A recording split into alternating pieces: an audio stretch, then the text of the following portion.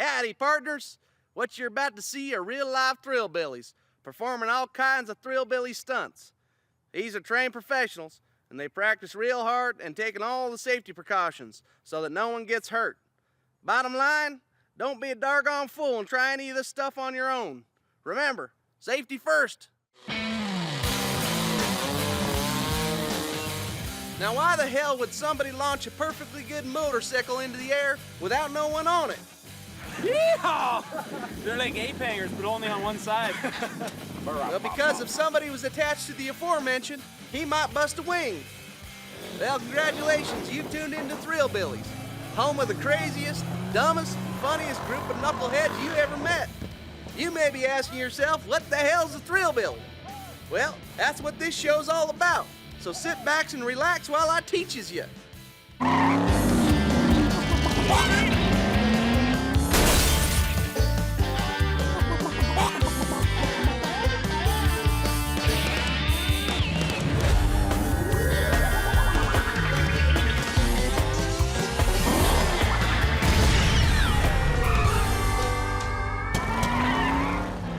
First of all, Thrillbillies come in all shapes and sizes. Oh, give me some more. Give me some heat. Give me some heat. Oh, give it to me. Oh. This guy here on your right, he's like Yosemite Sam with a firecracker up his. The guy on the left is like the Canadian version, but he's a Thrillbilly through and through. Now this feller is actually like a baby Thrillbilly. He ain't earned his wings yet.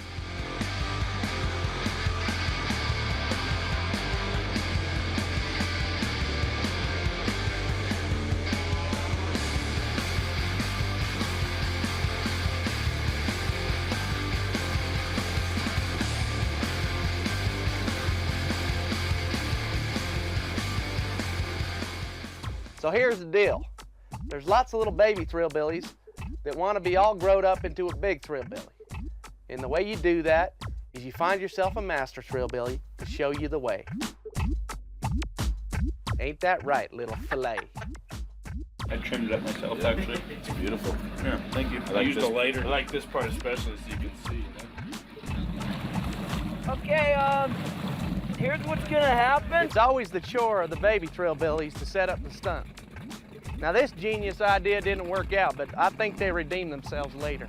Trike cigar boat racing. My competitor already pooed his pants. A lot of skill involved here. I'm eating you, Trump.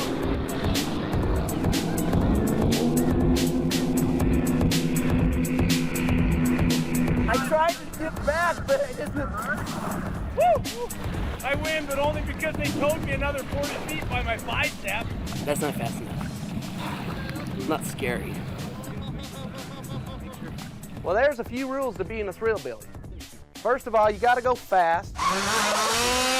Second of all, is whatever you do has gotta be really scary. And third, no matter what, if it's neither of those, you just gotta go bigger.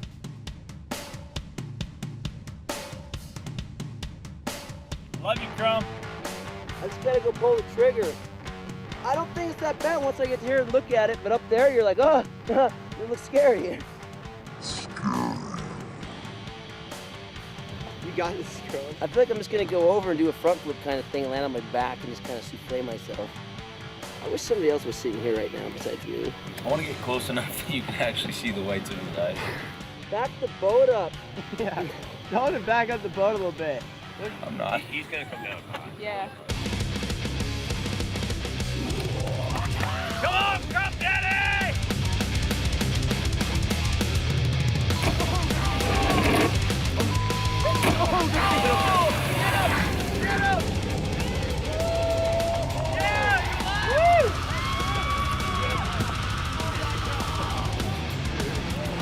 That was scary. Dude, That was definitely scary. It definitely hurt. I was scared to death at the top of that thing. Literally. I think I'm the most scared I've ever been in my life. Not that it was even that bad. It was, once all said and done, I've done worse things on accident, but not on purpose. I think. Good job. Thanks, Pauline. Crumb, we're proud of you, man. Oh, I'm so glad that's over. I don't have to do anything till next year. I can't move. I mean, I could shake it for you though, babe. I mean, you are a babe.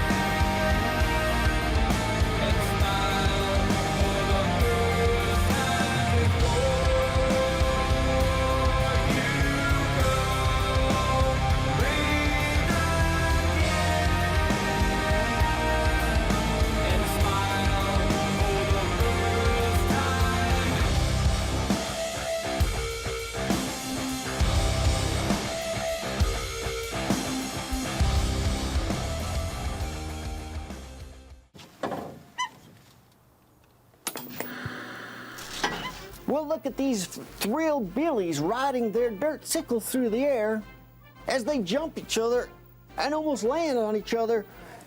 Doing what? They're not saving the free world as I'm doing. I'm the leader of the free world. I am that guy. What do they accomplish by jumping their motorcycles right next to each other? It looks pretty. Levi LaValle's one short feller from Longville, Minnesota. Well, he's big on talent and small on scaredy-catness. He ain't bad on a sled, neither. Here is the stone on the path of destruction. Treasures are hidden and the ones are done welcome. Python, eagle man, wasted ghost. Torches in air, the thunder grows. Digested. Tip of the sword. Taking it. Spit of poison. God, bits of blood field, avalanche of air. Hearts, things are inside, lungs to air. Never to be turned. Gauntlet on gauntlet, the skin whips the mark. Bone out with slithers like the black liquid wind. Crimson faces, baptismal light. Flawless and damage, the flag behind. That's a problem.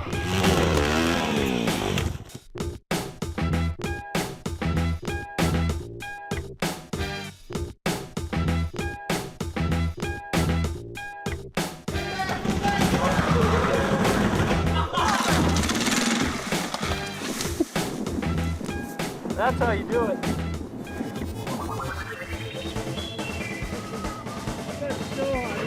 Stick around. The Thrillbillies try their hand at acting, and we'll check out one of the Thrillbilly art forms.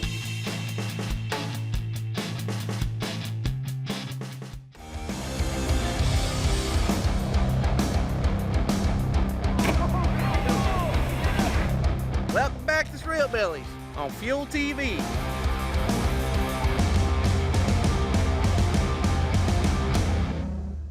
If Jeff Fair had a brain, he'd take it out and play with it.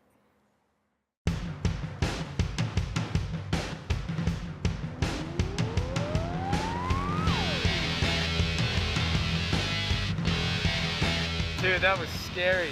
Freaking coming down, I'm like, don't flip, don't flip, don't flip. And then I heard the helicopter behind me, I was just like, whatever, just do it.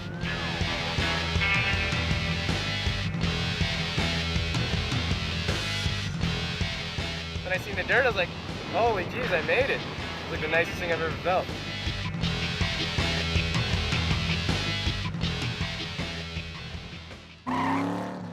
Cam and Crumb tried their hand at acting, and here's a trailer of their blockbuster.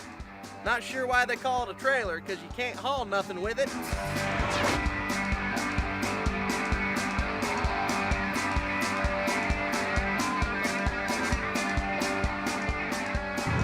Pull over up here.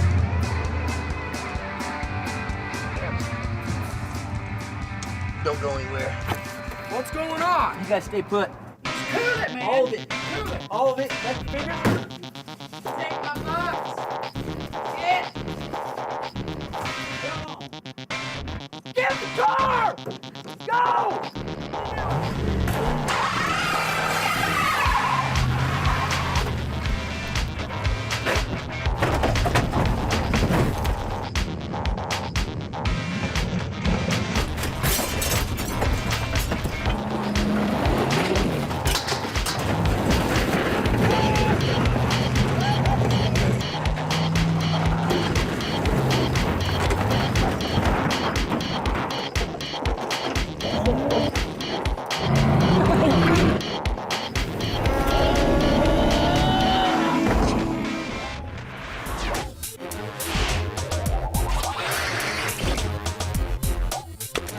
Training right now.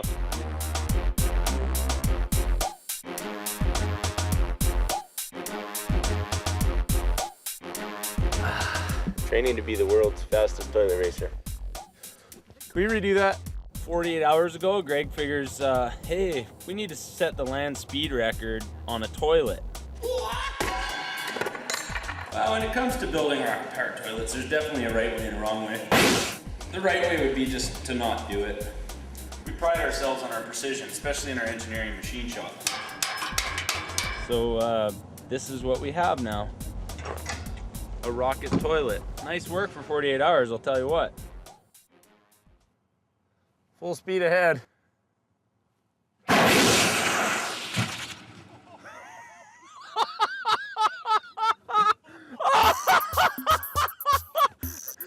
I'm so glad I was not attached to that. My toilet's back there. I mean, there's no way I had anything to do with it. I just my pants. Oh boy. I'm gonna stay right here for a little bit. Anybody got some toilet paper?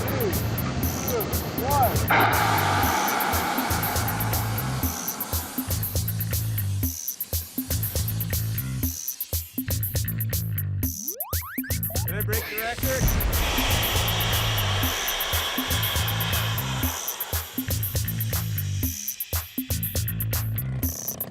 Go, go, go!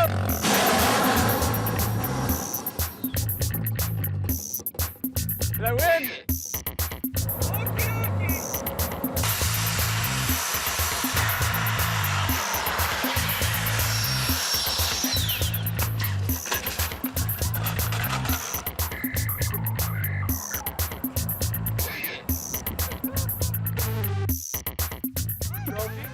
The trophy presentation here. Yes, I am the world's fastest man on a toilet. Safety first. Leave your toilets at home.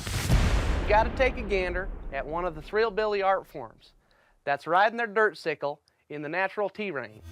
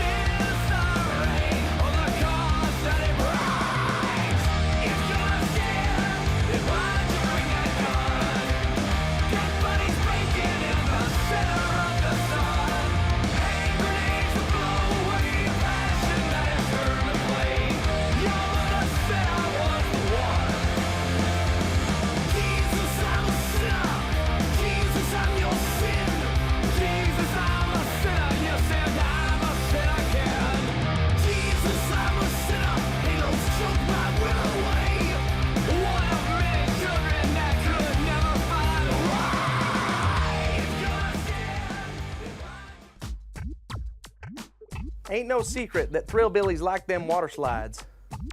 But a few of those jackholes got this idea. They were gonna do a slide without the water. Wait,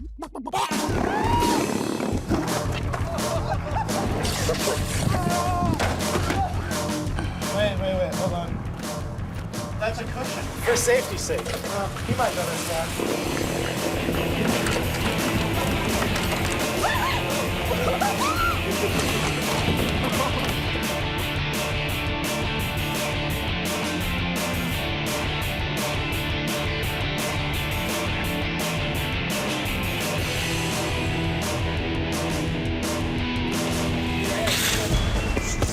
Enough messing around.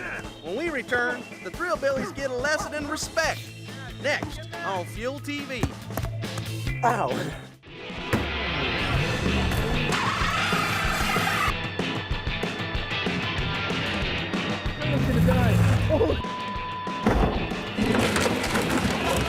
Welcome back to Thrillbillies on Fuel TV.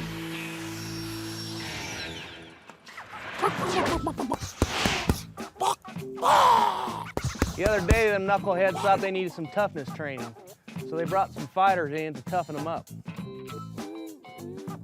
What do you have for breakfast before getting your kicked? How come all these guys are wearing "we kill people for a living" t-shirts?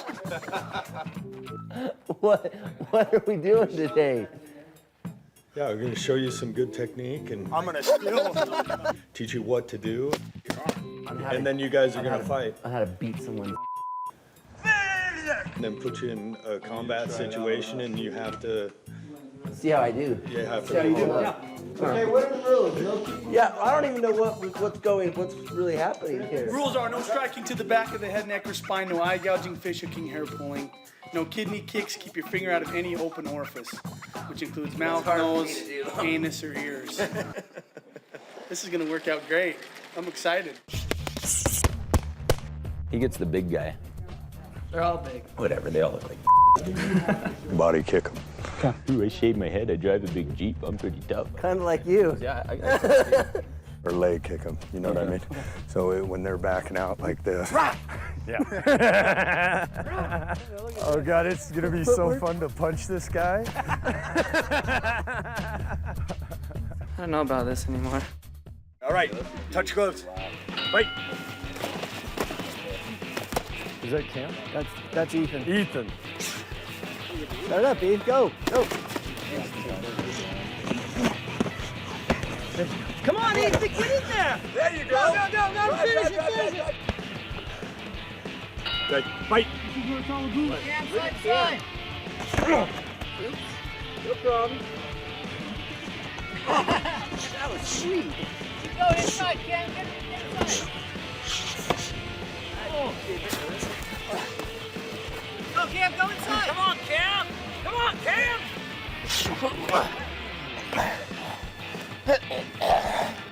He got a couple of good shots in, but all in all, I feel I won the fight. That's close. Fight. Take him. Oh, yeah. Come on, Greg. There you go. There it is. There's the Greg Garfield I know. Rick doesn't care. He's solid oak. Knee to the body. Knee to the body. Oh, that's a no glove. Touch gloves. Fight. Holy crap, those chicks suck.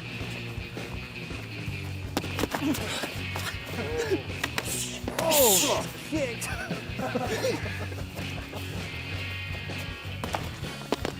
Come on, stay in your crib, Craig. Touch, get out of there.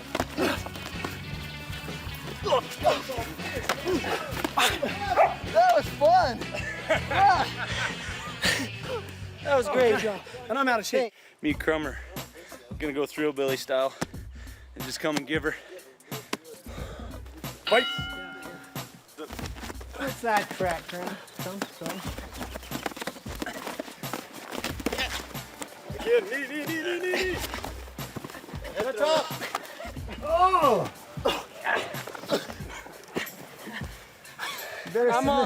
I'm all tired. I'm done. Tap out. That was the side.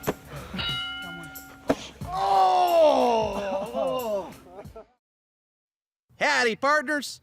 What you're about to see are real-life Thrillbillies performing all kinds of Thrillbilly stunts. These are trained professionals, and they practice real hard and taking all the safety precautions so that no one gets hurt. Bottom line, don't be a doggone fool and try any of this stuff on your own. Remember, safety first. Hell, I'll be damned. Welcome back to Thrillbillies. In case you can't recall, last week we had ourselves a humdinger. First of all, Crumb gave himself an enema at the lake. I was scared to death. Second, Cam set a land speed record on a rocket toilet.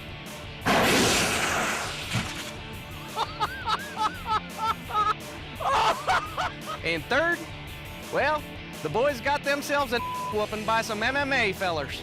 Oh, come on, stand there, Crumb. And if you think that that was good, wait till you see what we got in store this week.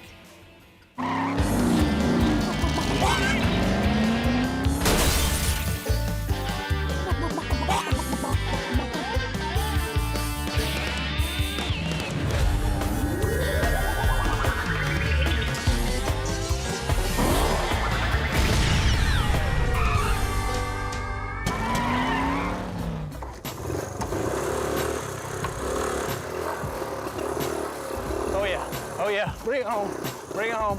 That's what I like to see. You ain't learning these. Evil Knievel got nothing on me.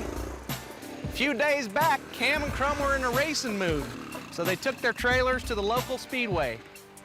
Turns out, Crumb is hotter than a goat in a pepper patch. Take a look.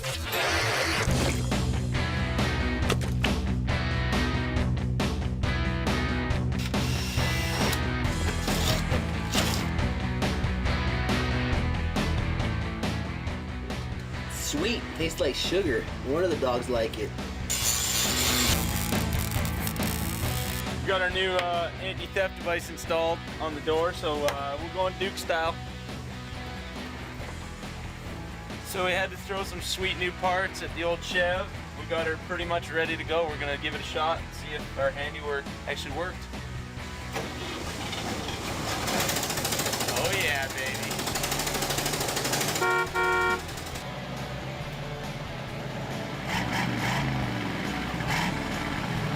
Come and give her. I don't know which vehicle I'm gonna use tomorrow, Doomsday, so I'm jumping in the Yoda, gonna give her a quick test.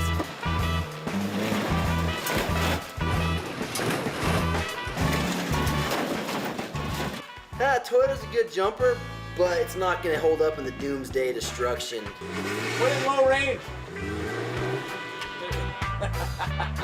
I'm gonna go with the Wagoneer.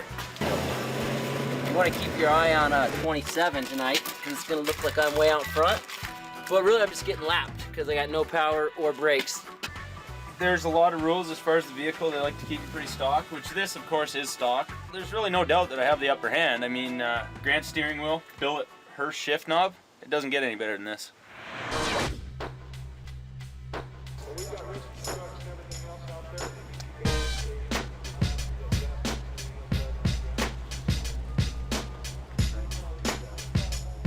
We got our fire suits right here. Yeah, mine's fire red. And mine's ash gray. Ash gray. I think we're good. Fire suits. Yeah. I really wanted to get in here and just fix my trailer up and just make it look real good for the race. So, I went down, my buddy owns a chrome shop, and he gave me this right here, chrome in a can. It's just like the real stuff, only a lot easier to put on. Looks good, lasts. Nice work. You want some black so you can make the tires new?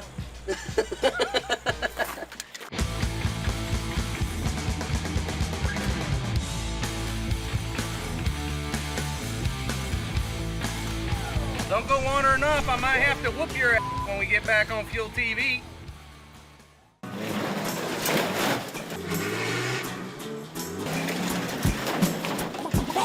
Well, hey, y'all. Welcome back to Thrillbillies.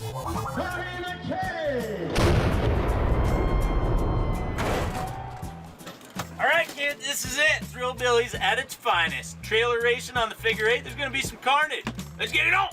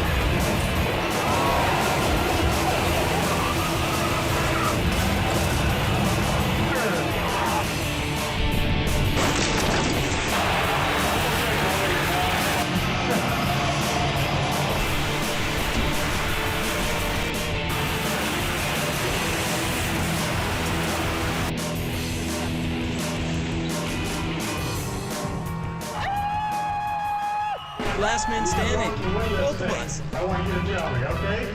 Number 9. I just tied for first. That means I'm a winner.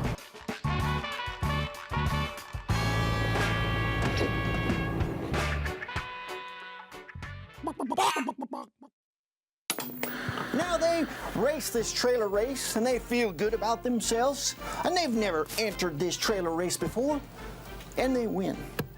But what does that teach our children? What does that teach our society? That you can go and wreck trailers and trucks and still feel good about yourself? I don't know. I mean, what do you think? Now listen here, chicken hawk. The deal is I need some eggs out of you. Speaking of deals, that Cam and Crumb, they's always looking for a bargain. I think their negotiation skills may even make that Donald Rump feller proud. Now get to work. Ow! That's hot. We're gonna need a little more boost. Yeah, we got a lot of cars to look at today, so thanks for keeping us waiting. Sorry about that. Yeah, no worries. Well, it'll probably just come off the price. That's cool. Yeah, we want to go over a few things. We noticed we like to check the tires before we buy something, and this one's bald. Yeah, and flat. You know, that's probably about half price right there, I figure. Yeah, track. Jeez. We don't even need that. I'm afraid to even get in here and drive off. It might not even make it home. Has she got a hitch? Nope. No. Oh, we're gonna have to put a hitch on her. Gotta put a hitch on her. What do you think? Maybe. I don't know. Maybe free. Somewhere in that area. Pretty good price to start. How about $400? Get the show on the road.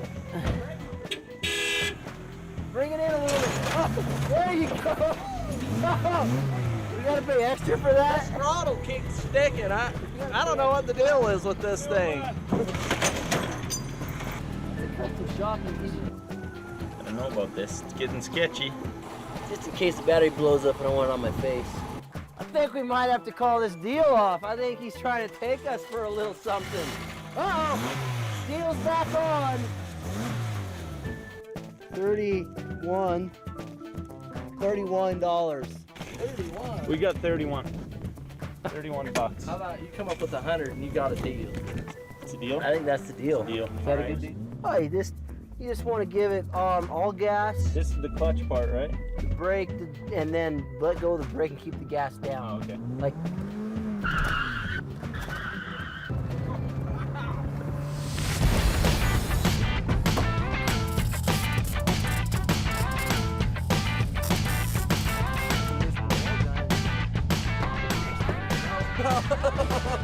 Oh yeah, I was curious.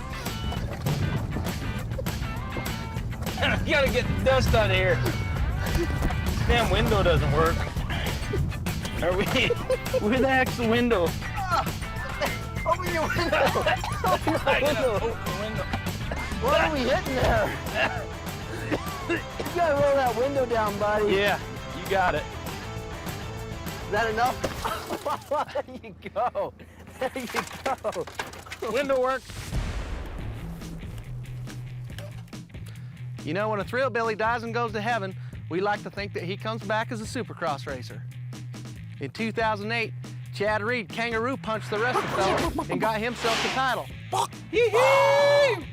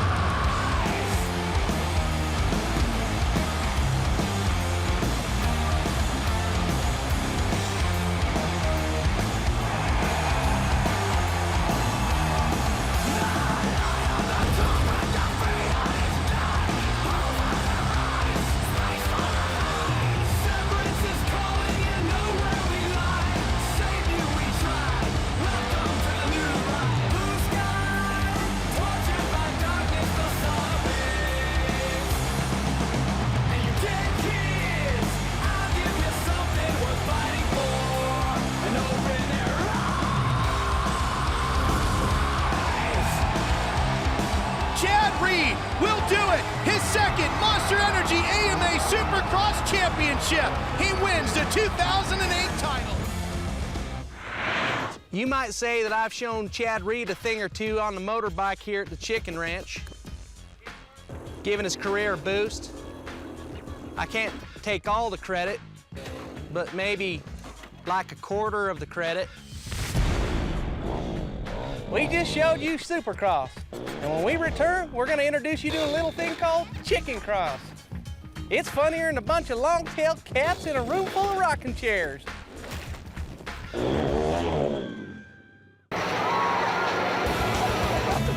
you go.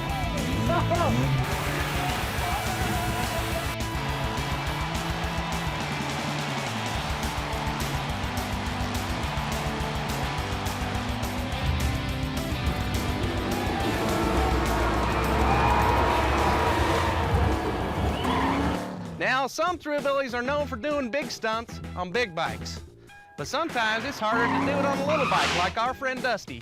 Take a gander at what he can do. Jesse James was a lad who killed many a man. He rhymed the Glendale train.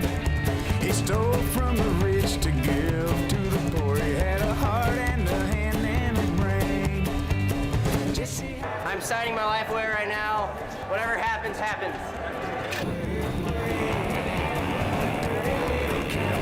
Shot Mr. Howard has laid Jesse James in his grave.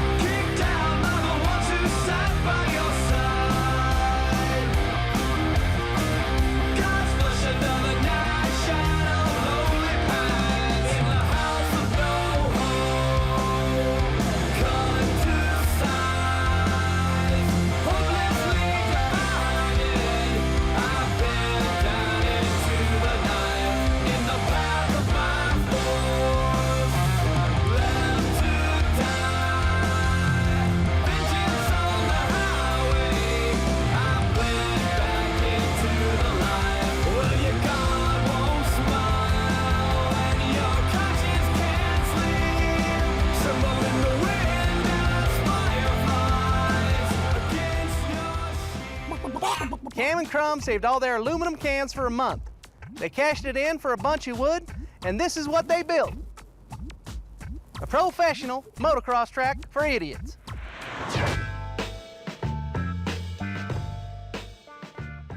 This place was all junky till I got a hold of it, then I fixed it up. Oh, come on, let me show you my place. This is Gateway to Freedom.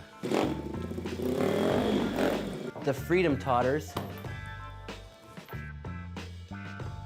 We dated for a while, but she started thinking she was too good for me, so I throw tomatoes at her picture now. Just coming up the highway of heaven, the Canadian Turnpike. I've seen those mountain bikers up in Canada, so I thought I'd put in something European for the place, make it real nice. The no takeoff drop. I can do it! Ah! I may have an old chassis, but still got great suspension.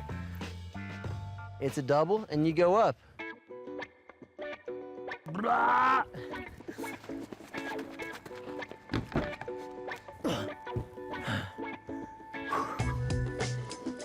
Crest the hill, and you just, real easy. The hurt your hip, the spiny backbone, the diving board.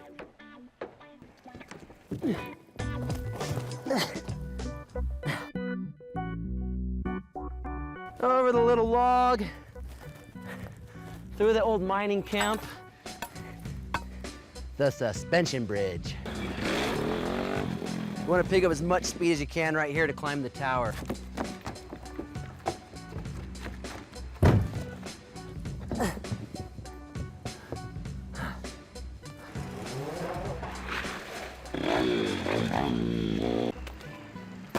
To the finish line. What's wrong with check my gas. Now you said something.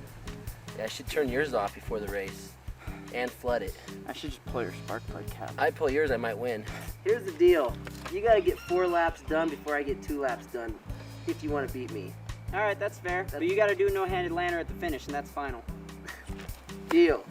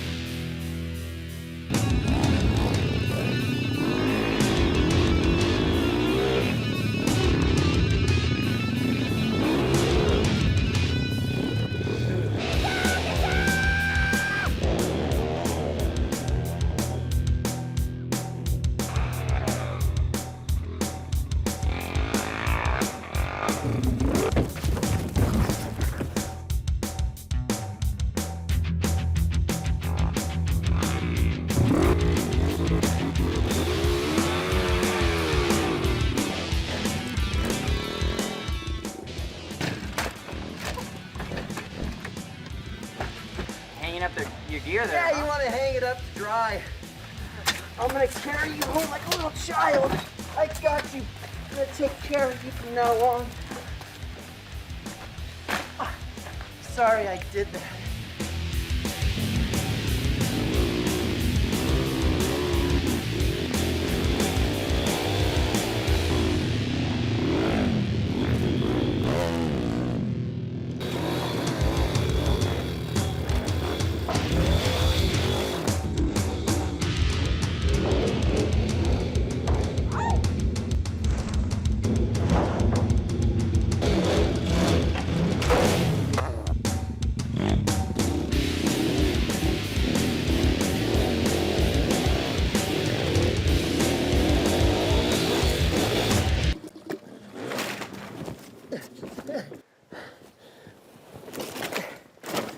Nice. If you want a how-to instruction, come to me. If you want a how not to, go to Crum.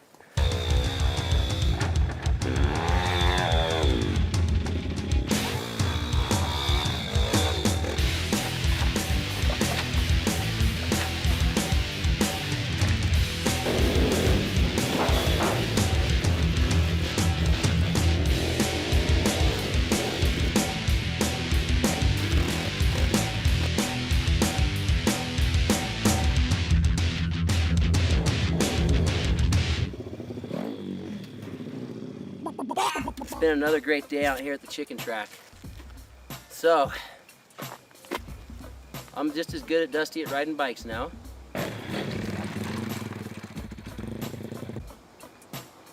I'm just as good as Crum at wadding up. Being awesome. Well, wouldn't you know it? That's another show down the drain. We've had ourselves all sorts of fun. The trailer track, the motocross track, and the chicken coop track. Howdy, partners. What you're about to see are real live Thrillbillies performing all kinds of Thrillbilly stunts. These are trained professionals, and they've practiced real hard and taken all the necessary safety precautions so that no one gets hurt. Bottom line, don't be a doggone fool and try any of this stuff on your own. Remember, safety first. Hey there. Welcome back to the Thrillbillies Ranch. Okay. Well, the boys ain't got much smarter in a week's time, but that usually means that there's something good going on around here. Just last week, Cam and Crum, they went to the trailer races, and Crum knocked the crotch off of everybody who showed up. And a young gun named Dusty showed up to show all the boys how to ride a mini bike. Sound like fun? Well, this week the boys get her done monster truck style. Now I gotta get me in that building right there.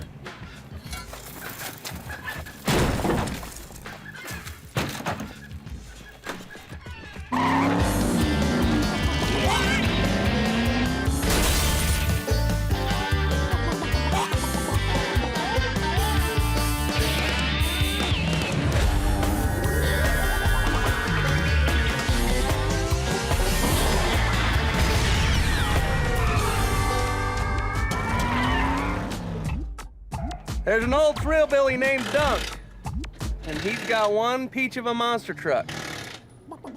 Well, the boys took him out to the desert to see what he could roost up with that fire-breathing dragon, and it was more fun than watching NASCAR naked. Well, me and Crumb decided we were gonna come hang out at Sand Dunes today and phoned up Dunk because we knew he wasn't working, told him to bring his four-wheeler. Trumps everyone, brings a damn monster truck. That is Dunk's four-wheeler.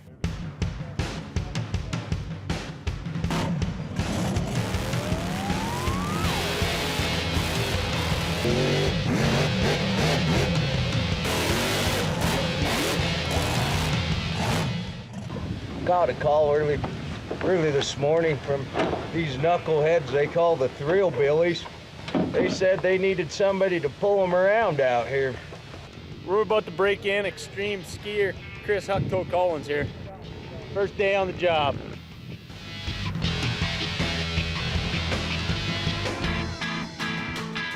What's the name of this game, Chris? Just hang on. I just hope it has enough power to pull me. Give her!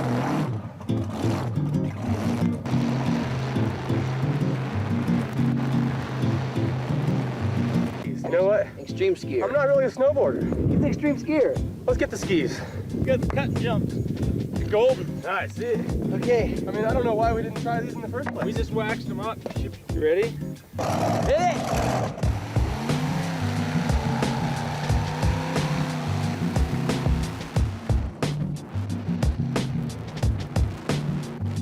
No, I feel pretty good about the way that first one went. Hang I was really starting to get the hang of it right before I crashed. I thought the rope broke. It was just your wheel breaking. And the shoulder came out for a second, but then it went right back in. So. We're gonna start you from the top.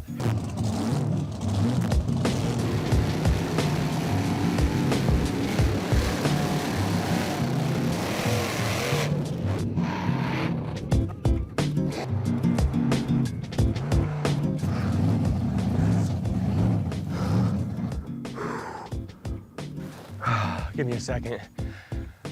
Oh, this was such a great idea. All right, This looks familiar. who's next? I think I'm ready to send the canoe. This is my canoe. I love my canoe. It's my canoe. I love my canoe. I can't say enough good things about the canoe. You don't have a canoe. Casey doesn't have a canoe. Chris doesn't have a canoe. You wish you had a canoe, but you don't.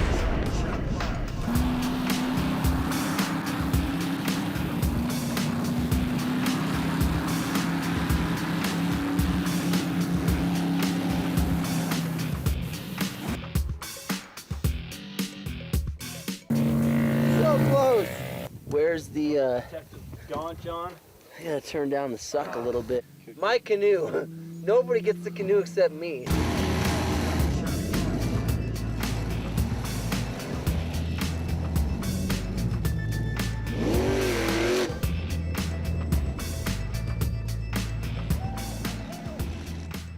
Nice, boys. Did you get that on film? We've also got the new distance jumping It's record. gonna be an Olympic sport. We should probably knock a hole in the back and do it again. Yeah.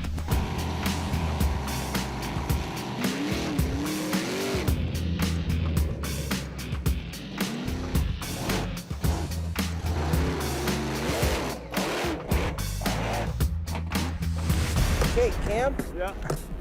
Just try and make it off. Try and make it off the jump. Okay. He just needs to try and make it off this jump. We'll call it a day. Here goes nothing.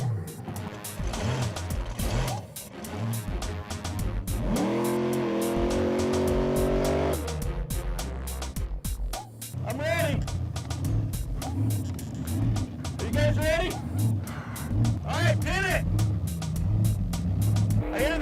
I'm not going anywhere. Did I make it?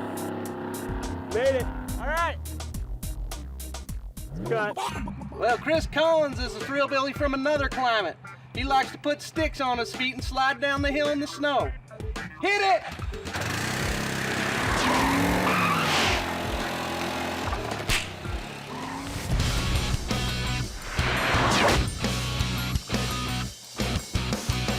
Could be a broken memory, not normal. I watched the sunrise twice in the same day. Could be an off-key melody, that's normal. And when we landed, we drove across the country. Why, oh, why? After summer sun comes fall sky gloom. White winter broken by a springtime tune. Around and around, seed falls and grows. And where we come from, it never snows. Could be a subtle loss of sanity. I'm crazy. Could be, maybe I'm imagining. Man, I must be dreaming. Am I dreaming? After summer sun comes fall sky gloom. White winter broken by a springtime tune. Around and around, seed falls and grows. And where we come from, it never snows. Well, you better stick around, because when we return, we're going to join the boys at the Monster Jam World Finals. Maybe do a little truck jumping of our own, and then we rounded up some more knuckleheads to try out the chicken coop track.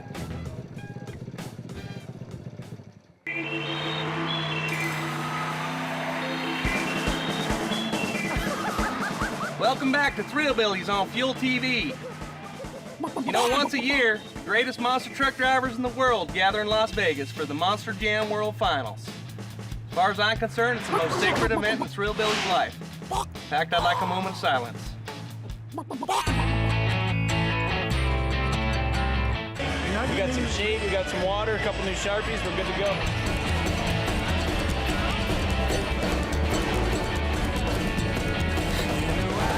Try to be a good boy, but sometimes things just turn out bad.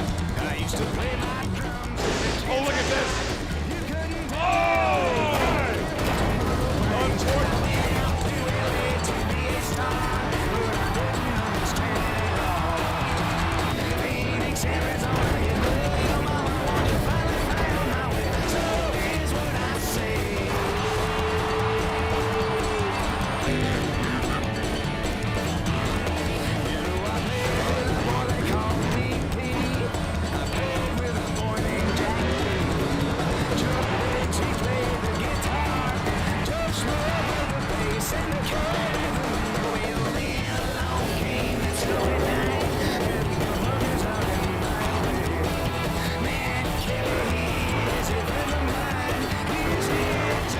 Oh, he goes over. Onto the lid. Save it, baby. Save it. Hit the gas. Hit the gas.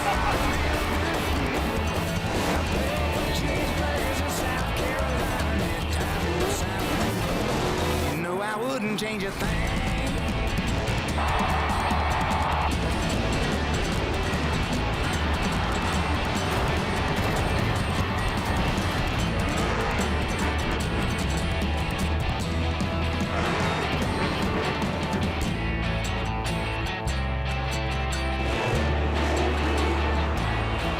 You can't imagine how cold it I've been. Baby, can't tell you we lost. Got in a fight in Toledo, my ass whooped in Detroit. You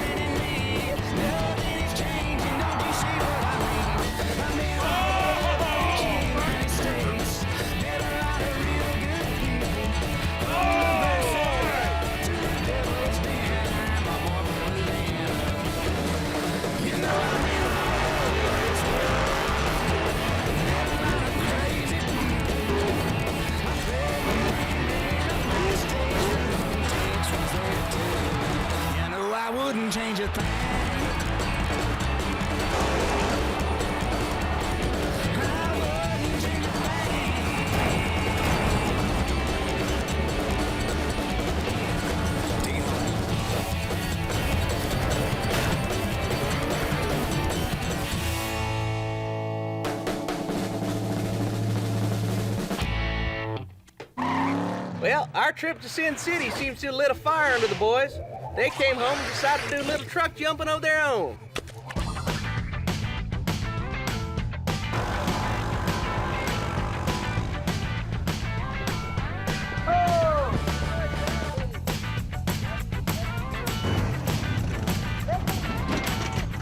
If we had a canoe, this would work a lot better. I love Crumb. Depth check. We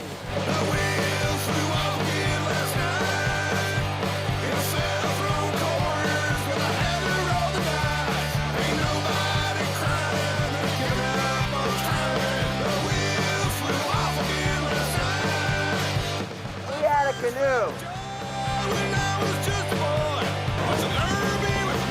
I have a feeling it's just flooded. We're going with plan B. You gonna go with the plan I think we're gonna go with? I'm called the Unknown Stuntman, and why they call me that, I don't know. I can't even see the takeoff from here.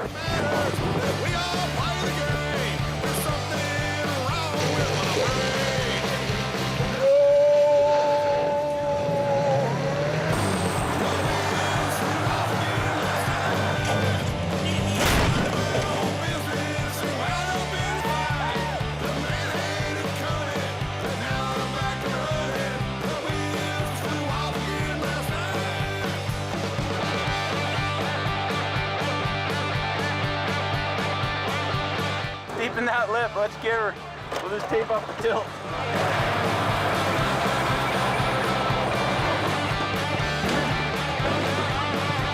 Can't seem to say goodbye to this life of getting high, and I guess that I never will.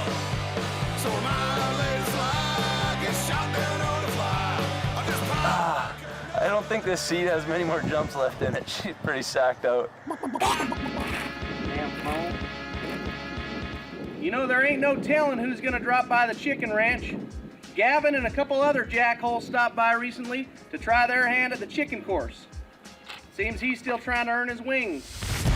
Yeah, we got all these guys out here, these yahoos that think they're gonna beat each other up. We'll see about that. This isn't your ordinary course.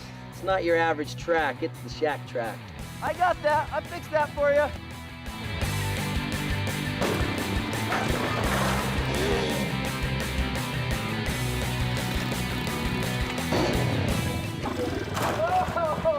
This is ludicrous.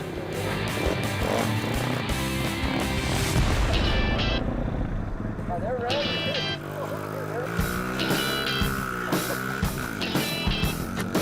Auditions are going well today. So far we've found not a lot of talent. A lot of idiots though.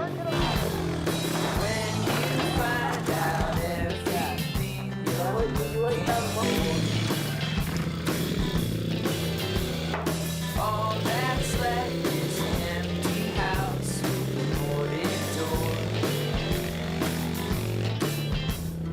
Nobody's that I waited as long as I could.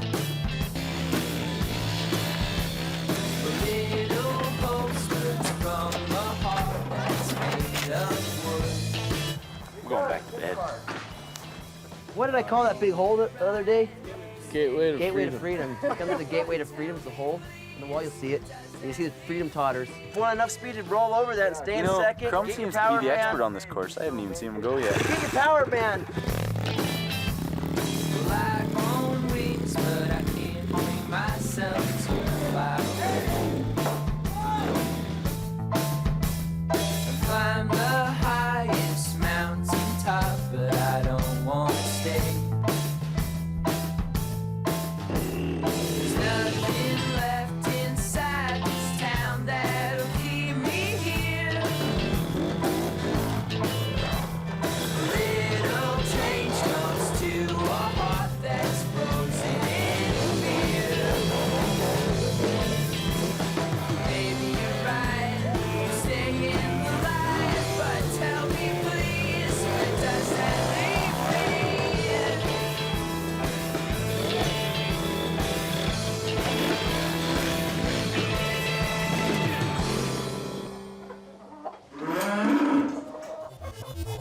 in the great state of Texas, where, yes, I am from, my father's from, my father's from Texas. Texas is a beautiful state. It is flat with a lot of cactus. And there's a saying that comes from that state that says, once I make a mistake, shame on me. Second time, shame on you. Third time, shame on him. But most importantly, shame on you.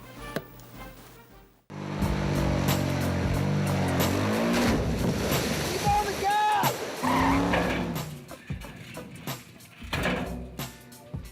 There's two things that I love the most: freedom and the right to take some horsepower to the sand dunes. Sometimes our guys take sand dunes to a new level. They give her, but that's what we do.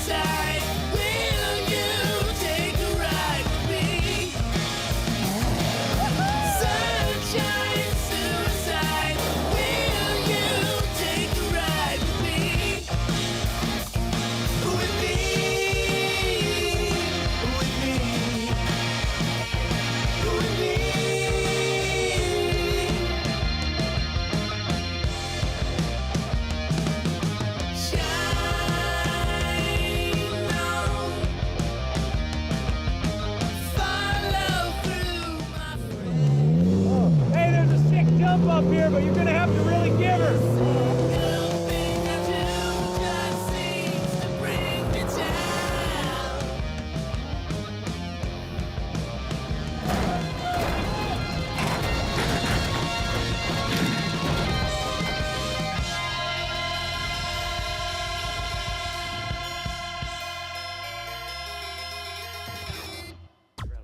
Them Japanese fellers really know how to make them a truck. It's dependable and as stylish as the Thrillbillies tuxedo. That there's a Thrillbillies tuxedo. Kinda hurt. The tow vehicle. You can't go to the dunes without a tow vehicle.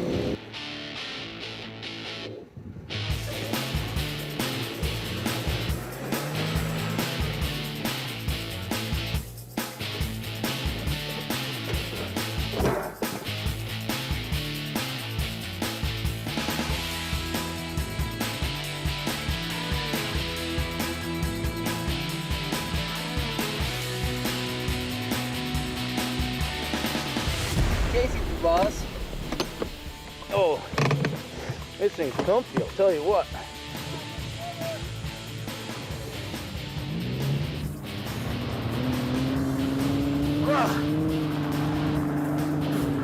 Sounds nice. Oh, there it is. I can't get on it a little bit there, Cam. There. Cat just seems to be falling apart on me.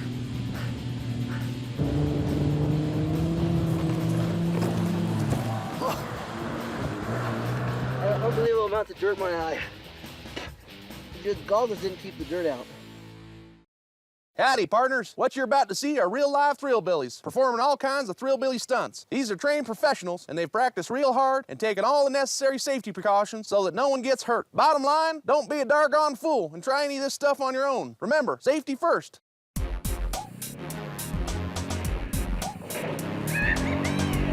Hey, if you like hot chicks, movie stars, and good clean fun, well hell, you're in the wrong place. But if you like monster trucks, smashing canoes, and snowmobiles, you're right at home, because that's what we showed you last week.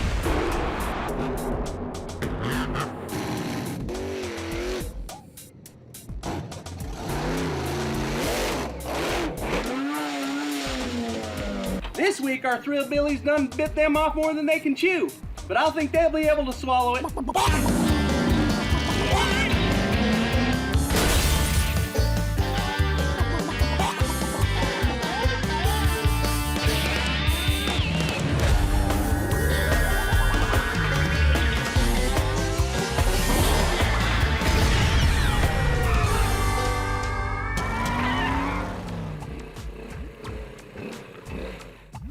You know, riding a motorcycle and doing wheelies ain't gonna hurt with the ladies, if you know what I mean. It's like wearing a Leonard Skinner shirt at your favorite bar. You're gonna get lucky every time.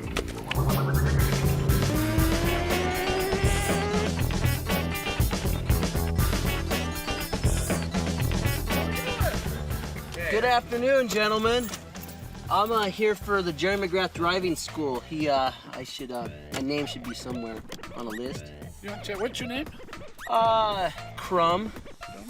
Do you see a crumb on there, Rog? No, I don't. Can't believe Jeremy did this to me. He hasn't really contacted me yet, but I should definitely be on that list. I did get his autograph once. What if I crash the fence? Do I go to jail for that? You do major damage to your vehicle because they won't give loose. When I get a chance, I'm gonna talk to him and straighten this out, and I'll come back and check with you guys then. If we see him, we'll ask him about you, okay? You're very polite for being guards. Damn it, Jeremy, you always do this to me. Well, I'm gonna use plan B today.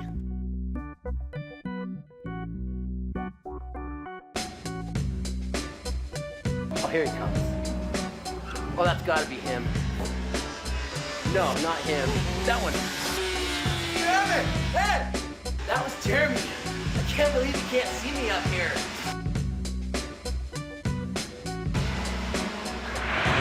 Since McGrath couldn't get a hold of me, I'm just out here waiting for the Psycho Ward crew to show up and teach me how to do awesome street bike tricks.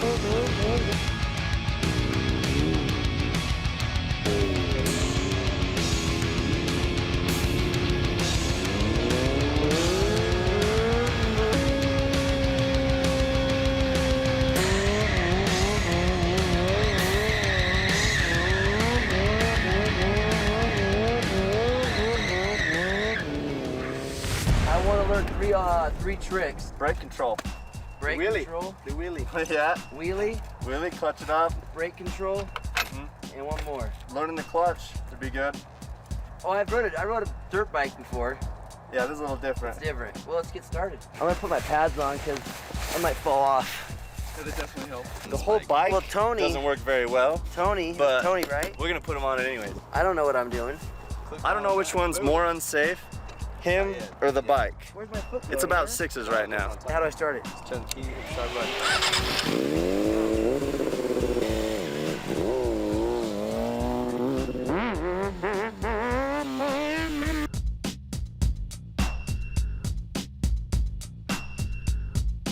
The best way is just to give it a little bit more gas, a little bit of gas, and then slip the clutch. Whoop.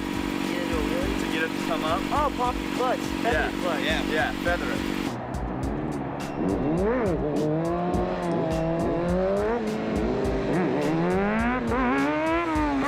That was good. Do you guys smash your nuts all the time on these All things? the time. Jesus. I think I might have a dent in the tank from it. I think I'm gonna go use my giver now, Tony. All right. Jay. Do it. Here comes the giver. All right. Make sure you turn the gas on.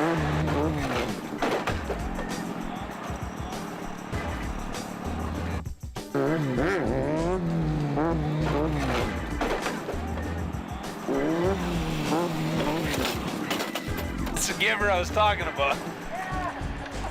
Yeah! Walk it off! Crumb, walk it off! Ah! The part where the peg landed right on my foot, like that, I was like, well, I don't like that part. Everything else, I loved. Well, give me your gear. I'll see if I can put it to use. You want a giver? Yeah, might as well. Oh, you want to use your giver? Your gear's in the truck. I got giver gear here. I brought it for you. Oh, you good man. You ready to come and give her? Yeah, I couldn't find any padding. That should They be don't okay, have right? those. Okay.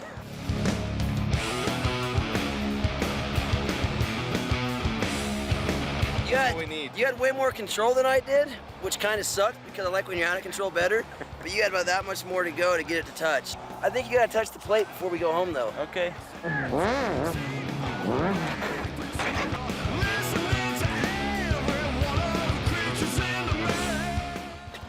I think it touched that time. I heard something. Yeah, it was sparking. Okay, good. Well, we can go home and you can keep Mission accomplished. Hey, DJ, where do you want us to park this thing? Yeah, where do you want us to put your bike? We're done using it now.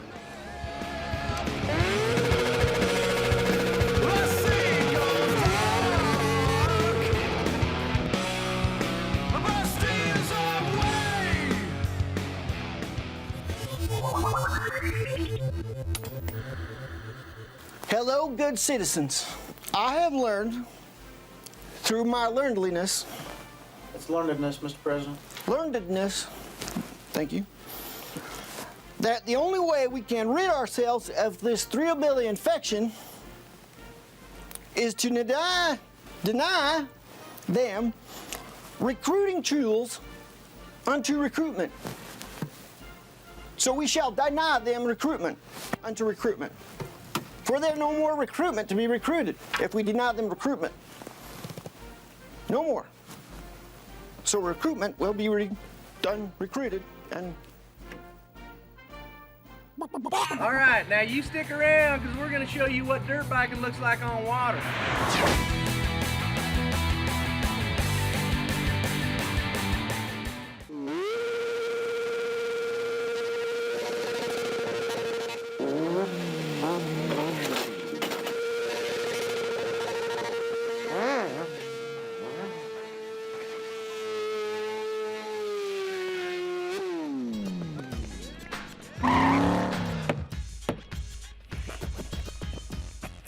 Oh, hey, welcome back to Thrillbillies on Fuel TV. You know, from what I understand, saltwater trout ain't bad eating. Problem is you gotta catch the slippery little. Well, if that don't work, a good plan B, grab a jet ski, put it between your legs, and see where that gets you.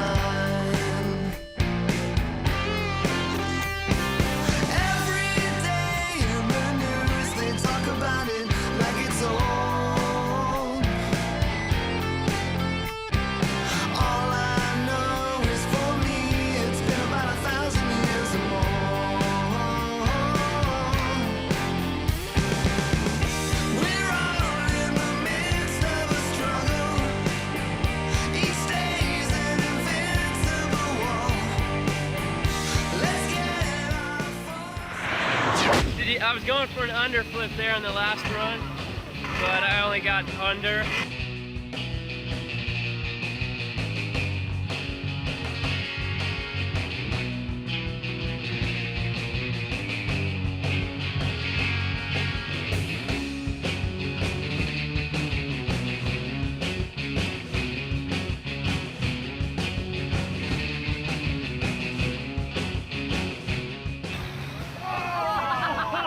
I like the tubers.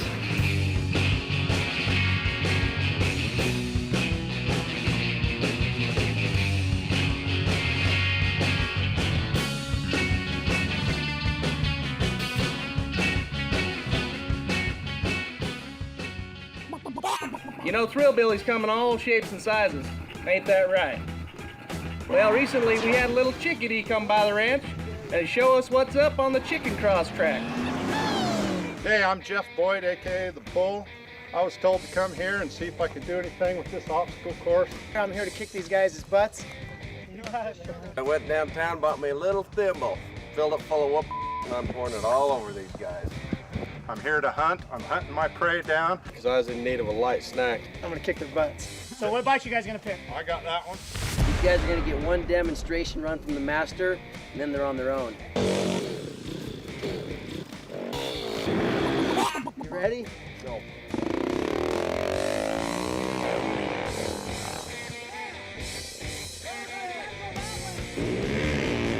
They all each have a bullseye on their back, and I'm zeroed in. I'm looking through the scope, I'm looking through the crosshairs.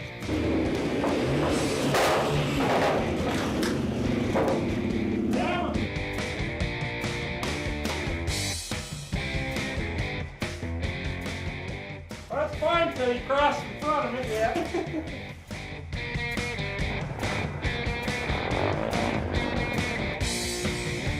I think I can handle it. All right, I'm Colleen, RM Chick Conger, and I'm here to show these boys that boys ain't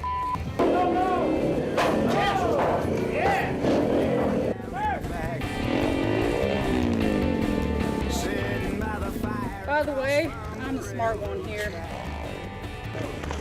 Yeah! Awesome! Good job! Yeah! All right. Ain't got no time to be sitting by the telephone. That's worst case scenario right there. I was pretty much just a do or die situation, so. You're good at hanging on to the bike. She's all grown up, no time for fooling around. You want to climb back up? You want to climb back up and try it again? Are your hands shaking? I want to see it. Oh yeah, they're shaking. Most crashes of the day.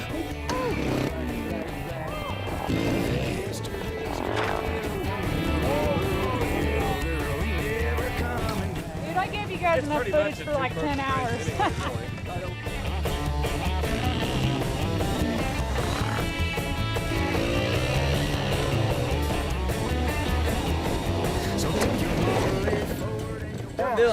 Bill, I just gotta say, the older you get, the tougher you get. That's it, man. That looked miserable.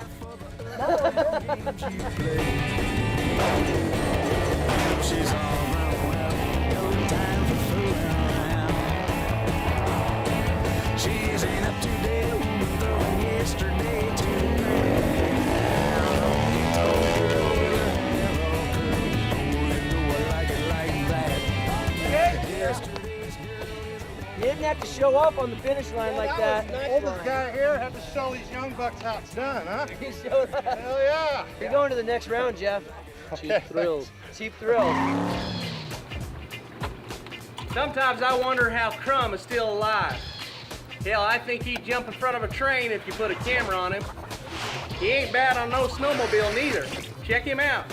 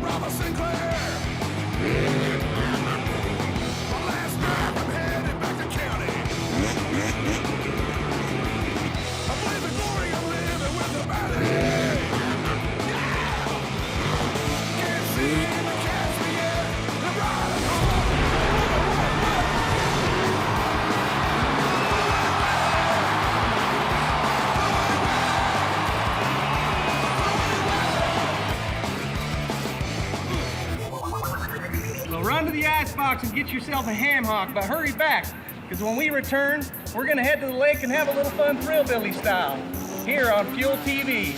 Well, step down and get the ham.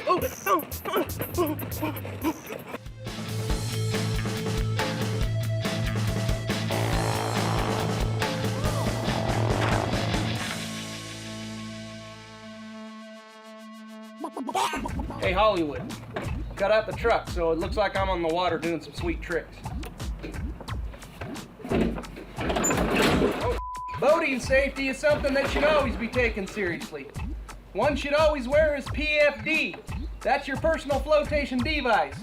Crumb even wears one, even though he has webbed toes and something that kind of looks like a beaver tail. This is gonna be sweet. I like it. Brought the fishing rod, the canoe, a little bit of lumber, and the jet skis. I mean, who could ask for a better day? I don't want to burst my floaties. This is how we work smarter, not harder. Right here, you watch.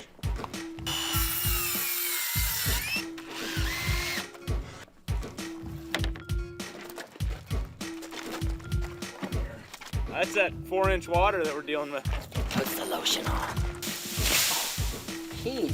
Gotcha? Yeah, girl power. Look at that. We're totally non-sexy. Let girls work around here. Where's it going? You know how bad it smells over here? No, I'm not over there. Do you know how good I look right now? You want to pour me a glass and shut the hell up? Is that what you're saying? No. I think I just did. Oh yeah, I was Peach Fest Games regional champ on a stand-up ski back in the day. Show them what we got. My bum look fat in these pants? No.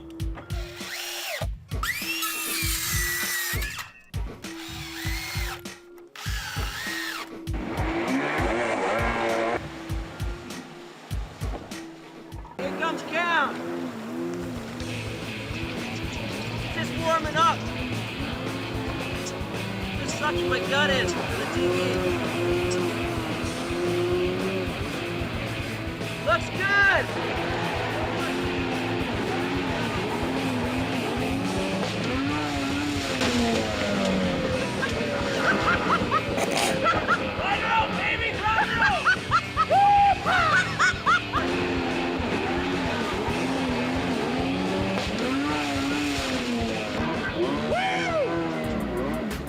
We got Trish.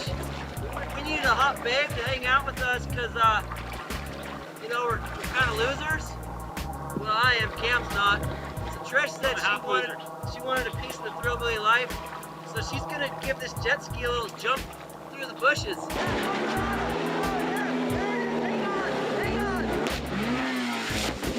Yeah! Woo-hoo! Oh, the ramp. I can't go. The ramp's broken. Oh, yeah. Lucky you. Here it comes.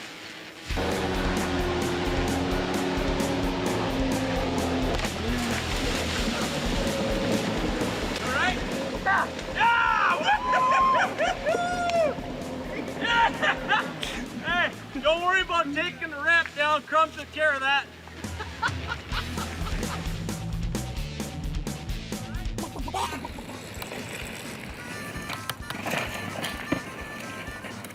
Oh, that's right. Well, most of the Thrillbillies hail from the South. But we got one Thrillbilly who's a California boy. He's loose as a bag of Vaseline, and his name's Ken Block.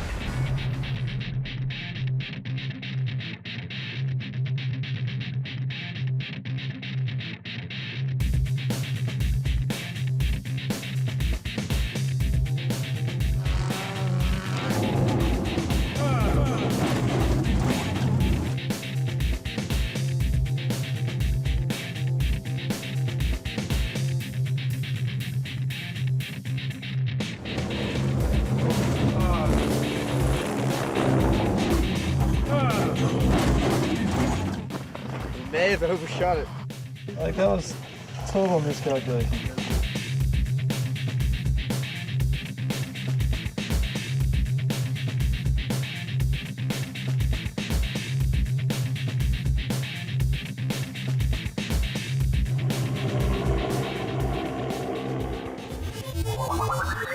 Well, that ought to do it for this little ditty. Today we learned how to do some wheelies and get us some recreational boating the way it ought to get done. Thanks for watching Thrillbillies on Fuel TV. I gotta get me some shine. Howdy, partners. What you're about to see are real-life Thrillbillies, performing all kinds of Thrillbilly stunts. These are trained professionals, and they've practiced real hard and taken all the necessary safety precautions so that no one gets hurt. Bottom line, don't be a doggone fool and try any of this stuff on your own. Remember, safety first.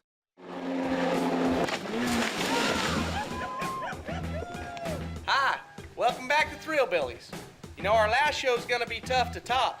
After all, we showed you how to impress the ladies by doing some wheelies on sport bikes. And we found ourselves a genuine fembilly to ride the chicken track like a bat out of HE double toothpicks, if you know what I'm saying. And oh yeah, we did us some jet skiing too. See what I mean? Great show. Hopefully we can impersonate you the same way this time.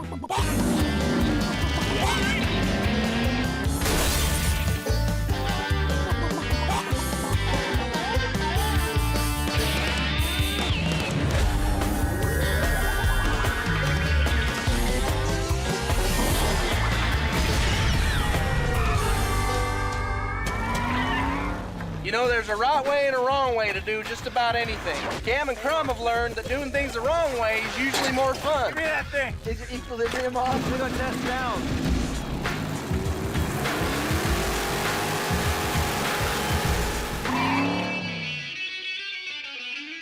Looks good. Yeah, looks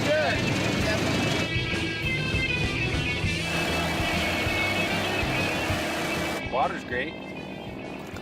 All 4 inches of it. You're the professional, Zach. I think you should try everything out for us and make sure it's safe. That's why they brought me. I'll take care of that for you guys.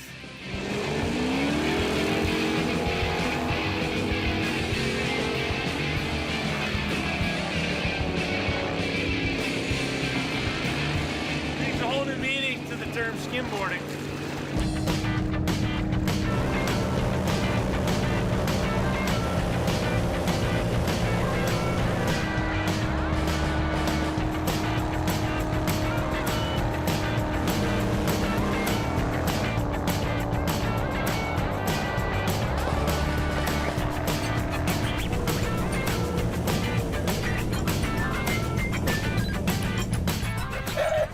Buddy, I got you. Chuck, I don't really want to get muddy today. Oh, you won't get muddy today. There's no mud. There is no mud. I got the right to do you wrong. I'm through taking the high road. Put up too much, way too long. Wanna warn you with this song, I got the right to do you wrong. You see me kiss your baby sister, or hanging out with your mama. Nothing more you can say. I didn't choose to act this way, it's just a bill that must be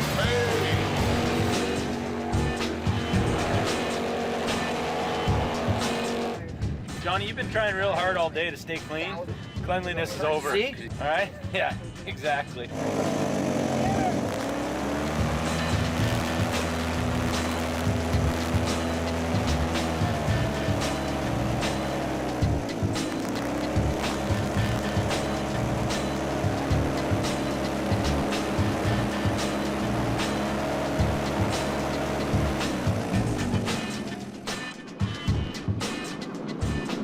Did you lose the goggles? Dude, they're gone. You guys sat down on that's a whole new thing. Yeah, I sat down on it. I fell off. Right? It's going socking. It's the same as barefooting, only you're still wearing your socks? Yeah, it's sock footing. Yeah, it's better. Hit it!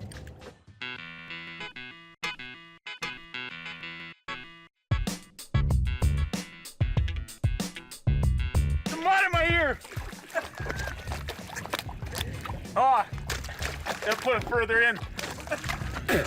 How'd the socking go? Good. Yeah, I'm just gonna put this in your hand. You don't really need to see where you're going. Okay. You just need to hang on. Hey, try and hold on this time. Here you go. Just hang on. Give me that thing. Is your equilibrium off? Yeah, a little. Can you see anything? I can't see.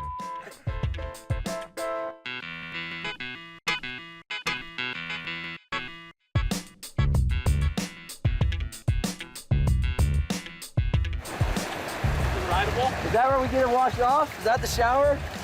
Yeah, that's the shower. Johnny, the shower's up there. Is that fresh water coming through? Is that all the sewage? Hey.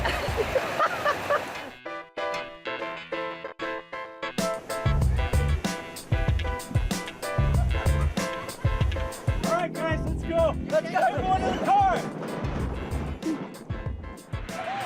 Zach White did all right behind the airboat. With just a little more water under his board, he can go a lot bigger.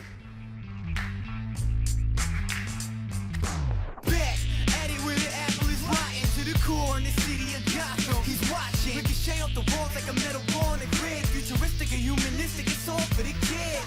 Hot stepping my Achilles with flame wings. Blazing the trail, baby, you do the same thing. Clap your hands, stomp your feet, no frontin'. Now let's dance and put the funk in function. Maniac, I ain't dying in the cracks like Brainiac. On the path to destruction, maybe these are the last days of you. I'm just another victim of the system, maybe cause I have no direction. Alrighty, time for a commercial or two, but stick around. When we come back, we're heading to the track to do some racing. That's next on Fuel TV.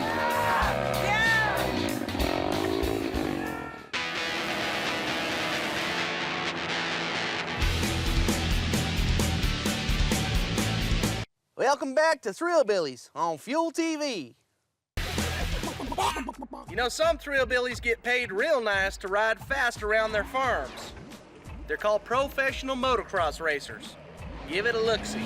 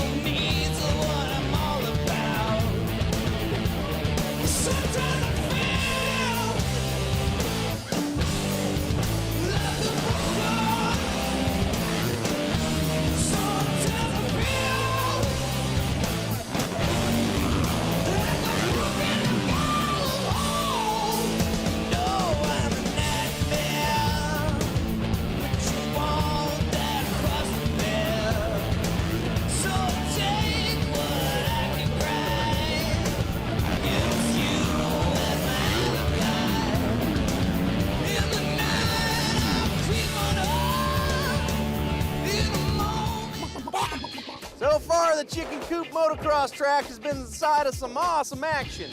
And when I say awesome, I mean gruesome. And those are the trick of choice, it seems. Check this out.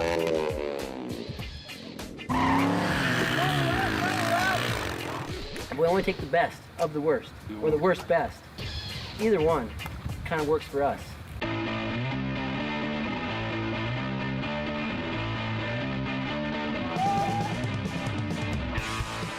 They're all lined up and waiting for us.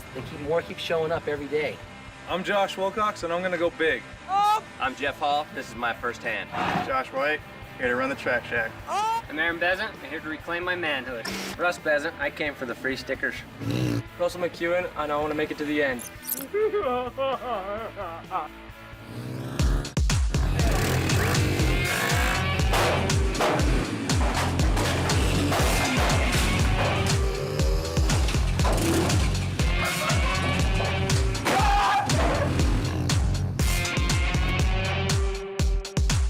Josh, way to just give her 110% up there. Oh, you're not gonna make it. Nope.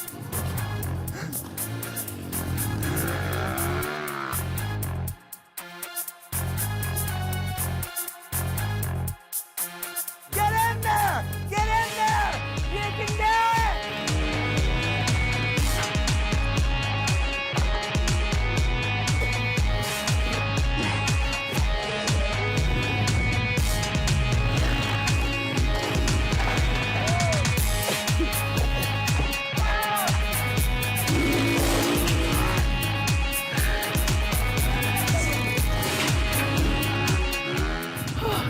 Hey buddy, do you know Josh over there?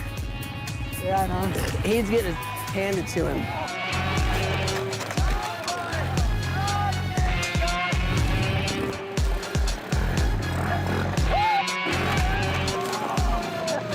He definitely got it. Oh! You're gonna get so much more TV time showing off like that. That's okay. The bike's up there. You just need to be up there. There are many ways to park your car. Now let's take a look at the wrong way. Oh, God darn it! Hey, you remember Trish McGuire? Crash McGee, yeah. What's that? Yeah, you look familiar from the swamp. Did she jump the jet ski? Kind of. So, we're gonna give her another chance to redeem herself. We're gonna let her go first again. You gotta parallel park our sweet Infinity. Yeah, this is Thrillbilly Parking School. I like it. Yeah. Seriously? You need to go probably twice as fast as you're going. There goes the car. Well, that kind of wasn't... Taking the keys away from her. The tires are like this. You're done. You got one battery and 3 cars. Yeah. Oh, we're good. That's as good as you get. I hope she doesn't hit me. I was gonna say, I hope she does.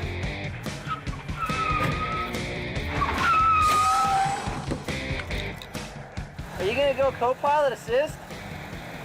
Kidding me?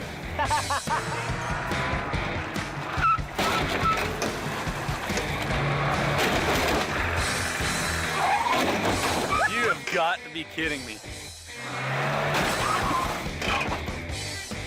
Oh my God. That's a wrap. That was the absolute worst, most pathetic case of driving I've ever seen in my life. I second that times 2. I used both my hands to second that. It might have come somewhere in here. If she turned down the suck knob. Yeah, the suck volume was pretty high. Yeah. Well, another day. And in the great words of this Cam Queen that we chase so ferociously, he said, guys, what you gonna do there next week when we go down there to the Safeway and get yourself some corn on the cob? We're gonna have ourselves some barbecue and be happy. I believe in that. That Cam will be caught, and his accent shall be caught, for he is from the Canadian. Our most dangerous ally we face. For they have sled dogs, and they are scary. Well, if you ask me, every mountain biker is a Thrillbilly. All you have to do is take one look at these rocket scientists and you'll agree. Oh.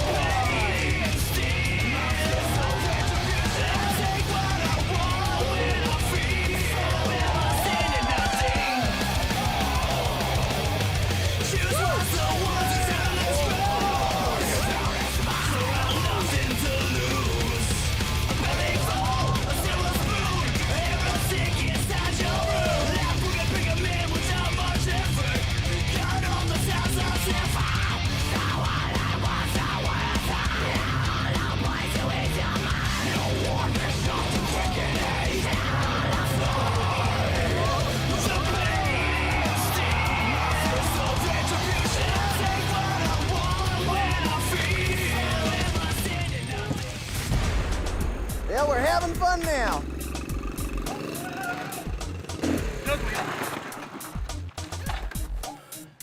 It's all about style, you know what I mean?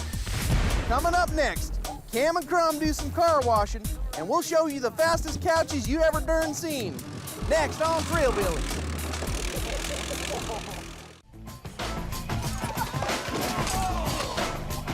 He definitely got it.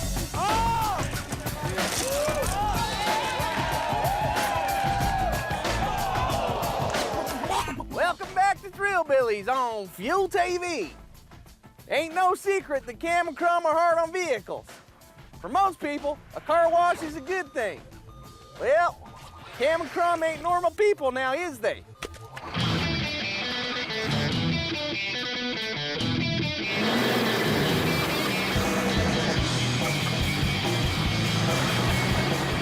Perfect timing.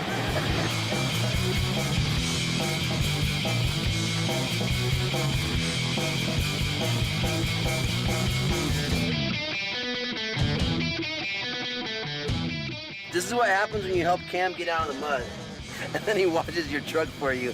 Wanted to pay me back for all my good help.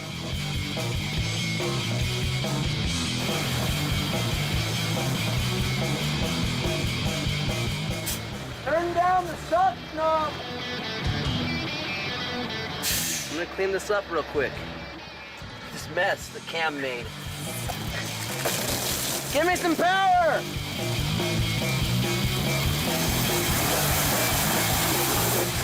You put it in the corner, like, turn it up, and then it circles down all the mud. Well, the truck's clean now. Pretty much. Where did those spots come from? I don't know. I'll show you how real men get in their vehicles.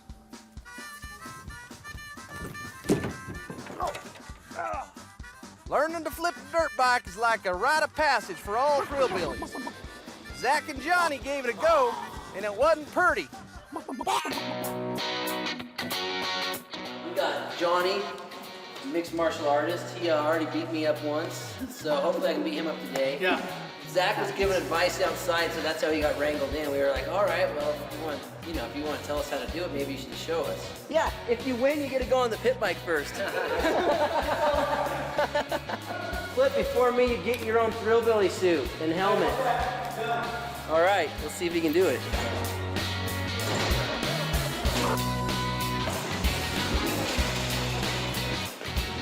Maybe it's because I have a flat tire. Yeah.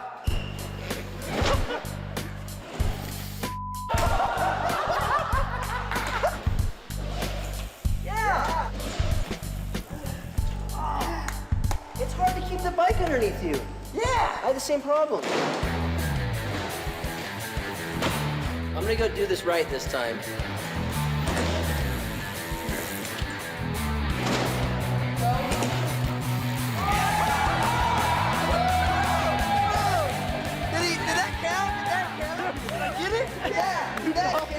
Did that count? That was like the closest thing any of us have had. You know what? You did better than any of us did. You actually had the bike underneath you. What did you win there, Johnny? I won. 1. Helmet. Yes, and 2. 1. Jumpsuit. And 3. Pit bike first. Yes. Yes. On the ramp, you want to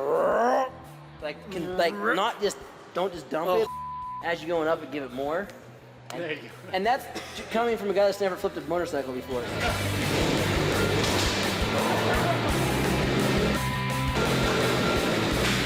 Didn't you say it'd be easier to do the pit bike? I'll go. Zach said he wants to go next. There it is. I'll let them show me how to do it.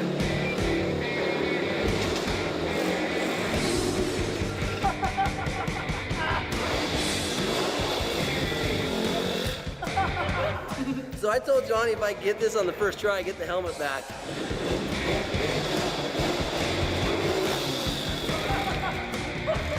I gotta get another try.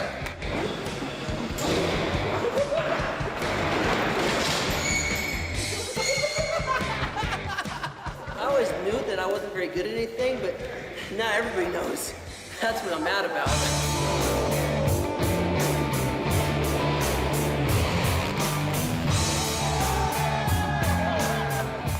Now that counts. Totally. That's done. That was it. Johnny got a helmet because he got the BMX bike flipped before I did. Zach did a good job. Maybe come back and try again sometime. Yeah, that's what I mean. There's always, there's always another day. It was fun. The passing of the torch. You know? Yeah.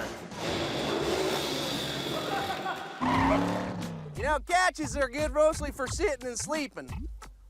And sometimes transportation, or surfing, or mowing the weeds, or petting your kitty, about anything. Oh, oh! Ow!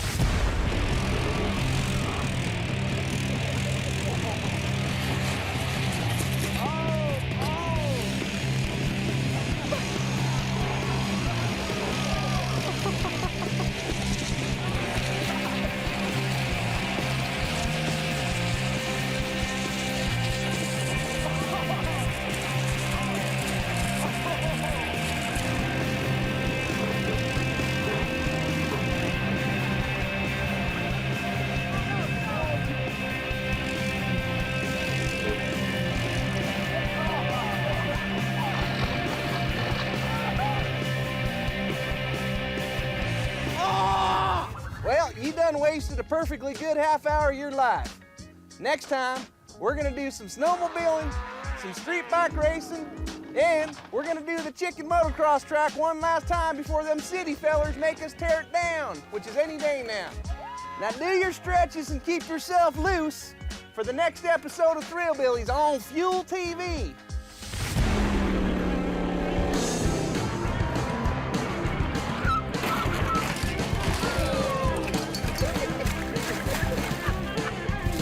Give me some power!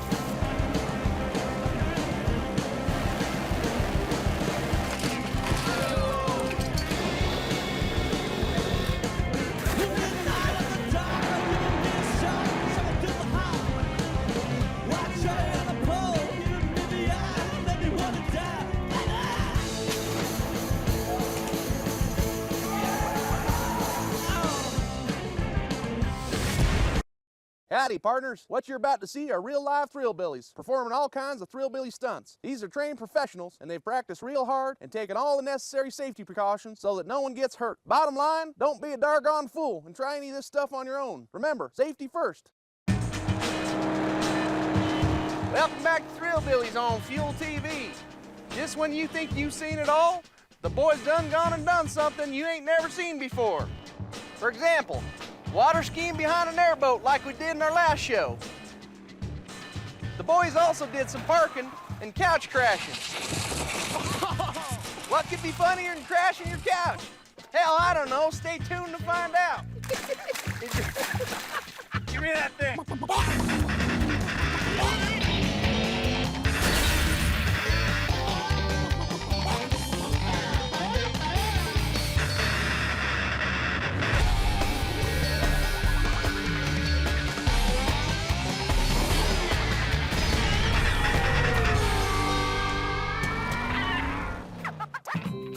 You know, sometimes your truck just don't run like she's supposed to. But that don't mean you can't have no fun with her.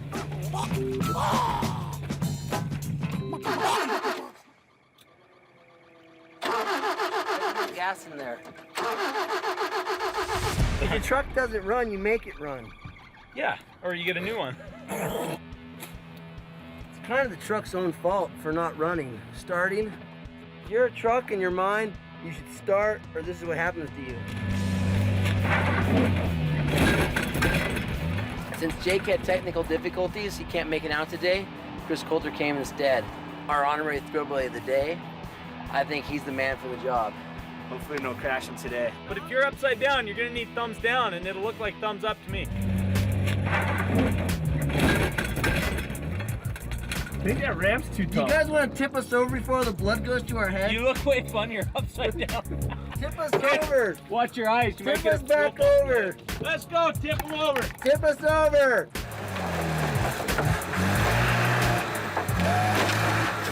You know what the problem was? You lost the bearing in your muffler.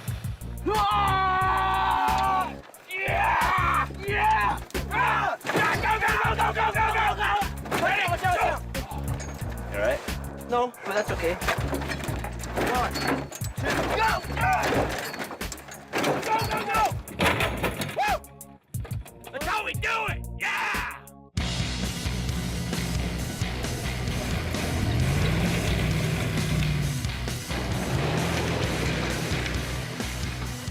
What'd I tell you, Chris? It's kind of like everything you always wanted to do but never thought you should really do. That's what being a Thrillbilly is, huh? That's what being a Thrillbilly is, yes. Get to do those things.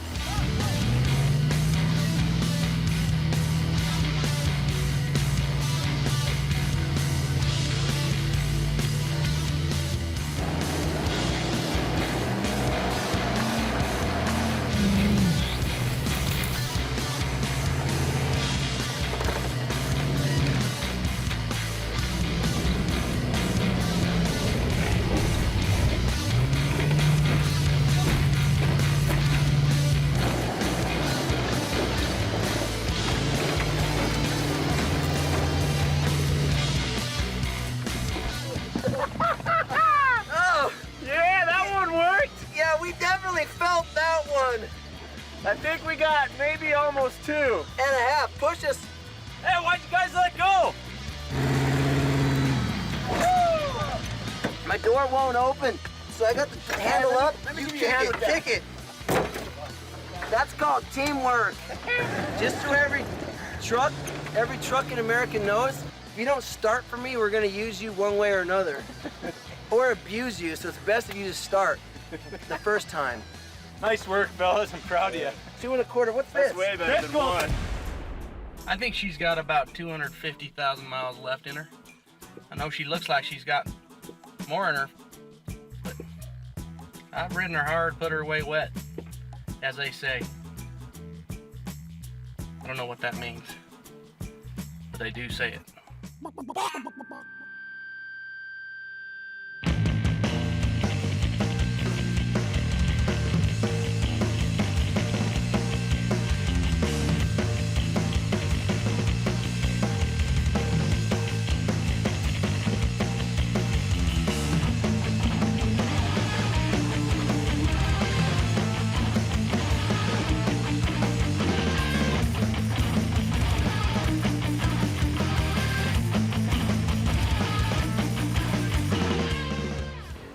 You know, one of our bestest friends is a BMX jumper named Fuzzy Hall. He's been doing it so long, hell, I think he invented the sport.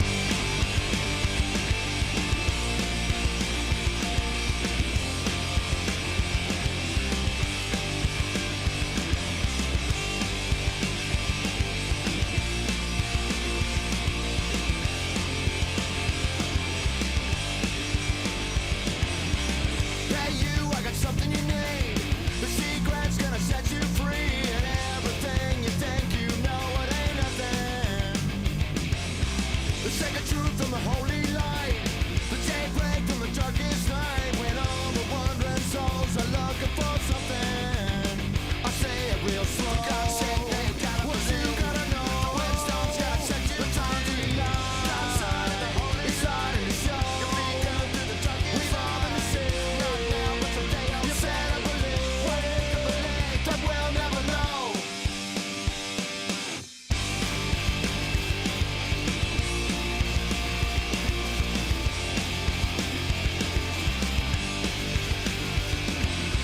The star-cross and the crescent sign. The reason that we play at night. When you lose your nerve, you know that you gotta serve someone. Stick around. When we return, we're gonna go snowmobiling and hitting the chicken coop track next on Fuel TV.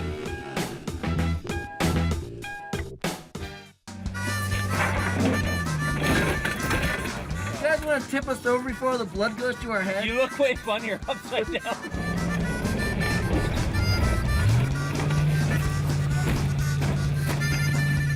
Tip us over. Watch your eyes. You're Tip making us back over.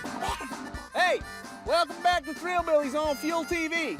Here's a riddle for you. What's the difference between a dirt sickle and a snowmobile?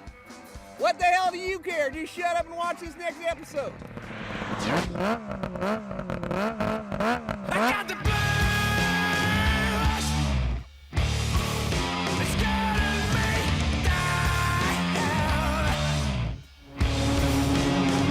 I got the blues, got the blues, and it's getting me all dried out, yeah. It's getting to slow me down. It's rolling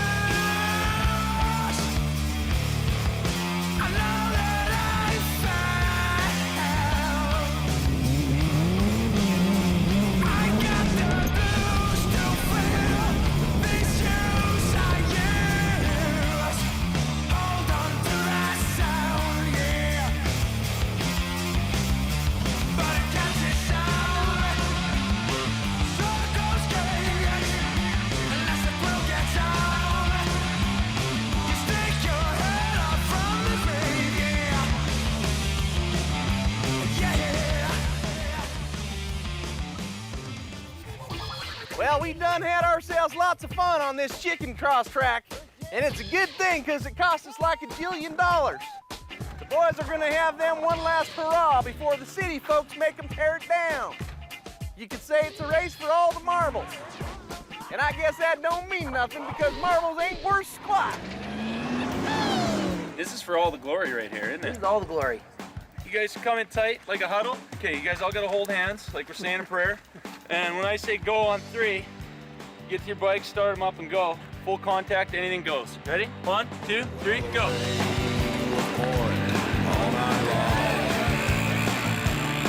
And I'm riding back to what went wrong. I left home. Get back in the race! Yeah! No time for justice, just revenge. Oh, yeah. All the days of sitting and wondering what to do. I got one too many bullets. Just praying I ain't meant for you. Not gonna make it! Come on! Come on, get up there, Jeff! Get up there, Jeff! Don't stop. Now I got hell in my hand.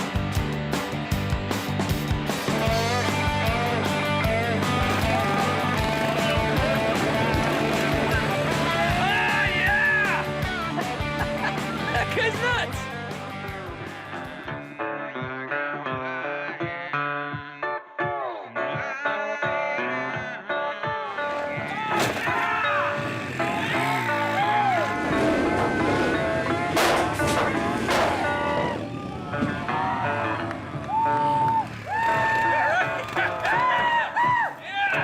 What are you doing here? Go get him!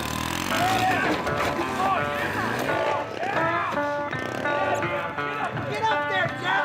Come on, Jeff! Come on, Jeff! Come on! Come on, get up there, Jeff! Get up there, Jeff! There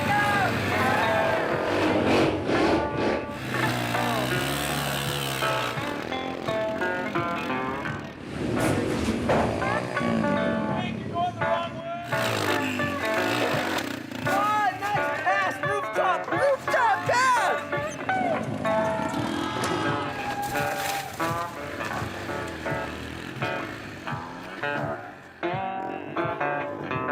Yeah! Oh! Oh!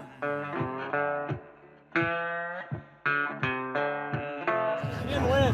What happened? Oh, you sabotaged the course, but you didn't win.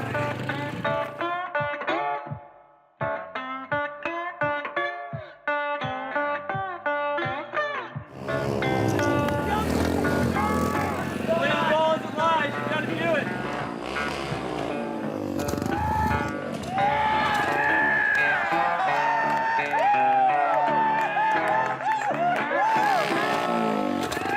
Push you across the finish line. Yeah, we'll get you across the finish yeah. line, Jake. Oh, yeah. That was beautiful. Jake decided that he wanted to show off at the end of the race, and he's decided to jump into the tree, and he'd like to stick his bike in the tree as a trophy. Have you ever heard of Just Come and Give Her? Jake is showing you what Just Come and Give Her means right now.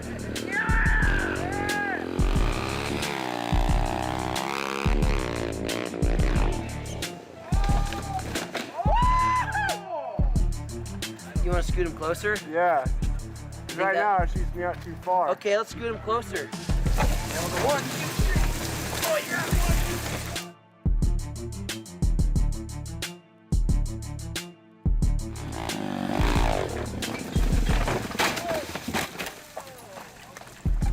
I don't think it's the best idea ever.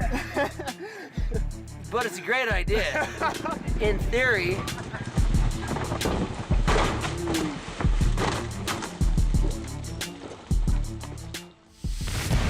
You know, street bike riders and street bikes are about the same.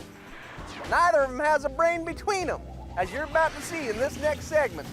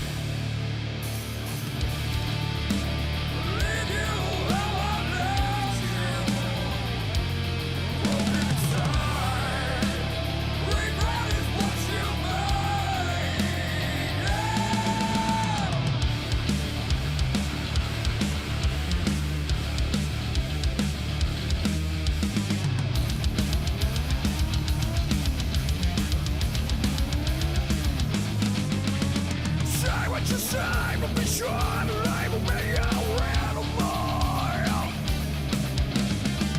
I'm stronger than I be, mightier than I be. I'm proof for humanity when you're in its hypocrisy.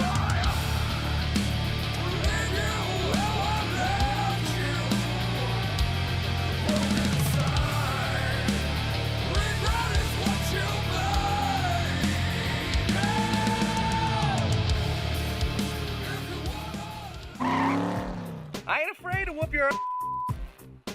Now don't you go nowhere. Wander off, because we're about to be back on Fuel TV.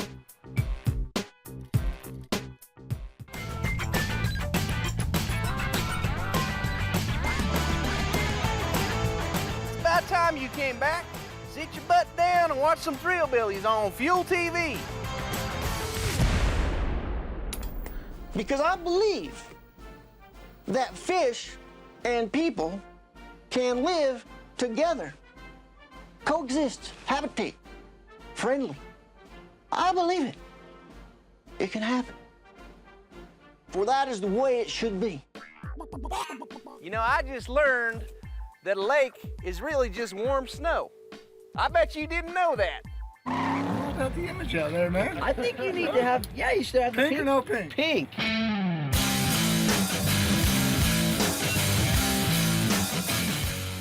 Royce.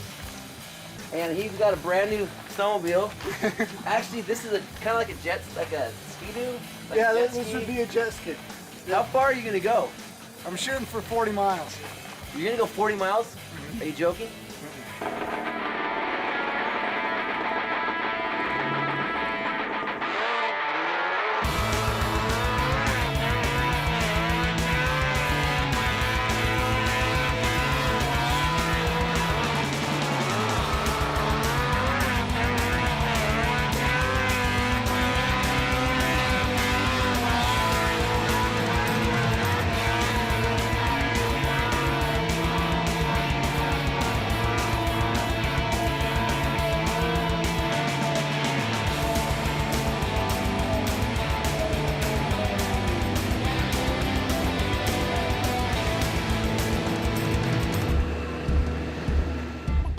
You did good. You had A plus for effort and start. You only got 39 3/4 miles to go to get your goal. Yes. And maybe test the snowmobile before you put it on the water. Yeah, I think we'll do that. Maybe. You did good though. Well, thanks for showing us how to get a quarter not mile. to do it? How to get a quarter mile. Sure thing, man.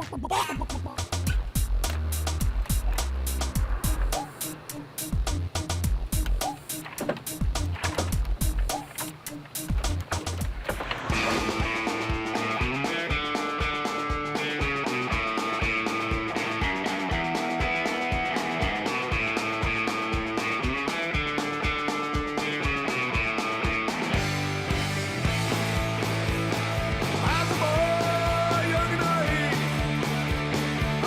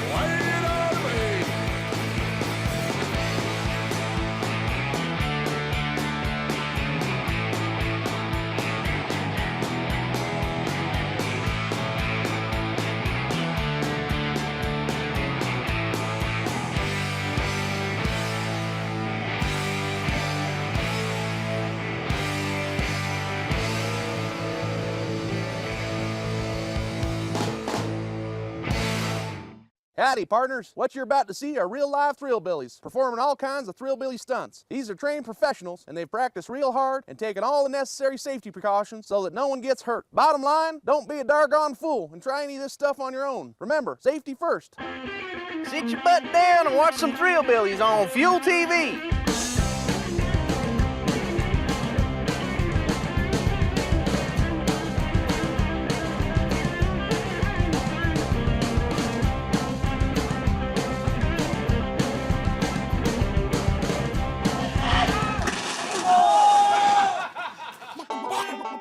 I know what you're wondering. What in the hell is a Thrillbilly? Is it man? Is it animal? And what do you get when you cross more than one of them together? Well, you get this TV show, Rednecks, Rejects, Moonshine, and Mayhem, right here on Fuel TV. Oh!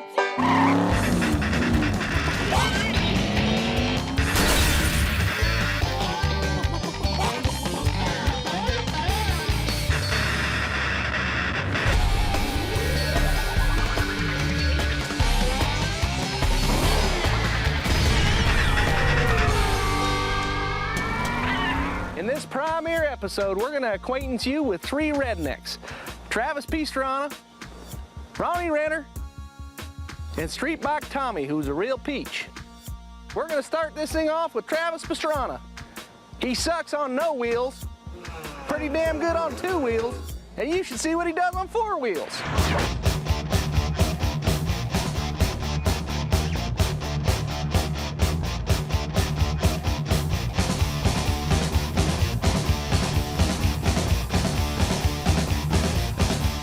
Travis Pastrana, what comes to mind instantly for me is just non-stop action. I mean, the guy never sits still, ever, ever, ever. You wake up in the morning at his house, you're up by 6:37. It's like, guys, let's go to the foam pit. You're in the foam pit for half an hour. Let's go jump dirt jumps on a mountain bike.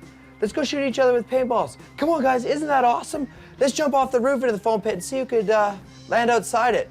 And then let's try and move the foam blocks into the back of the truck and do a slip and slide into that. And then let's do rally cars and let's do shifter cars. And then it's lunchtime.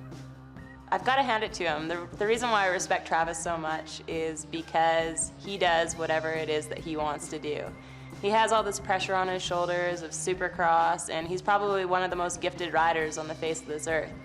And even though maybe he should buckle down and put all 100% focus onto Supercross and onto racing, that's not what he wants to do. He wants to tap into a little bit of rally racing. He wants to tap into Ayresburg. He wants to go race over in Romania. He wants to be the most adventurous guy on the face of this planet. The first time that I knew of him, the wind blew his name in my face. And I could smell that he was not a boy, but he was a man. And his name is Santo Pastrana.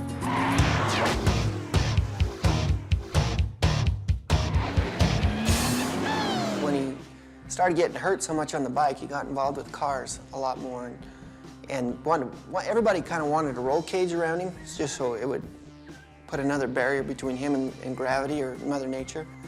Rally's just been awesome. I mean, it's everything motocross is, except for the battling. You know, you can't take your best friend over the berm and knock him into the cheap seats, which I kind of enjoyed for motocross. But I think the greatest part about rally is it's just, you know, it's awesome. You're jumping, you're sliding, everything's new. I mean, you could flip the car and your fans will roll you back over and you'll continue on. I mean, it's motocross with a roll cage. But like everything he does, it's 100 miles an hour, and he's gonna crash sometimes. And I think all those guys, you know, go down.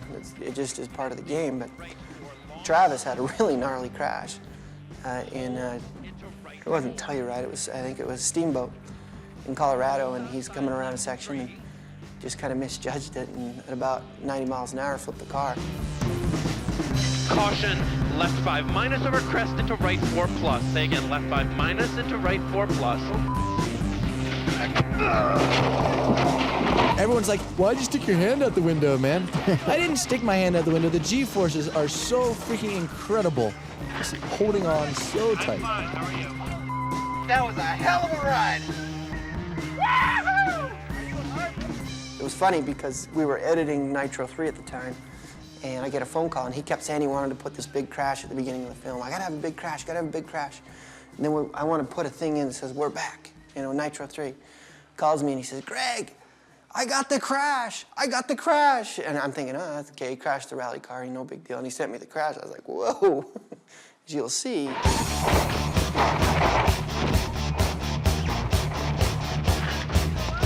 Pretty crazy.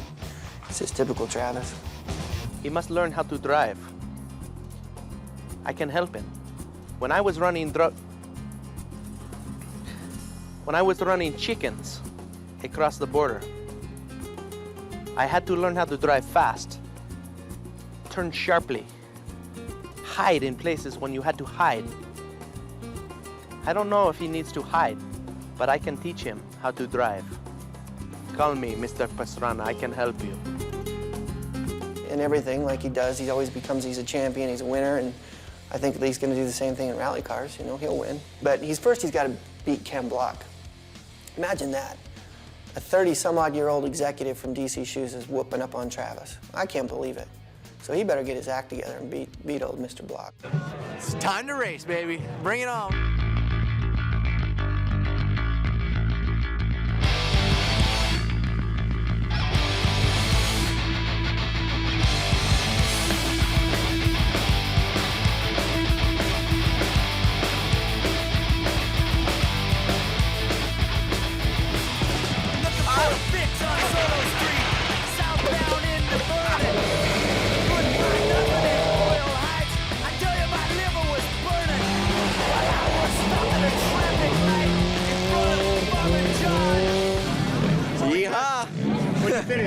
We ended up second, man. Ken, you can see his cars. He dumped it over on the side a little bit, but managed to finish still. So for us, I'm stoked.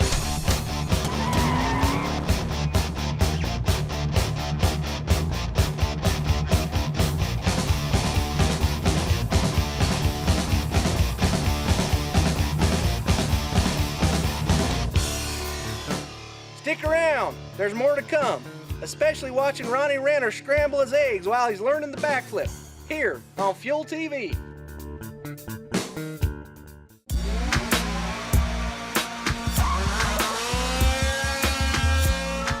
Welcome back to Thrillbillies on Fuel TV.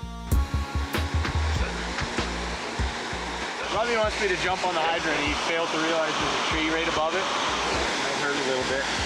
Quit your whining.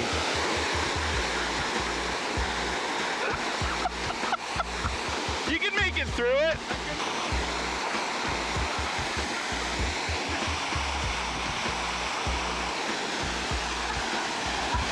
Quit your whining.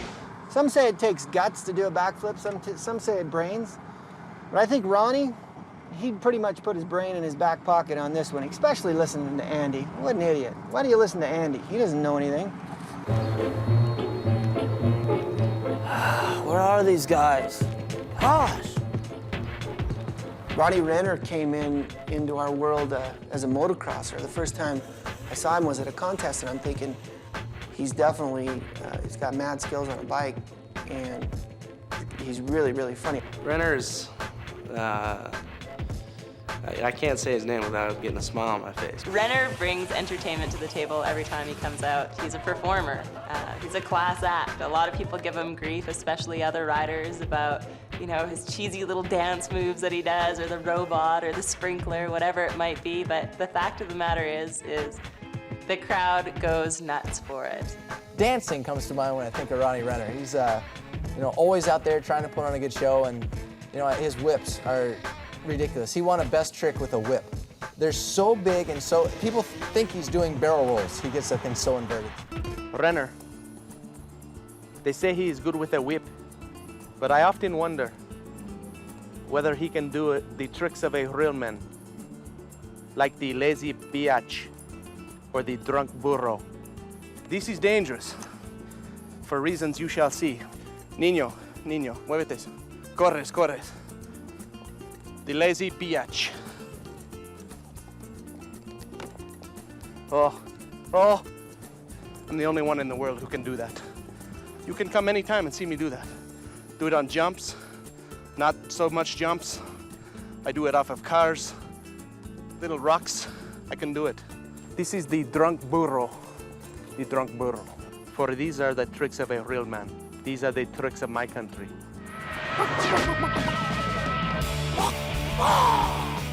It was the summer, beginning of the summer 2003, 1 year after Caleb Wyatt and Mike Metzger pulled and rode away, I guess, with the first ramp to dirt backflips. What held him back for a year or two was, you know, the backflip, of course. He had every trick in the book, big whips, full extension on all of his tricks, plus the personality to go along with it. And the backflip's kind of been holding him back. The time came, if you're gonna be a freestyle rider, that you had to do backflips. Never planned on doing backflips, always thought, you know, I was the entertainer. We had to sit him down, basically say, Renner, in order for you to keep doing what you're doing, you need to step it up. Renner knew you had to backflip if you wanted any chance of doing anything at X Games, so he called me up, and he knew I'd just learned to backflip. Oh, Andy Bell thought, you know, Andy, if he doesn't, this is the funny thing about Andy, is if he doesn't know it, he convinces everybody he's an expert at it. And this is one of those situations where Andy was trying to tell everybody he knew how to backflip. Well, Andy never backflipped before. Yeah, I just learned to backflip. What were we talking about? Renner, backflips. Renner's kind of, I mean, I thought he was kind of tough, but he's kind of a, whoa. You know, he'd spend some time at Travis's house, but he's telling everybody how to backflip. And he's convinced all these guys that he knows how to backflip. So he gets Renner up here, Dustin Miller, I think Mason was here, and Bubs, some other people, and he's got this ridiculous setup up at Ocho.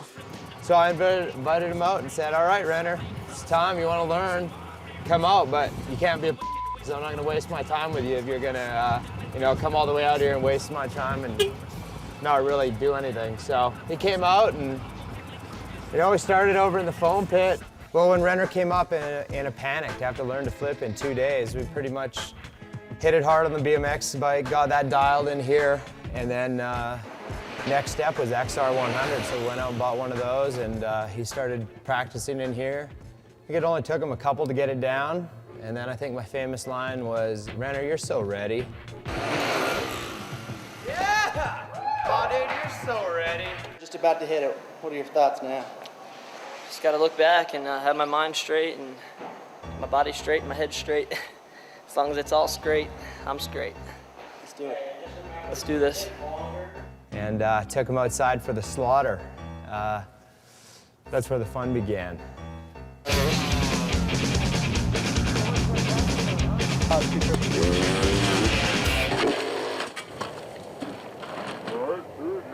Man, he landed every which way but on his wheels for probably about 6 or 7 attempts. Body-wise, you okay? I hit it too hard, too.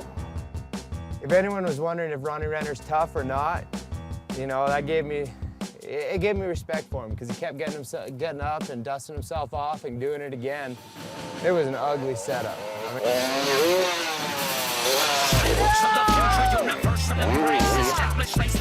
You know, it's funny because Ronnie I figured he was always a super calculated rider and would never take risks. Boy, that changed my mind about him. He's a little guy, but man, he's willing to throw down when. Dude, I'm so glad I didn't give up, man. You had some hard crashes. Tell us about that.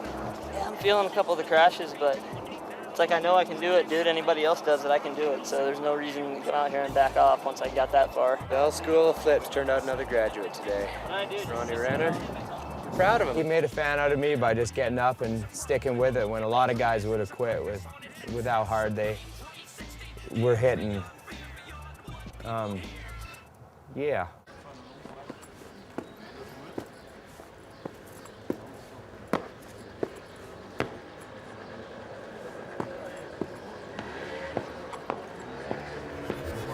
Right now, I'm thinking Tommy's being kind of a wimp on this trip, so I don't know. I don't know if he's got it. And the winner is... Now we're getting ready to meet Streetback Tommy. This guy is a complete idiot. He's an idiot. How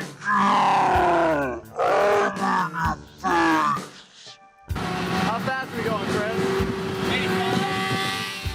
Now don't you go nowhere. Wander off, because we're about to be back on Fuel TV. I wouldn't do it. I'm nervous for him. I'm scared.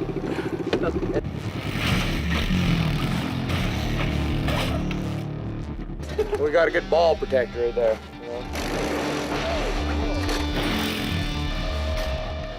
I thought it'd be easy, but can't figure it out.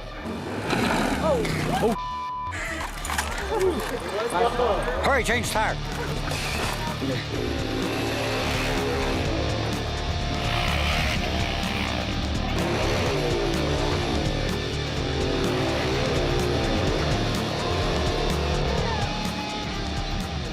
I don't know, it was pretty fun for the most part. It's not even that scary anymore.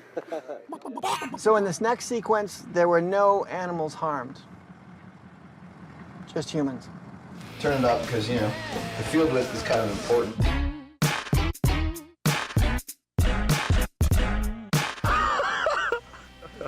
can't hurt worse than that.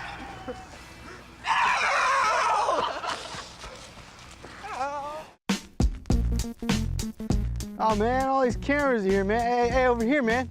Hey, dude, check it out. Over here. No, hey, buddy, over here. Yeah, that's right. This is where I want to be.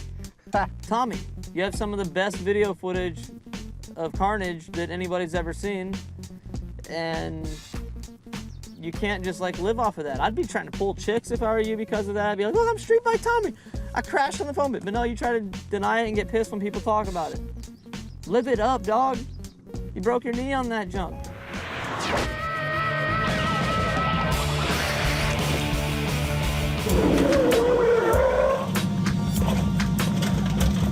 We got to introduce the Street Bike Tommy in a way that no human being should ever meet another human being. Top P, and this is how I roll.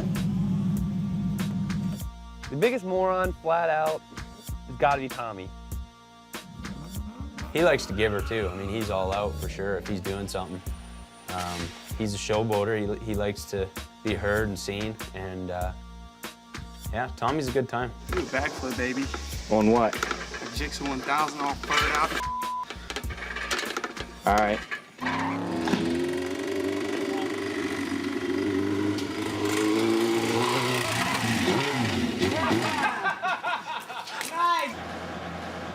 You can go twice as fast. The rise and the splat of Street Bike Tommy.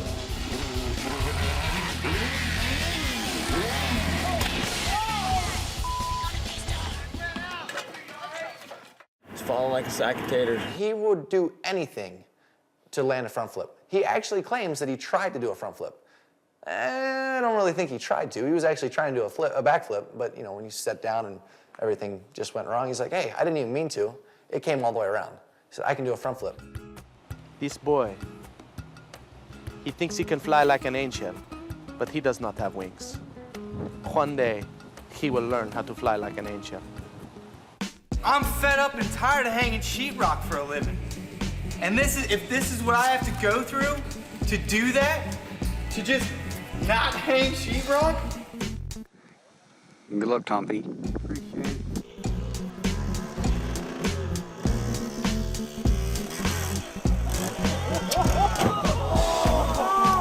What happened was coming up to this ramp, the thing was like, never.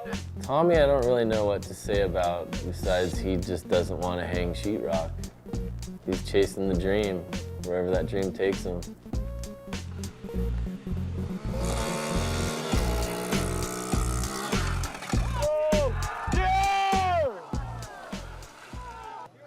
How you feeling, Tommy?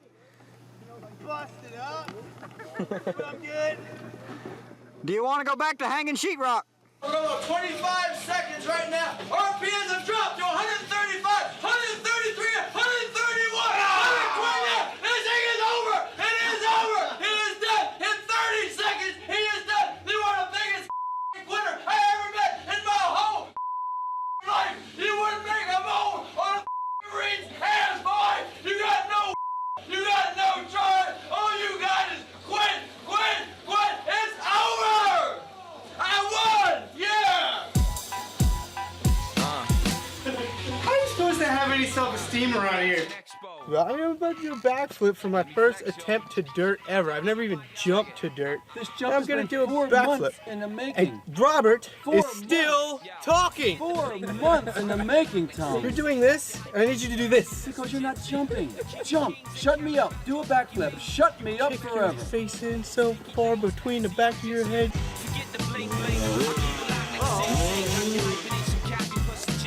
Upside down, you committed. We'll give you credit for that one. We're giving you credit. Take it.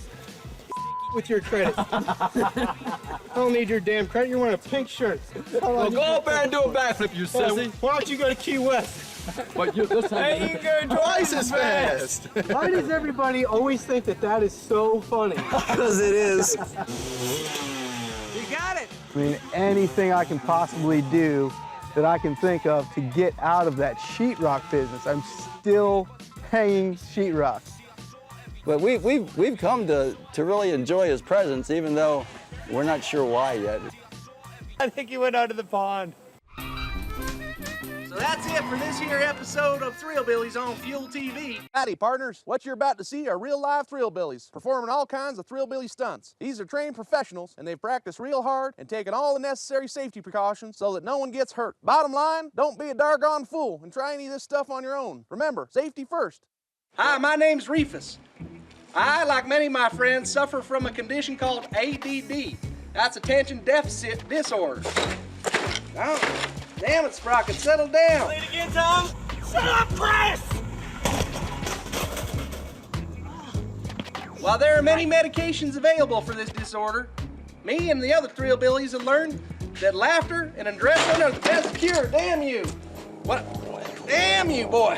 What I'm trying to say is this is Thrillbillies, and we're here to help. Hey, don't make it use aboard the jump ring. We need going down.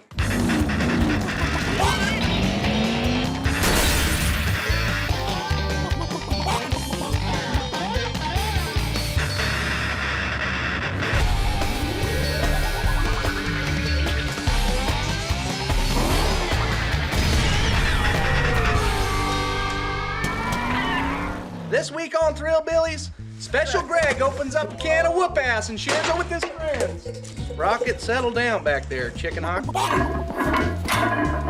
Then we'll introduce you to freestyle motocross star Kenny Bartram. And finally, Travis Pastrana pushes the limits further than ever before. Damn.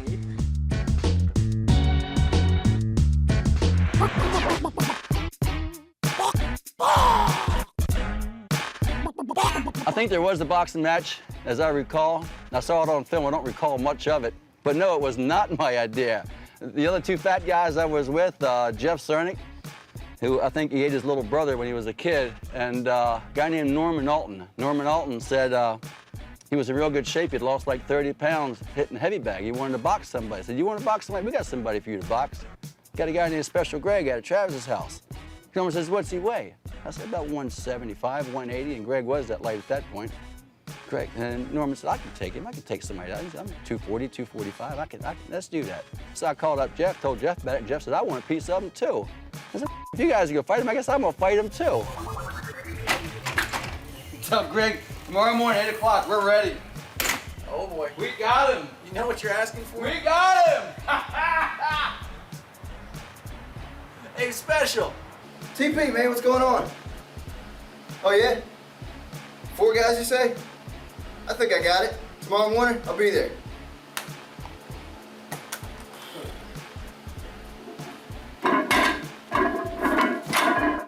I don't think I'd get in the ring with Greg. Hello, everyone. I'm Philip McCrevis. Alongside me, Bend Over, boxing analyst. We're here at the Pastrana Land Boxing Classic. We got the old guys versus Special Greg, and it's on today. I'm gonna take one for the core. Stupid 5. Let's say it, round 1. Well, that was my very first swing. And that was Greg's very first swing. Mine didn't make it, and his made it, like, with a little extra something on it. Let's see the instant replay. All right, let's do it. Wow.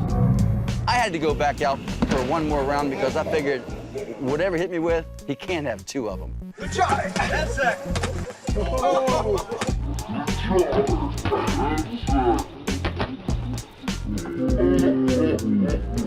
Fly like a butterfly, sting like a bee.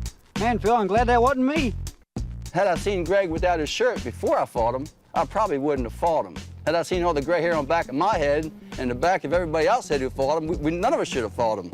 Alrighty, here's round 2. Swing, Jeff! Oh! No, you can't say oh! He hit Jeff Cernick one time and Jeff went, woo! And that was it. That fight was over. Jeff wanted no parts of him. You are a sissy. Here comes Norm. Holy smokes, he got hit so hard his ancestors will feel that one. Oh, heck yes. Let's watch the replay.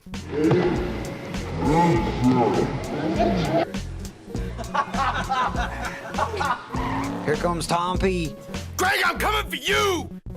the street bike maniac. Yeah, get big! Yeah!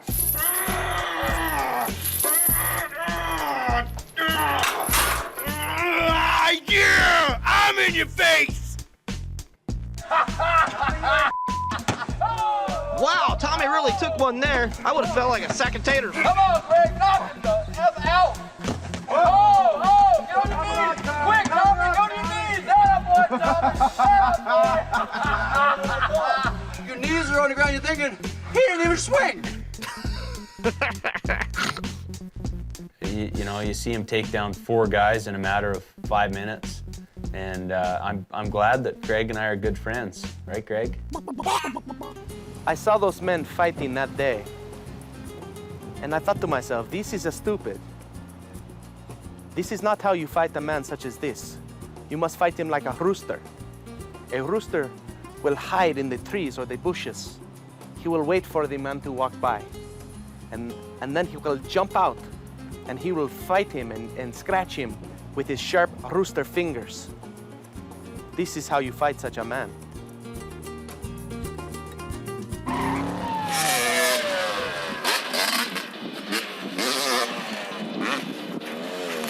What's your name? Corey.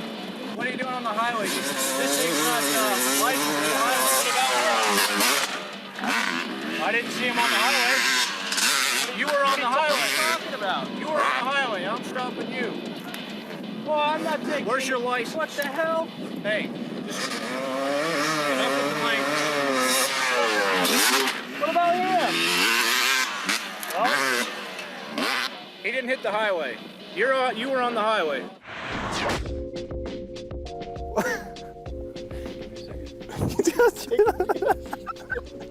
It's raining hard.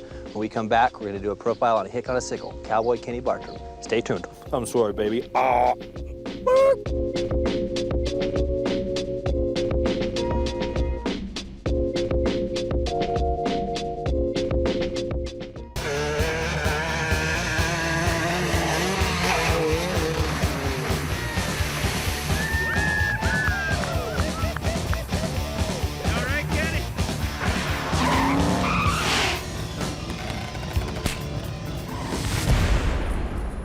Mr. Kenny, they say he is a cowboy. Where I come from, a real cowboy. He rides the bull with chaps and nothing else. He's not a cowboy. He's just a boy. I think that's why they call him the cowboy, because he likes to ride the couch. I've never seen him on a horse, never seen him on anything else. Kenny Bartram, you know, Kenny, as you'll see, Kenny Bartram is the ultimate pessimist. Kenny hates everything. Nothing's good enough and nothing is the right way. But the guy's got really good skills on a bike. But every time, we bring Kenny in and show Kenny the movie, like when we're editing it, and he doesn't like anything. He doesn't like how it starts, he doesn't like the name, he hates the music, he's a pessimist. And when you're gonna do a stunt, he tells you how it can't be done and this and that. And then the funny thing is a lot of times he'll end up doing it. Kenny Bartram. I've known him for about 5 years.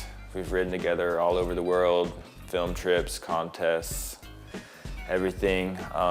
You know, he's a great guy. His dirt bike riding skills are pretty much all the personality he has, and his cowboy hat. He has a really stinky gear bag. He loves McDonald's, chocolate donuts. Traveling with Kenny is hilarious because no one likes fast food more than Kenny Bartram. I mean, I've been in 15 different countries with a guy and found every McDonald's in every different country. Kenny Bartram, he likes McDonald's and chocolate donuts. He's an athlete. Cowboy Kenny Bartram, all-around good guy, down to earth, really tries hard. Doesn't have a lot of flair, but he will put in a solid run every single time, and the crowd just loves him. Kenny and Travis are best friends, and I think because they're such opposites, they attract each other for sure, because Travis is the ultimate, oh, this is possible, anything can be done, and Kenny's like, no, that's stupid, it's impossible, so. You guys send each other birthday presents? No, he texts me like once a week though. Travis and I have been friends for what seems like forever. I don't know, 10 years or 12 years, something like that. And I don't think anything's changed. Now Kenny can't rotate at all, so watch him over here. That's an example of what not to do when attempting a 360. Good job, Kenny. This is the funny thing about Travis, is Travis likes to give everybody his secrets and give them the opportunities to compete with him, because he wants the competition. And he doesn't seem to hate his competitors. Now, Kenny, on the other hand, you go to Kenny's not gonna let you jump in his foam pit so you can get as good as Kenny. He's great. He lets people come to his house and films them, and he helps critique people and learn a new trick. When you leave, he's got the tape. He studies your trick, and he's gonna get it down. Kenny thinks of everything kind of as more as a business sense. What benefit, what am I gonna get out of this? It's like he's approaching a girl. Well, what can you offer me, you know? And which is good. It's good to have him around. When he decides it's worth it, for him, Kenny is an amazing rider, and really, really amazing. And when he decided he needed to do the flip, it was great, because he couldn't even do a flip off the diving board. He was just out there, I've never seen him so frustrated in my life. And every time he was scared so bad, it was great. He's got talent, there's no doubt. Absolutely. Everything he does, he lands.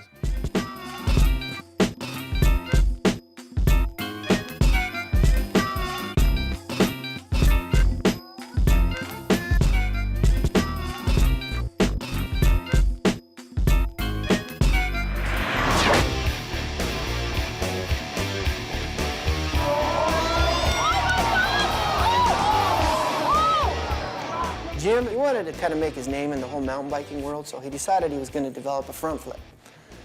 Well, he would try to do a front flip at a Red Bull contest, and it really went bad for him, poor guy.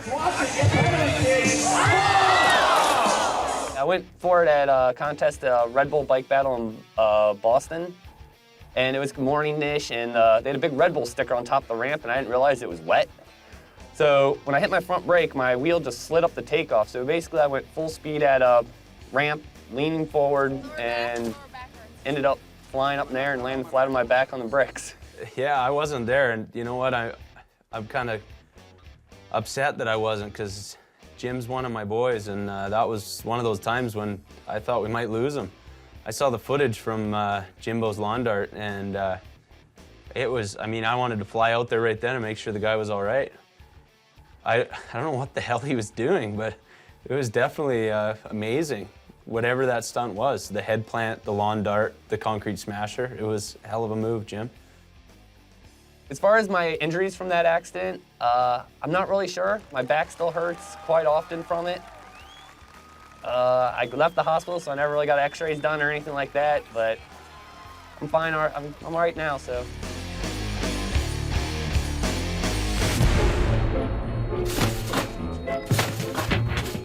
I thought Travis was supposed to do a double flip, not some little girl.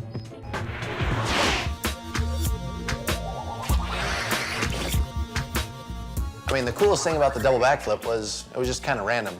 Everyone's like, hey, you can do one, can you do two? I'm like, maybe, move the ramp back about 50 feet on this, the super kicker, and we'll just launch it. And the first time it came around, I mean, I landed a little nose down, but I was thinking, that sucks. This means it's possible.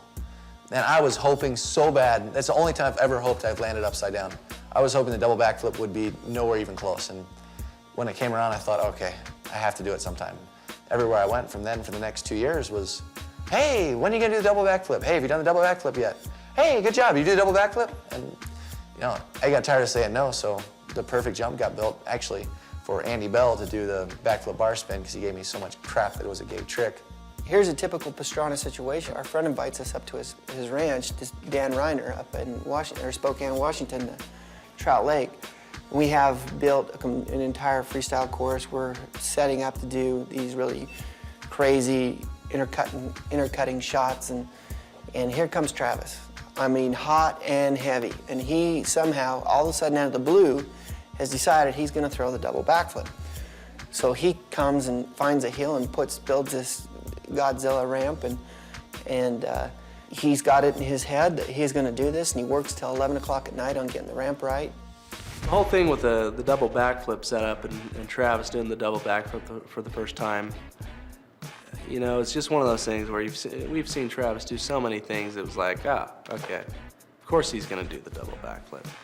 But then you actually get there, you start setting up, you know, the jump and, you know, putting the ramp in place and really kind of taking it all in is when it starts to sink in that, oh, whoa, this is a little bit bigger deal. When we went out for the first session, we had to do it in 2 sessions because the first session he ran out of time and he had to go away to some sponsor obligation. He had basically, after we took us longer than we thought to set up the ramp and get everything just right, so he had about an hour and a half. And in that hour and a half, he probably wadded himself up about 10 times. Turns out it's really hard to commit to your second rotation. You really want to spot the ground, and if you take even a split second to see it, you're not going to be able to rotate the second one around. I mean, the bike doesn't spin much faster than it does with a single flip. You just have to go twice as high and twice as far, which makes it, you know, the impact twice as big if you crash. And my dad was here, he'd be like, you wimp, either do it or don't. Freaking Mike Jones over here, man. Or Sarah Whitmore, I don't know. So he's trying to do this thing, and he was kind of a little hesitant, which, you know, I can't blame him, but it looked like it was pretty doable. It looked like he had it, and I go up to him, I go, just stay in the flip. And he's going, what? I go, you got it, just stay on the flip. And he goes, well, you get on the bike and do it. And I said, you know, you're the knucklehead that had the idea, you go do it. Get it done.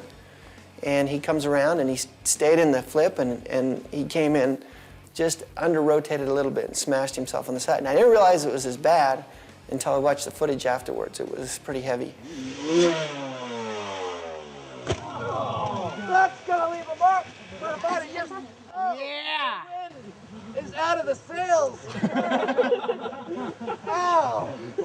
Freaking pansy didn't stay on the bike. You had it. Ow! Sand is awesome.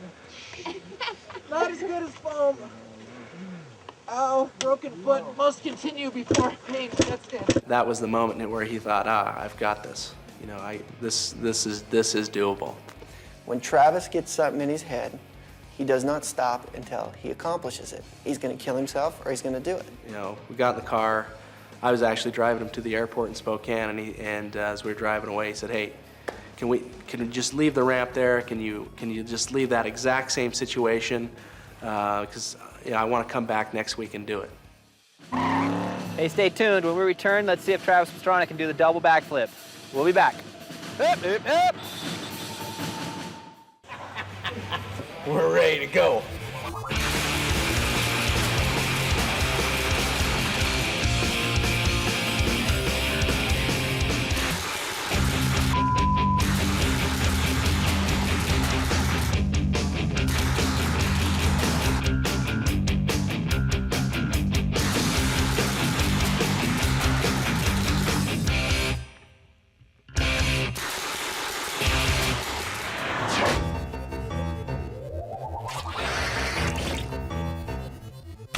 He takes off, this eats him up for 2 weeks, flies back there, and then, you know, I think it was good that he could stop, think about it, adjust it, build the ramp right.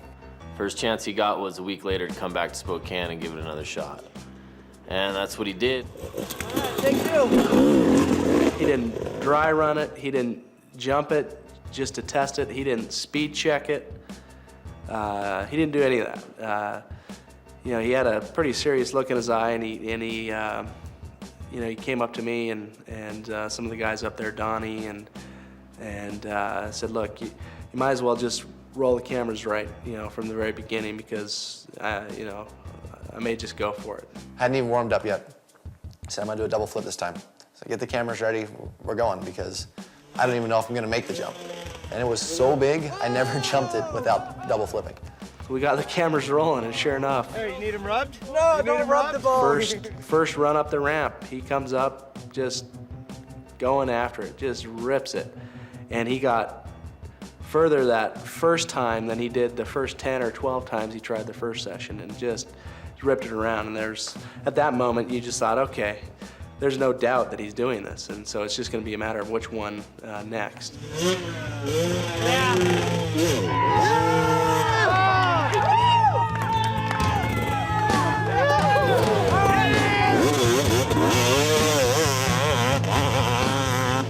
You got this next one. Watch this. It's gonna be good.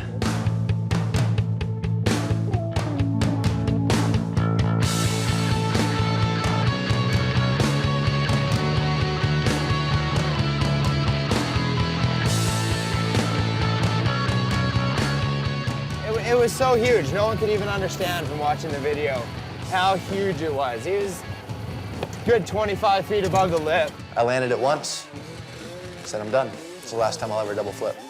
Whether it will be, I don't know, but at the moment, I hope I never do it again.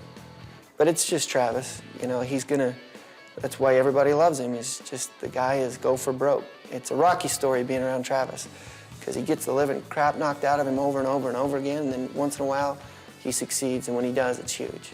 The double flip will definitely happen in the near future by, probably a whole slew of people. And, I don't think it'll be this year.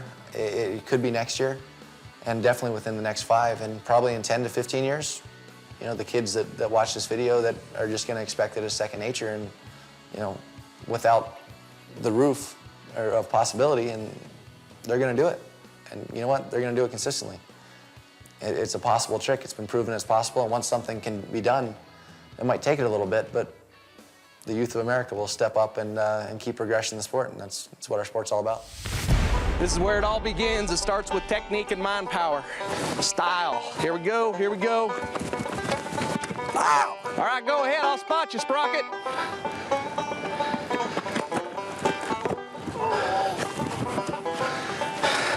Practice makes perfect, Howdy, partners. What you're about to see are real-live Thrillbillies, performing all kinds of Thrillbilly stunts. These are trained professionals, and they've practiced real hard and taken all the necessary safety precautions so that no one gets hurt. Bottom line, don't be a doggone fool and try any of this stuff on your own. Remember, safety first. Hey there, I'm Reefus, and welcome back to Thrillbillies on Fuel TV. To become a member of our gang, you either have to do something unreasonable, unsafe, or pretty much stupid. And if you make it, and we like you, then you're a member. If you don't survive, then we actually like you even more in memory. Easy there, Sprocket. So, it's a win-win situation either way. Oh, wow! Sprocket. Going down the wheel,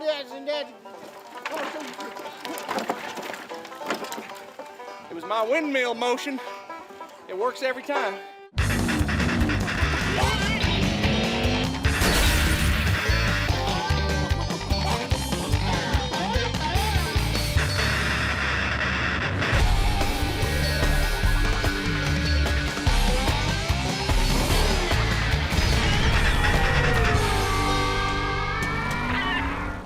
So here's the deal. Most people are trying to wonder who's the man behind this mask. It's a Winnebago. It has a W on it. I like to think that means more of a winner than a Winnebago. Sometimes we cook some things up, like some hot dogs or I like Twinkies and Ho-Hos myself. Anyway, this is the VIP room. We usually get a piece of cloth or a nice terry cloth pattern that comes across to separate it from the people who are up there partying. It's getting a little dusty in here. We gotta do some cleaning up. Oh, that start to see better a little bit like that. So we're gonna see a little bit of Cam McQueen. He's usually my co-pilot in this rig, but we're gonna see him in action. Some couch surfing, some mountain biking, maybe some other stuff. I guess before that, we're gonna see Travis mixing his motorcycling with base jumping, and he's going to be jumping into the canyon, something like that. Sounds pretty ridiculous.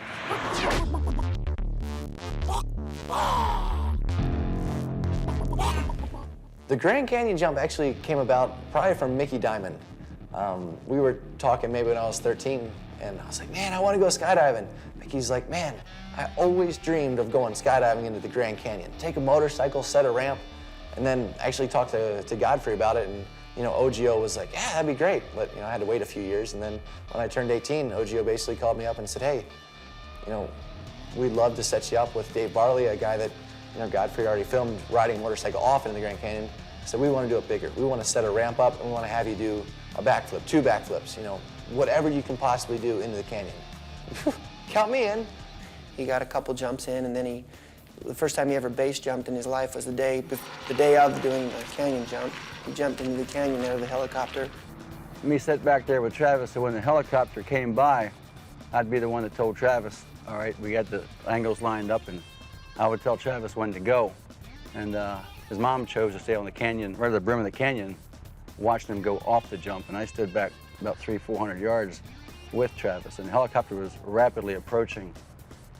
And when I should have been saying, okay, Travis, get ready to go, I said, Travis, you can turn this thing off right now, and I'll feel just fine about this whole week. I said, this is not a problem with me. You don't have to do this. He said, Dad, are you kidding? This is a chance of a lifetime.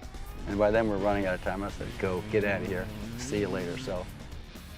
We all positioned ourselves, cameras all around, and watched Travis ride up to this ramp, and it wasn't like a practice run. I mean, it was do or die. This wasn't a situation where you could just pull out and walk away from it. And as I watched him hit the ramp, I was in disbelief that he was actually doing this. You know, it was scary. His dad was petrified, and his mom was just a wreck. And you know, I can understand it. It's their son. And I really had all the confidence in Travis on that. But it's one of those stunts where it's not a big deal, I guess, you know, because he's got a 2,000-foot drop. But if he makes a mistake, he's dead. I was actually 100 feet down on the edge of a 1,900-foot cliff filming from the side, and Debbie Pastrana was right there with me when he jumped. And the second he hit the ramp, she frantically started screaming, pull the chute, pull the chute.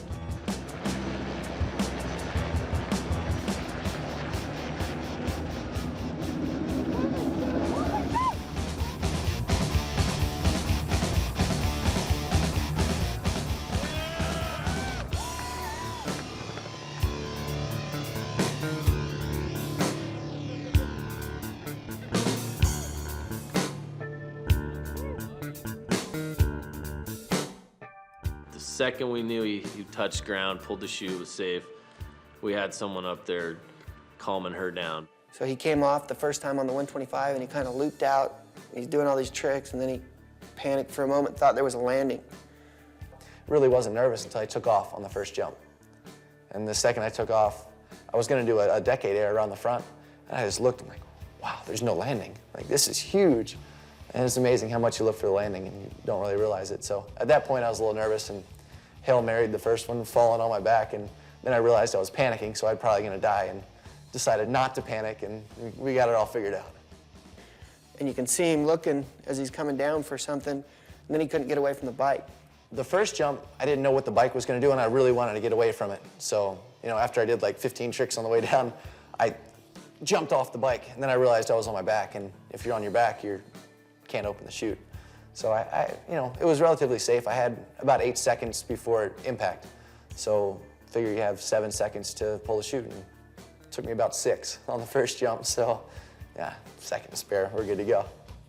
Travis said, he's like, it scared the out of me. Holy, that is the scariest thing I've ever done in my life. Never taken off a ramp, and all you see is 2,000 feet of vertical drop. So anyway, he got away, pulled the chute, and I was actually in the helicopter, and I couldn't see if he pulled his chute or not, and neither could his dad or his mom. And for that moment, you know, everybody was a little nervous that things didn't work out, but then Donnie yelled at me over the radio and said, no, he's okay, he's okay. So he did good, and then he came back up. I think he was a little frightened after that one, scared to death. I mean, it shows in the footage when he landed, he just fell on his back. He's like, oh. The backflip, nobody done the backflip back then, and he wanted to do the backflip on the first jump. And we were trying to talk him out of that, just do something safe. And I felt so bad because he tried something safe, and he almost lost it on the safe jump. And I was thinking he should have tried to backflip the first time. But Well, Travis's jump into the Grand Canyon made me fill my boots with something. We'll have more on this epic day when Thrillbillies continues on Fuel TV.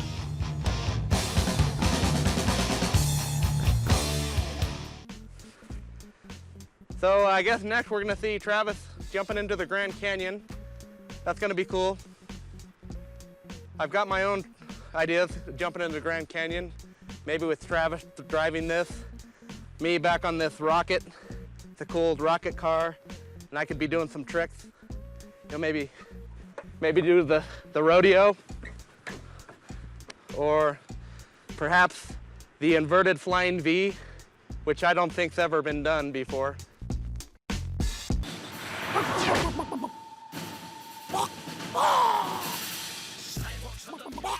We got into the canyon, and the whole purpose of the stunt was that Travis wanted to backflip his dirt bike into the canyon. And this, at this point, had never been done before, and backflips are still fairly new. And of course, Travis wanted to be one of the innovators. Blue gear. It's gonna be your new favorite. My new favorite color, yeah.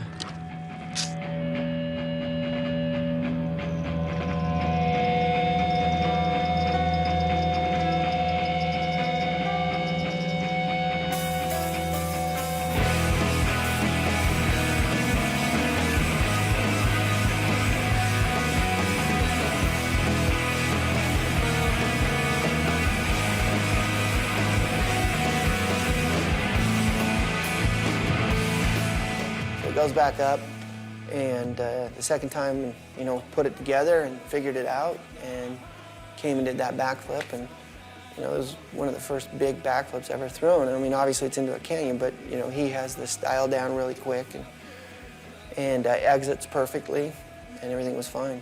Definitely no form on the backflip for sure. You know, knowing what we know now, I could have probably got 3 or 4 flips in, and that was actually the goal, was to get 2, but you know, when you're just Nate Adams style with your head back, and I mean, Nate Adams first flip style. Sorry, Nate. Awesome now. But anyway, it didn't come around hardly at all. So it was actually perfect because, you know, by the time I was about 3 seconds in, I did a heel clicker, jumped off. The second run was just absolutely spot on. One of the most amazing experiences of my life, for sure. And he flipped his bike and threw the bike away, and then proceeded to flail his way to the bottom of the canyon, to where he was so far down the cliff we couldn't even see his body anymore. And at that point, we pretty much were waiting to hear the splat. I mean, it was that close. And all of a sudden, we hear a cheer on the radio, and the chute opened, and sure enough, Wonder Boy did it again. Landed on both his 2 feet at the bottom of the canyon and walked away. When you're on a motorcycle, or when you're base jumping, basically, you have about 5 seconds before you hit terminal velocity. So for 5 seconds, you don't have anything to push off of, nothing to really readjust. And, you know, I just had to make sure, especially after knowing how bad the first one went. So for 5 seconds, I was kind of out of control, basically. And you only have 7 seconds to pull the chute. So that gives you 2 seconds to really get yourself straightened back up. The second run, you know, I made sure that when I bailed off, I was exactly how I wanted to open. And, you know, I actually was able to just kind of free fall for a few seconds and, you know, scare everyone around thinking I wasn't going to open the chute. And it's a lot of fun.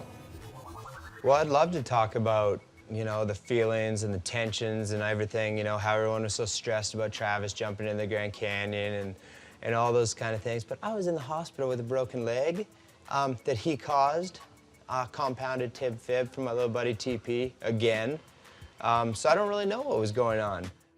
You never get numb to it because Travis is an only child. If he was like one of 6, I don't think it'd be a problem with that.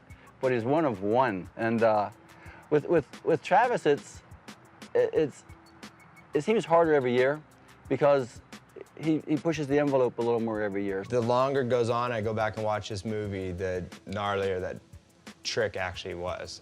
I mean, it took to steal for sure.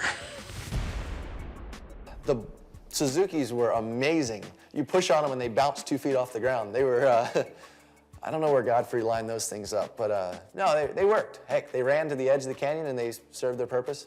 I had 3 more bikes, though, that I was supposed to jump that my parents kind of pulled the plug on. Mom was like, nope. Dad said, yeah, I agree with your mom on this one. I think you've had enough jumps into the canyon. So I was gonna try a barrel roll the next time. Knowing now what I know about barrel rolls and how they just don't work, I'm pretty glad that was a good decision.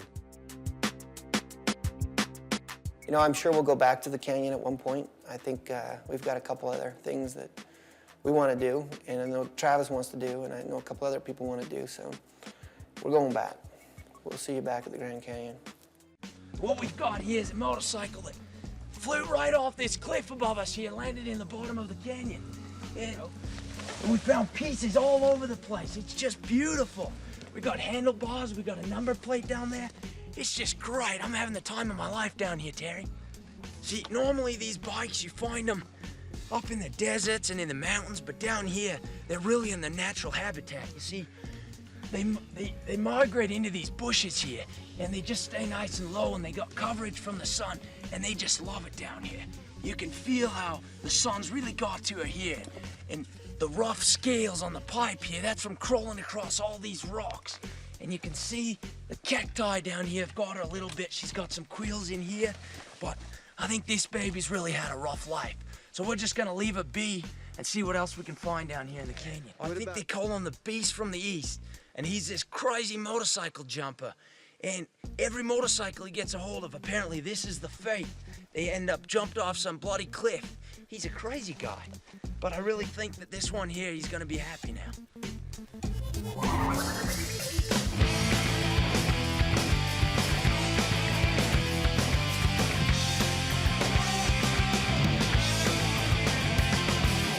You got a money your own, you should use it. You wanna be all alone, you don't need me. You're on your own. And if actually I might case you straight, a real picture your heart, it just can't wait. So make a choice. That's a voice in your head. It talks only to you. Can you believe what it says? The answer's inside you.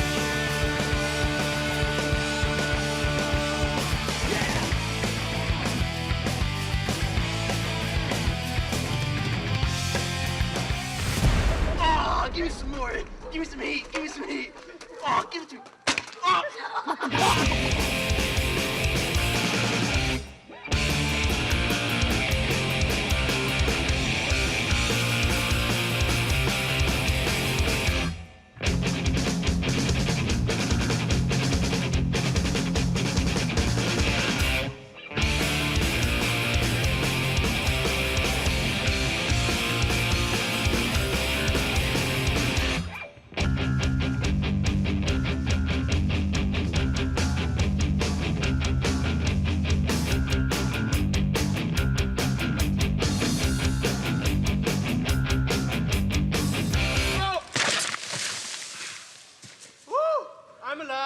5. Hey, welcome back to Thrillbillies. You know, most people think the couch potatoes are lazy. That's okay, but they ain't never seen our couch. All I can say is strap on your helmet tight. I understand the things you've been through, and it can seem like nothing's right. Let's make a plan to end these issues. Turn our backs and call it a night. Bite off the hands that tried to feed you. Pick them all for a second chance. Don't give a damn for your point of view. We're all victims of circumstance. Don't waste your breath, cause I'm going deaf. Don't scream if you're in pain, cause your cigarettes and your Xanax are now calling your name. The signals are coming so loud and clear that nothing else.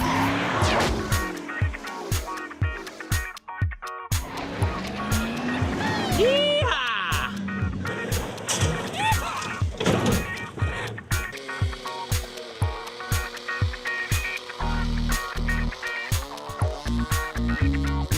5 years ago, one of my first actual film trips, I was with the Godfrey crew doing Global Addiction. Come across this just cool, crazy Canadian version of a redneck, Cam McQueen. Nicest guy you'd ever meet. Bend over backwards for any of his buddies, probably anybody, period. But damn, he does some stupid stuff and pulls it off. He's like just one of those tough rednecks that can get away with anything. I don't even know what to say about Cam. He's the guy that you need around. I mean, you need something dumb done, Cam will do it. You need something fixed, Cam will fix it. You need someone to make you laugh, Cam definitely can, but you just gotta look at him and you can laugh. You know, a big chrome dome he's running. Cam's awesome. One of my best friends for years and years and years back from Canada. First time I met this guy, we were up filming in Summerland, Canada, and we're up there. There's this huge jump they built going up this hill, massive. It was like 150 feet. but like 90 feet vertical, like up. Like, I mean, you're jumping 150 feet, but you're really jumping up the hill like a long, long ways. And this guy that was riding around with us didn't really know him. Comes pinned 5th gear on like a clapped out RM 125, 97 something. Canadian. He has the hockey jersey on, just flapping in the air, visor down, pinned at this hill. Up the hill, lands about 20 feet from the top, completely splat. Spike goes flying out one direction. He goes flying the other way, swimming in the air. Lands, gets up, and he's okay. I come down like, what are you doing? Why are you hitting that? He's like, And show all these freestyle bozos what's up from the hockey player. I never ridden a bike before in my life. well, they told me if I just hit it 5th gear pinned, I'd be okay. Buckle up, baby. So I said, this guy's definitely part of our deal. We've kept Cam involved ever since, and you know, he's part of the family, and he's willing to do anything you ask him to do, whether it be a stupid stunt, whether it be to empty the garbage. Who put that camper in my way? He's gonna do it. See, he's out there working on my bike right now. I like Cam. You gonna try and backflip the car? Well, she's a bit of a boat, but we'll see what we can do. Nitro Circus 2, when we're in Hawaii, he got on the bull, you know, let the bull pull him in, like trying to ski behind the bull on his feet in the grass. Dropping a coconut on his head, jumping in the fire hydrant, you know, little things like that most of us with any like intelligence, you know, that's gonna hurt. I'm not gonna do that. You can still talk Cam into it. He's done a couple big backflops into some water off of some big heights. He's good at that. A couple belly flops. He's pretty funny. He's got that stupid Canadian attitude. He's a good guy to have around because whenever we're sitting there kind of looking at something, not sure if we should jump off of it or, you know, slide down it or drive the car into it, Cam's a good test dummy. Throw Cam in. Give her Cam, give him a little pat on the back and pin it, buddy. You'll make it, you'll be okay. Cam McQueen, he's our Canadian cowboy, and he's pretty much the most righteous dude I ever met. No, I can't say that. Basically the jack of all trades, the make it happen guy. He's got more energy than most people, and it's not ADD, it's just a positive energy that he has. Well, that's our show, Thrillbillies. Travis done survived the Grand Canyon, although I still think we should put a foam pit at the bottom of that sucker. Howdy, partners. What you're about to see are real-life Thrillbillies, performing all kinds of Thrillbilly stunts. These are trained professionals, and they've practiced real hard and taken all the necessary safety precautions so that no one gets hurt. Bottom line, don't be a doggone fool and try any of this stuff on your own. Remember, safety first. Come on, boys, get on up. Come on, Sprocket, you got it. Hi, I'm Reefus, and welcome back to Thrillbillies on Fuel TV. You know, there's always a fine line between failure and success, pleasure and pain. You know, the Thrillbillies walk that fine line every day between risk and reward. You made it. Here's that thing. Now let's get down. Show me the way. Sprocket, you've got it. Go. Well done. I'll just go down the other way on the ladder.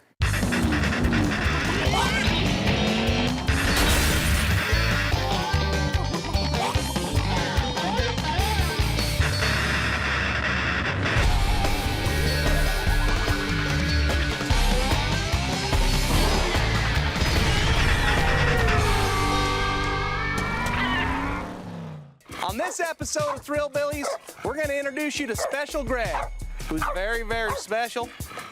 Then, we're going to go to Travis Pastrana's Backflip Academy. He's pretty much taught everybody, except me. I think I taught him. Stretch it out now. But first, we're gonna take a look at a jump to put Travis Pastrana's Supercross career on hold. Now let's do some jumping of our own. Are you loose? All right, let's do it.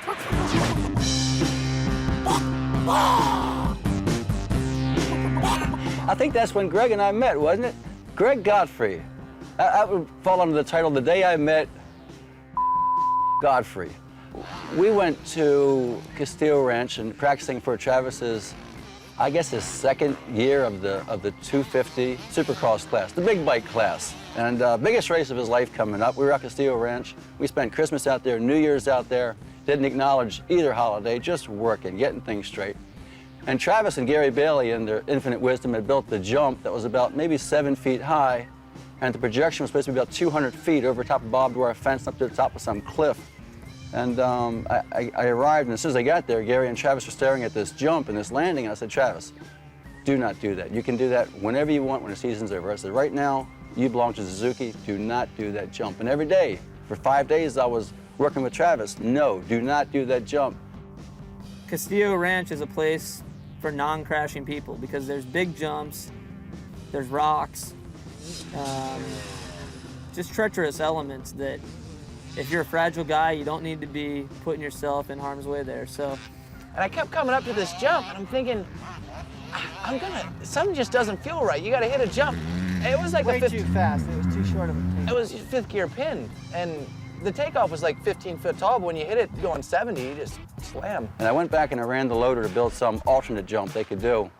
And some little kid on the 50 pulled up and says, Mr. Pastrana, he says, Travis is hurt. He said, did the big jump, didn't he?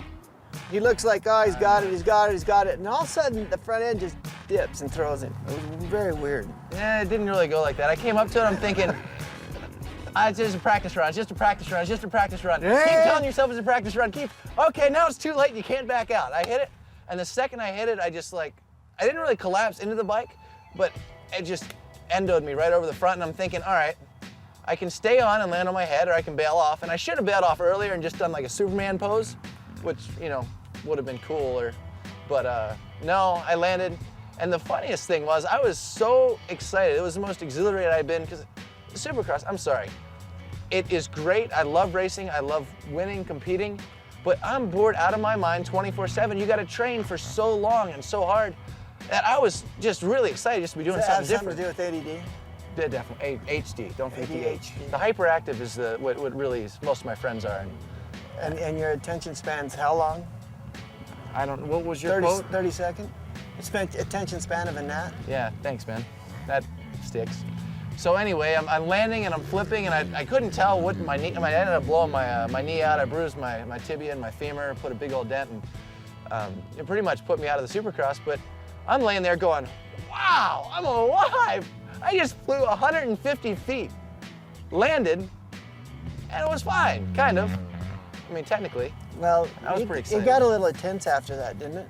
Yeah, I was livid, and I told him that. I said, Travis, if you want to do freestyle, fine. Quit the factory stuff. Just do freestyle. I said, but right now the factories own you. You can't do this kind of stuff. And I was kind of hard on Greg that day, but he deserved it. I've never seen him like that. In my whole life, I've never seen my dad that upset. And I felt responsible for it. And my dad made sure Greg felt responsible for it. So it was kind of a bad situation, but I think we've worked through all that now. I think. He still doesn't like camera guys. He knows I'm an idiot in front of cameras. I call it the $1 million jump because that's about how much money he lost on that jump. I don't know how much Nitro pays him. I think he's gotten, what, $6, $7 from Greg on Nitro, but not 100 or 1,000, $6 or $7. Oh, Greg, that 15% you promised, where the hell is it? That's all I know about that.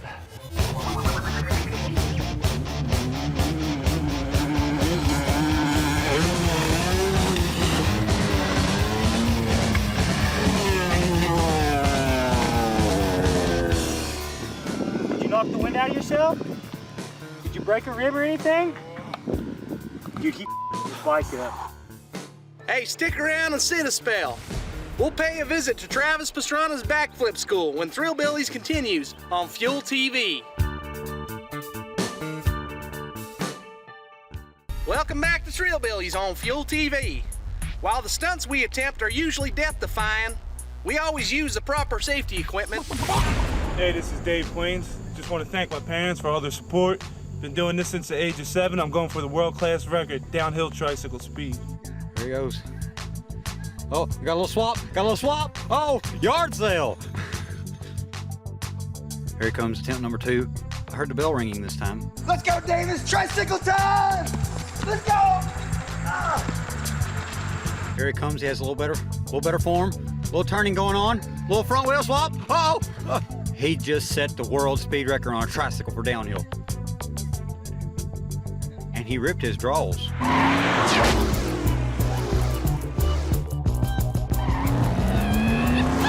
Must have been, 2001. Carrier Hart did the first flip, and it was just, everyone was like, no way, that didn't just happen. And at the same time, most of your motocross hardcore fans were going, the backflip is going to kill the sport. People are going to die. They're going to get hurt. It's horrible. You can never do it consistently.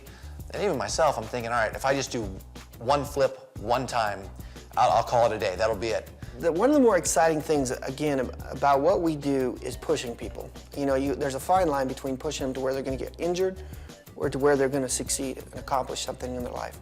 And Travis had this massive, when he flipped, nobody else wanted, none of the other guys that had flipped wanted to teach anybody how to flip because they wanted to be the only ones to go do it. They were getting big money to go to contests and do this stunt. Well, Travis is just the opposite. Typical Pastrana, he starts just bringing people into his place and teaching them how to flip. He had this whole theory of, not the Andy Bell school where everything's wrong, but Travis actually knew what he was doing. For a long time, and probably still today, Travis had the best place in the world to learn backflips at. He had the foam pit there, and he eventually, when I learned it, there was not the foam pit for big bikes, but then eventually got that. But he had the foam pit for bicycles, and then different step-ups for pit bikes, and then for the big bike with a mulch pile, and then a ramp to a mulch pile landing. And so I think he had one of the safest setups in the world to learn backflips. I've never ridden a bike in my life. Am I just gonna pull around and give her? That's it. First is down.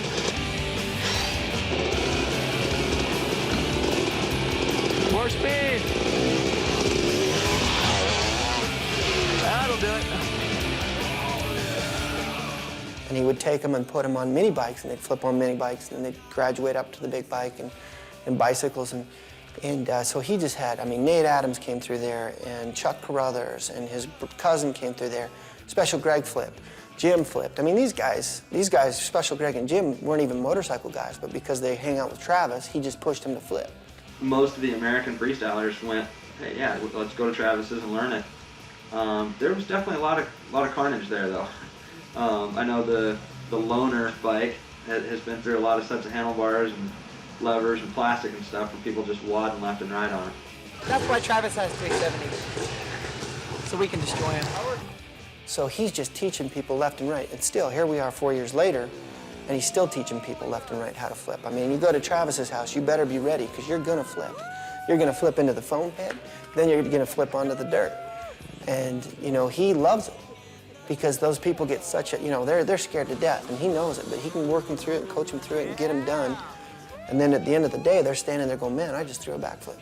And 90% of the time, they'll succeed at it. I was involved a little bit with the backflip training. Started on the bicycles and just completely bombed that. I couldn't get around, and then got on the mini bikes, had a tough time with that too. So I just said, screw it, I'm going straight to the big bike. So I hopped on a big bike, and within a couple jumps, Travis had me doing the 40-foot gap off the super kicker, and I was writing home that afternoon telling him that Travis taught me how to do a backflip, and I was pumped. Some guys just need that little kick in the pants or extra confidence builder. And you and your old man, you sure got that effect, Do it! Cool, makes for good TV. Well, I don't know if you'd call him a good teacher. He's definitely good at putting enough pressure on to make you feel so belittled that you'll do whatever he says. And that's just what Travis is good at. He can never be happy with you. If you go there and you learn to do a backflip, and you're pumped, you're like, yes, I just backflipped a bicycle. You can't even revel in the excitement of that because you're like, revel? What the hell's a revel? You can't even be excited about backflipping a BMX bike because it's like, okay, now do it on the 110. And when you do it on the 110, okay, now do it on 125. And then you do that, it just never stops. If you get it on a big bike, then it's like, try double flip on this bike. It pushes you to elevate yourself constantly. And you know what, it really comes from his dad, because Robert is the exact same way. He's 56 years old, y'all. Come on, Steph. I know, he just shut us down hard. And, today, you're flipping with a person on the front of the bike, or, our lawyer flipped from Godfrey Films. Godfrey flipped. My dad's flipped. Street Bike Tommy and Special Greg have landed a flip on a dirt bike. Most of the guys that are out there flipping now and doing these big tricks on backflips, almost every one of them owes something to Travis for teaching them how to flip. And, you know, I don't know many people in the other sports that would do that to their competition. Travis has created a complete nightmare for himself because he has all these kids out there flipping and all these variations that he's taught how to flip.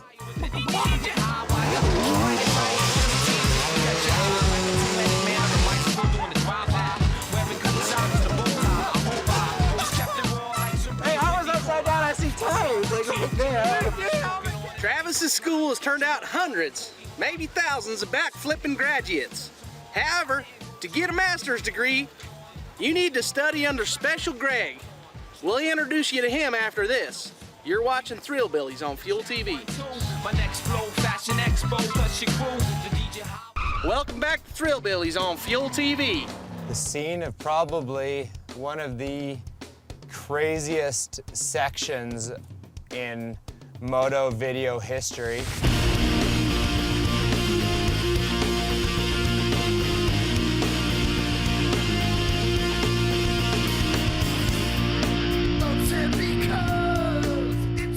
Nitro 2, the flips and whips and trains through the 10-pack. And he starts just bringing this collage of people together to come ride at Ojo's facility. So I'm thinking, all right, so he's got all these riders here. Let's put a shoot together and make it work, just using what was there. So we kind of orchestrate and build this little track out of it. And, you know, we rented a helicopter, and it was just it kind of happened. Upset because it's too late for you now. You know, we actually thought it through a little bit, but to get it all the timing right and get everybody in there, I mean, it worked out a lot better than we thought it was going to. I mean, I thought, let's just get people going all different directions, it'll look neat. But then after you see the footage, I mean, and everybody just looks like they're going to hit and come at each other, and that was a beautiful, it turned out to be a pleasant surprise because we're all concerned, and you know, it's pretty hard to get anybody hurt because nobody was actually coming at each other.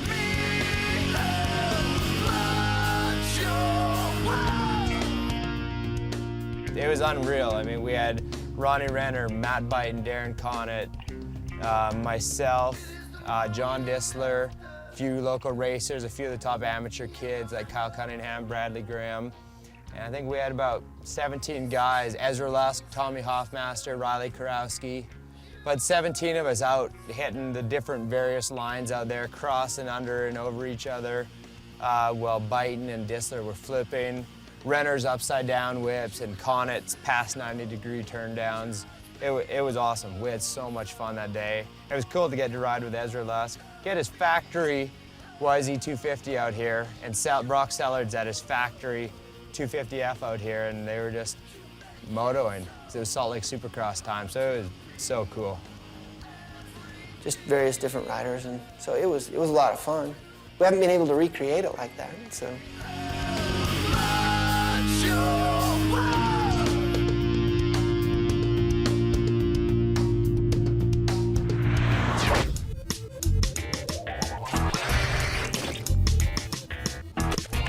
Special is special. He can do things in the air and just his comfort level and you know how he slows down time to kind of make things work. I mean, he's still yet to break a bone. He couldn't ride a motorcycle. We had to jump start him. He does a backflip. You know, his fourth try. His first try, he loops out. Second try, you know, horrible. He didn't even try the jump before because he knew he wouldn't make it, so he tries a flip over it. He was the fourth person in the world to ever land a backflip, and he had no motorcycle experience at all. I mean, he gainers off of a bridge that two people have died off of, you know, falling. And he does this at night, you know, first time. Just, hey, see you guys. He's a phenom, basically. I mean, the stuff he does on the tramp bike, I don't know if you've seen, but backflip, 360, seat grab, get back on, kick flip, little daffy in there maybe, who knows? I mean, the guy he goes off, he really does. He's crazy, but you stick him on a street bike or a dirt bike or whatever, I mean, no skills, zero. Indestructible, tough as nails, and has more talent than the entire rest of the Nitro Circus combined. But we won't let him ride a motorcycle so he doesn't kill himself. So his talents never really get to shine other than in a Nitro Circus video. BMX bike, trampoline, boxing, jumping off a high dive, you name it, and the guy's got talent, and it's unbelievable. I mean, special says it all. He's special in every way. He's completely insane. He's almost not human. He's kind of a mixture between Randy Couture, Gumby, and Greg Louganis. I mean, he's got it all. And not to mention the smashing good looks and healthy physique. I mean, Special Greg he's all over the place. He's not a triple threat. He's like a whatever 6-time threat would be. He's talented, he's athletic, he's completely insane. I don't think his elevator goes all the way to the top floor though. I just hit a rock or something, and my face hit the bottom of this creek. The guy's retarded, but I don't think I'd go in the ring with him again, especially since he's put on about 20 pounds since the last time we met. I really, honestly, I've never seen a human being take more punishment than that guy and not get hurt. He knows how to fall and bounce off things and twist things and get away with it. I mean, he snapped his ankle once on the tramp. I think that's all the injuries he's had, but he just knows how to crash. Well, I think it's in the Pastrana blood.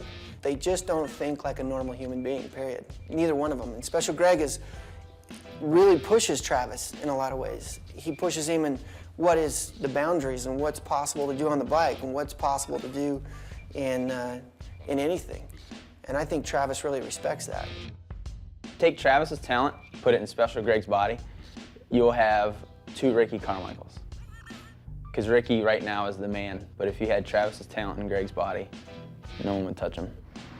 When he first moved here, if you had anything you wanted to try, anything, if Jim wouldn't try it, if Travis wouldn't try it, Tommy basically couldn't try things back then. He was 60 pounds heavier back then, but you called Greg, try this.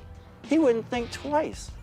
Greg's funny because he really thinks outside the box. I mean, he's probably not the brightest kid in the world, but when it comes to anything that has to do with physics, as far as how to make your body work or how to, figure out a trick or whatnot, I'll be working on a trick for a month, and he'll come, and he, barely like launch off sideways and missing the foam pit, and he'll still pull the trick like his first try and be like, oh yeah, well, here's what you have to do. So for me, Greg has been extremely influential on everything with as far as the tricks and the progression of what I can do, and he doesn't do it for any other reason but for himself. He doesn't care if the cameras are on. It was just so hard about filming him because, if someone's not there with the camera and you're not ready when he's ready, Greg just goes. He's, ADHD to its fullest potential, but he can't bicycle. He can't do anything like that. But once he's in the air, it doesn't matter what's going wrong. He figures it out. He's more comfortable upside down than he is walking. He's amazing. I like hanging out with the guy. And you know why we call him Special Greg, because when you first talk to him, he's a little slow. So you think he's not quite that bright, but that's the thing about all of them. They act like they're stupid, but they kind of are stupid. But they are smarter than they sound, or they look. Howdy, partners. What you're about to see are real live Thrillbillies, performing all kinds of Thrillbilly stunts. These are trained professionals, and they've practiced real hard and taken all the necessary safety precautions so that no one gets hurt. Bottom line, don't be a doggone fool and try any of this stuff on your own. Remember, safety first.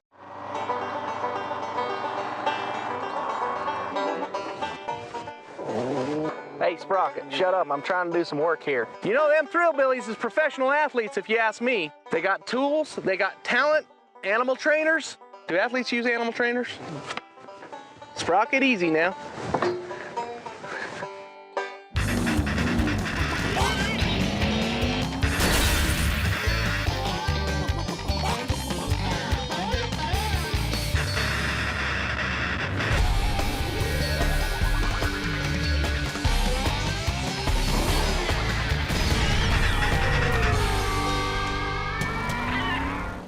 So this week on Thrillbillies, we've got some huge jumps, if you know what I mean.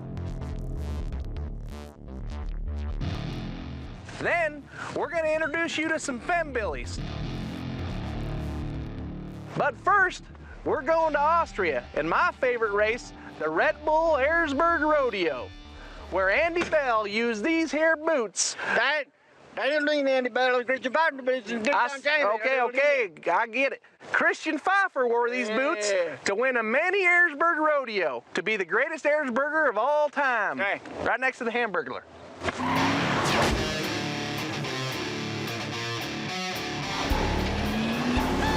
Erzberg is the most amazing race I think there really is in motorcycle racing, because it kind of combines all the endurance, talent. You just got to be completely insane to even race it. And it's a great race to go to every year because everybody's crazy, a good rider, and they think they can finish, but normally they don't. Erzberg is stuff that we would play on all day long. Really fun terrain, gnarly hills that, you know, to make it through a rock section, we'd play on it for a half an hour and then we'd go somewhere else. But in the Erzberg race, you're actually racing on it, so you've got that adrenaline trying to get you over it quickly. And you may spend 20 or 30 minutes getting through one rock section, turn the corner, and there's the next one. You're going, ah. That stupid race at Erzberg, you know, we keep going back there, and I'm not quite sure why. I do not like that race. It is so brutal and so ugly, and it just, there's nothing fun about it. And it's just the challenge, I guess, you know. We're all too competitive to just back off from it.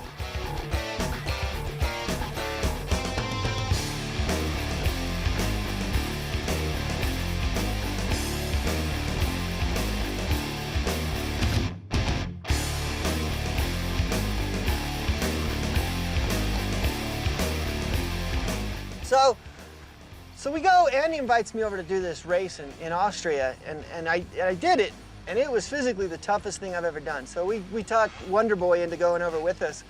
And he's going, it'll be easy. It's a hair scramble. I'll podium, third time. You guys are a bunch of wusses, no problem. You want to go to 5. That's just that. I'm just throwing it out there. I'm gonna get third. I'm gonna take your money. All right. Well, my bike blew up, and I met Travis in this one rock section at Erzberg. He was done. He was gonna quit. I says, "You quit, I will kill you, because you are the one that made all this noise. So full of You crap. made all this noise that you were gonna come over here and kick everybody's butt," and he was just like, "I'm done." Dude, I have never been stuck for so long in trees, in rocks. It was snowing outside, and I had no shirt on, my helmet's off. I'm laying on this rock that has ice on it, going, this feels so ridiculously awesome. And Godfrey comes walking over the hill. I'm like, dude, just let me be. I can die right here and I'll be happy. Just don't touch me, don't make me move. I was gonna finish, though. You were gonna quit right there. I would not have You quit. were like, I have "I'm never done. quit. I'm done. I can't do it anymore." I fell asleep for a few minutes. It's the first time. It's the only time. Fell I've asleep ever in the middle of a race. fell asleep in the middle of a race. And So- without a concussion. What happened to your back fender? I fell over once or 10 times. There's just never a break. You know, you get done with that race and your body is absolutely exhausted. You want to just go home and die. You know, you're worn plumb out after that.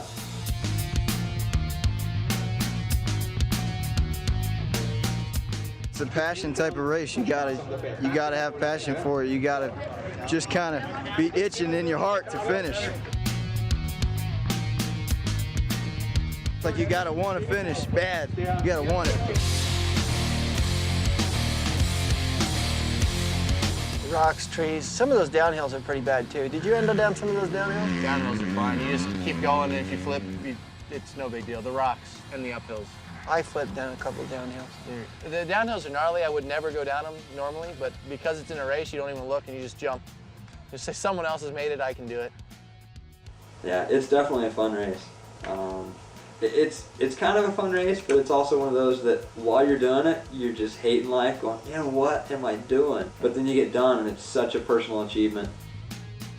It's kind of like running a marathon or something. And while you're doing it, I'm sure it's not fun, but after you finish, it's an incredible feeling. Erzberg is a hellacious race. It's probably the worst nightmare of my life, and I did it the first time because I thought I could do well, but I finished. So I did it the second time because I still thought I could do well, and I can't. It's the Europeans that have started this hard enduro type racing, And we just don't understand it yet. We'll get there, but we're not there now. I mean, we just can't even compete with them. But that race is absolutely ugly, brutal, demanding. Now we got to go back there again. We're out of shape. So I don't know. They're planning on us doing all kinds of crazy stuff, but I'm smarter than that. This is possibly the dumbest idea I've ever seen in my life, and coming from myself, that's pretty high on the list. I'm not going. I'm chicken. Chicken! Dang, Greg, come on! So I'm gonna stay right here and have a Red Bull and watch. We're gonna take a trip to the hospital, an Austrian hospital. I get talked into this. I don't know. I'm a little nervous about it. Be quiet, get his audio.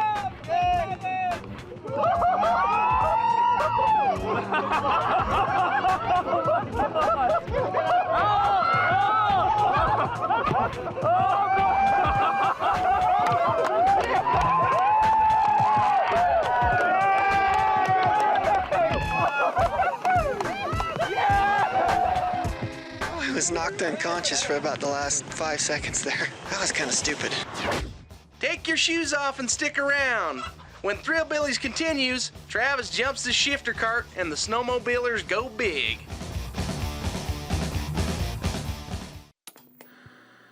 Many people are considered about the issue of global warming. I don't understand that because, as far as I can tell, the globe ain't really that warm. Now,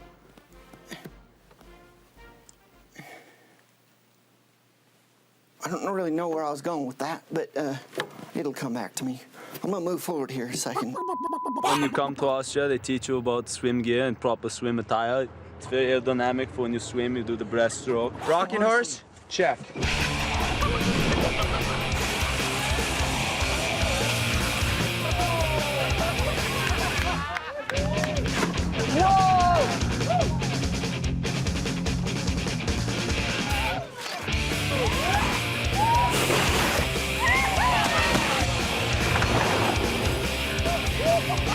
Barbie Jeep?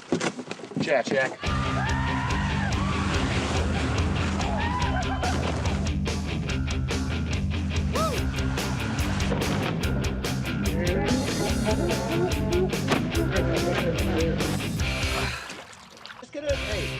These guys are well.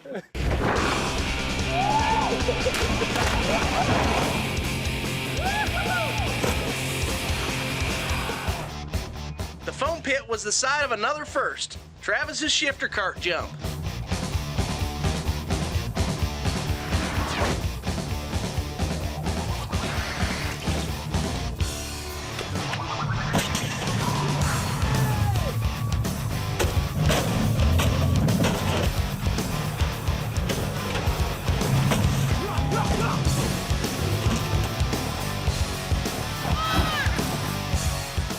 I think Danny Way came out to Travis's house and built the mega ramp takeoff into Travis's foam pit. Never used it. I don't know, he never showed back up or something like that. So this big gap was sitting there. I mean, it had to be 50 feet of pavement, 10-foot lip, 50 feet of pavement, and then foam pit. And it was just kind of sitting there begging someone to hit it on something. Well, as usual, Travis decides that hitting on the shifter cart's a good idea. And since the day before, I'd totally kicked it in Black Wednesday and done the 70-foot double in the Explorer and landed on Cowboy Kenny's station wagon off a tabletop. Travis was kind of mad, so he felt like he really needed to step up. You're gonna hit the jump. And he's like, well, just jump and land and down inside his car. I'm like, oh, you're man. And then the sucker goes and does it. This is crap. I was so worried for my little cowboy buddy right there. So I know he didn't want to do the shifter cart thing. He tried to find someone else to do it, but at the end, he knew that he had to step up or he was getting his butt beat in his own house, basically, in his own backyard, so. That it didn't really look like a big deal on the video, but launching a shifter cart off a ramp, when both the ends of the frame drag and you didn't know, if it was gonna catch on something or hook on the wood, 65 feet into a foam pit, not knowing if the cart was gonna flip over, it'd be really easy with that thing, 0 to 100 and back to 0 in under 10 seconds. Faster than a Ferrari, basically, to not overshoot the pit, and then while you're trying to modulate, to not undershoot the pit, and you can't get out of it. So once you're in, you know, if it were to endo, it would have been pretty much death. So I had to wait until Greg Godfrey actually left and then talked our lawyer, Jeremy, into, you know, basically letting me even try it. Trav, you feel good about this though, dude? Kind of. I mean, I wouldn't be doing it if I thought there was a good chance that I wouldn't land it, because this one, it's either you land fine or you're seriously going to the hospital. You think your chances of actually getting to the foam are good? I'm worried about over-jumping the damn pit. Bad idea. Bad idea. The shifter car jump was a bad idea. I did not want to see that happen. I was like, this is stupid, you guys are idiots. You know, whatever, they're not gonna listen to me. And how do you top a freaking shifter cart jumping a 65-foot gap into a foam pit? The way the shifter cart is, it's either no throttle or full throttle, so he pretty much had to guess where to punch it, and he could go too far, pull a Tommy. Go too short, and there's no way of bailing out of a shifter cart. You're pretty much along for the ride. We just, I guess, hope for the best. That's kind of what Travis does. I didn't want to watch it just because the shifter cart, it couldn't hook up on the wood. I thought there was no way that cart would hook up on the wood because it was like a slicker style wood for Danny Way to jump, and it's just like, it looked like it spun, and it didn't look like it would hook at all. And the problem is, it would spin on it looked like it was gonna spin on the flat, and as soon as we went to the transition, just scrape the whole way up. It's like you're gonna lose speed by spinning, and then you're gonna drag, and you're gonna lose even more speed. And he just, like, I think even Travis was a little nervous at that point, because he's like, Andy, you wanna jump it? And he's like, no, I don't know how to drive one.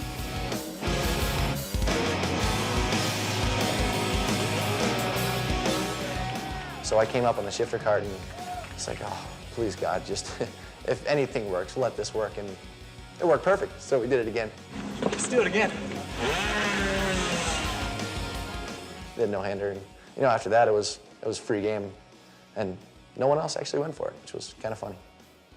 If you really think about it, that thing should have flexed and kind of bottomed out on the ramp, which really would have been ugly.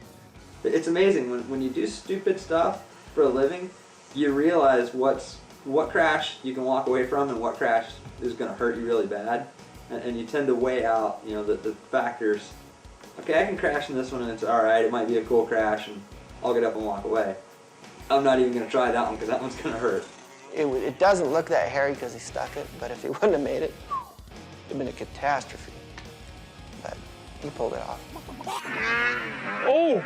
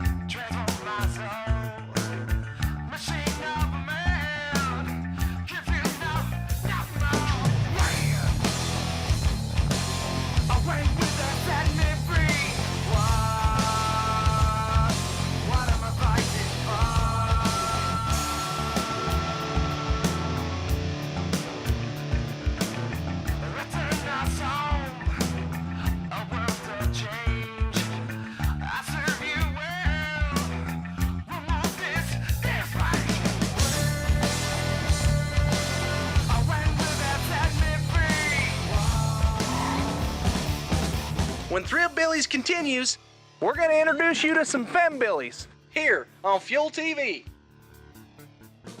I mean, at X Games, you know, I got this really cool bike. I throw a backflip bar spin. Andy goes, man, that was gay. Anybody could have done that. What? We made Andy suit up and he's going first. Well, honestly, this is the biggest turd I've ever ridden in my entire life, and even getting it to the ramp is a feat in itself. Hey, it's a $200,000 turd, but a $200,000 turd is still a turd in my books. I took fifth. So what happened on the gay trick? You couldn't even do the jump. I'm getting upset now.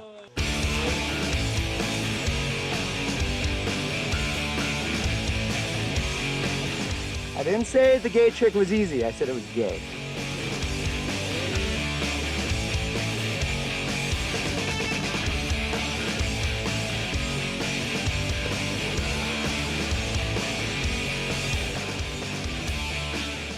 The gay trick is hard, which I never said it wasn't, but he should be able to do it because he flips all the time. I sit behind a desk and type emails. God.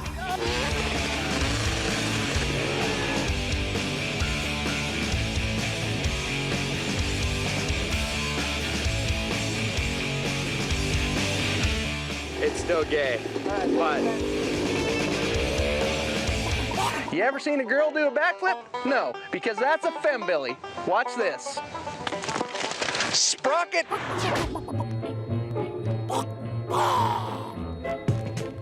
Since Travis pretty much taught every guy dirt biker how to backflip, he thought he'd move to the ladies. Day one, backflip training. How's it going so far? Not good. Can you do better than Sarah? All right, just throw my feet. Why did you have them practice doing backflips in this pool, Travis? Because they wore bathing suits. There was no real purpose to this. I'm sorry, girls. Thank you so much for the great entertainment. But I mean, was that not great? Two beautiful, riding, athletic motocross girls. I had to just prove that they were in my pool. Tara, she's tougher than a 10-ply tire. But look how tough Tara is. I mean, look at this. This is like a 15-foot gap to dirt. Thunk. And just gets right up. I'm gonna go get ready for my plane. I'll see you guys inside. All right, so we got Sarah Whitmore over here. First attempt, indoor foam pit. So when Travis couldn't talk these girls into starting the backflip training in bathing suits in the mud, they decided to move to the foam pit in the shop. Tara started out on a BMX bike when Sarah went right to the pit bike. So after the girls got things dialed in the little foam pit, they decided to move out to the big foam pit. It's a good one? Her form was exquisite. And out there, distances are further and the heights are higher, which makes the consequences a little more severe. Sarah's a little frustrated at the moment. And then Tara, who couldn't flip at all for 2 days, on the third day, like her last day there, she just started dialing in. Everyone thinks jumping into a foam pit is safe. But in reality, we all know that it really isn't. This is not ketchup. This is real blood. Oh, that sucks. Dude, there's a lot of blood. No, get me out of here. The girls definitely took their lumps. All right, what do you got to say, Dad? I'm saying it's a woman, and when you get a woman, you're gonna get results that a woman will give you, and it ain't gonna be on a big bike. By the end of the weekend, Tara was the one who pulled off the backflip, representing for the ladies. You didn't even look at that ramp. How do you feel? Now I'm nervous. My heart's pounding. I'm glad I didn't look at it first. Good job, Tara. Backflip was harder and easier than I thought, but it was fun. So 1 year later, Jolene shows up to flip the big bike. Terrible. She didn't even lean back. She got it! Oh! Why didn't I stay on it? You went too far I this got time. tired in the crotch. Well, at least it's rubber. It's safe.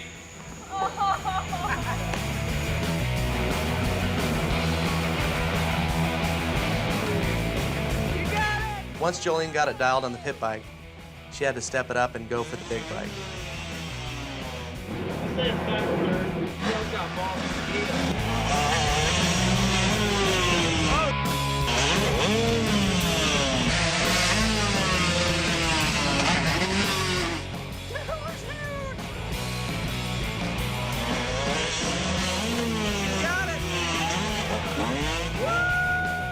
Jolene definitely made old man Pastrana eat his words when she landed the flip on the big bike.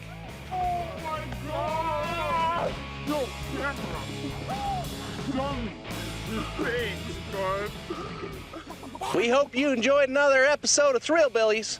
Next time, we're going to go to Spokane, Washington for a little jump we call Godzilla. We're also gonna go to Travis's place to show you how we like to cool off.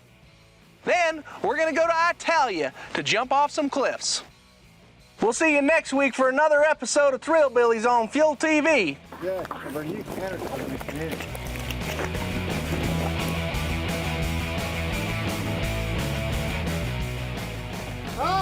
Hola! Hola!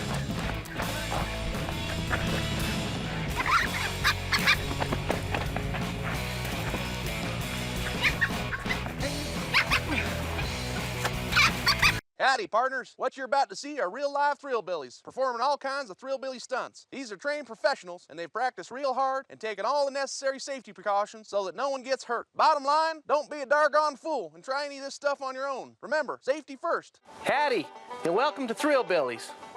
You know, there's a saying that says there's a first time for everything. Well, that gets thrown out the window when you start to doubt yourself.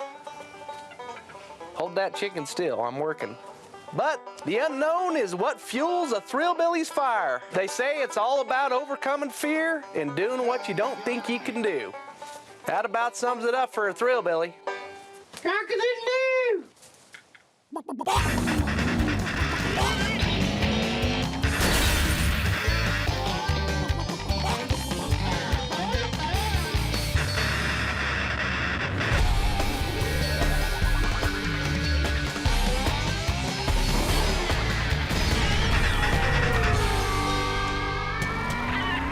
In this show, we got the Thrillbilly version of a slip and slide. Then we're gonna show you how Travis gets his kicks in the mountains of Italia. Italy. Oh, you suddenly smart? But first we're going to Washington to check out a little jump called Godzilla. The rest of the crew was there. Check this out. Sprocket, you really shouldn't be playing with that. Yeah, exactly. I'm supposed to talk about the fat flip, but I really don't know exactly what the fat flip is.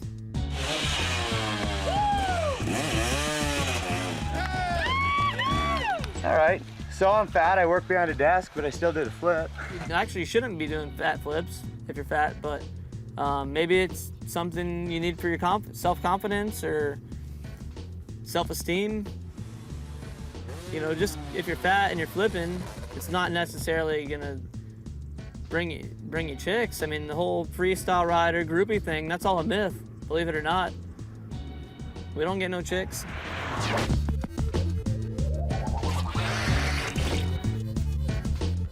Fat flip. I don't even know where that came from, but basically we had that jump set up for the double backflip. You know, he said, by the way, that's the perfect ramp to try to do a backflip for you or Greg or Andy Bell if you want to do it. So you got, he couldn't get away from his Pied Piper role of trying to talk other people into doing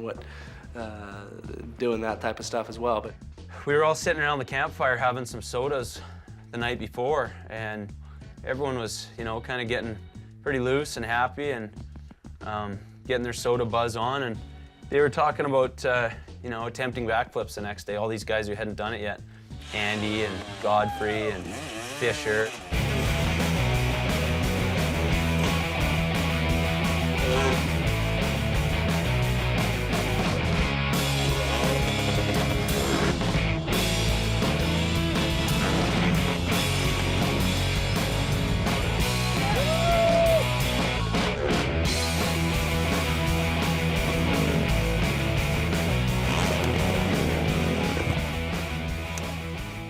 Potter, I don't know if he's even done one yet. Someone convinces Godfrey and I that we should flip. And as usual, we're pretty easy to talk into things. So Godfrey hucks it about 10 times. He finally lands it on the big 450. You just might be the oldest man to stick a backflip. How do you feel? Feel good because I just put down a couple of 21-year-olds. Old guy's still standing strong. Me and the hockey player. Yeah, I did a backflip. I'm proud to say that I'm a member of the Stroker Backflip Club. Thumper Flippers, we call ourselves. You know, I was standing in the background hoping I could get away without doing anything, and then someone calls me out. I think it was Potter, because he couldn't flip. And he says, well, can't make fun of me, because you haven't flipped yet. So I went and flipped, stuck my first one, Yeah, Potter. Potter, is that what you needed to see? Yeah, this is really bad. Potter's team manager, the film producer, the mechanic, and everyone else. I mean, some hobo in the woods flipped and Potter can't even do it.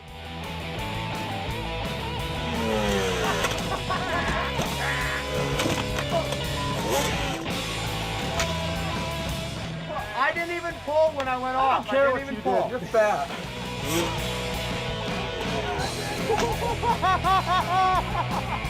Yeah!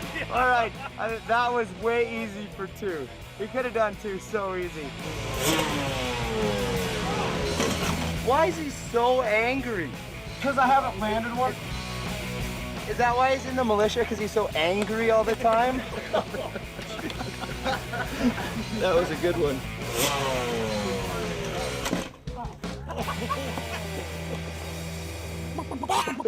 Quit laughing again. I was gonna power out of that one if I was still on.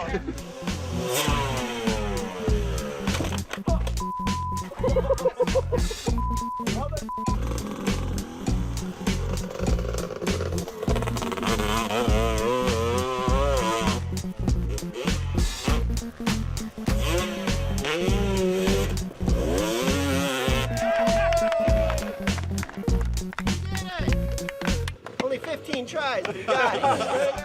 Then later the next day, TJ, Tenacious Jer, our long-haired lawyer, movie producer buddy, he decides that, you know, he's ridden a dirt bike for about 3-4 days now, total in his life, that he should be able to backflip a 450. Uh-oh, that's looking ugly. Oh! Well, it didn't turn out so pretty the first few times, I have to say. I think the exact quote was something like, Hey, wow! That's like Shamu the whale coming into the pond at SeaWorld. Oh! Come on, Jeremy, more speed, more speed. Don't worry about it, he's okay. Are you okay? it's pretty acrobatic, gymnastic, whatever you want to call it.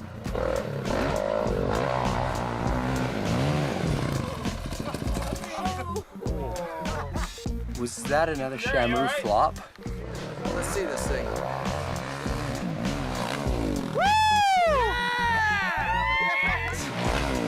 Less rotation.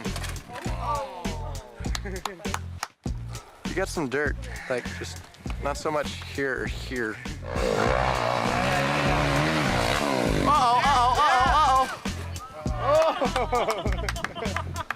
I made it over.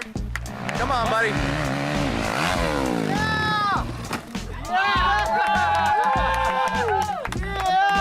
A little bit more, I know, just a bit more. You're almost there. Hey, that kind of hurt my...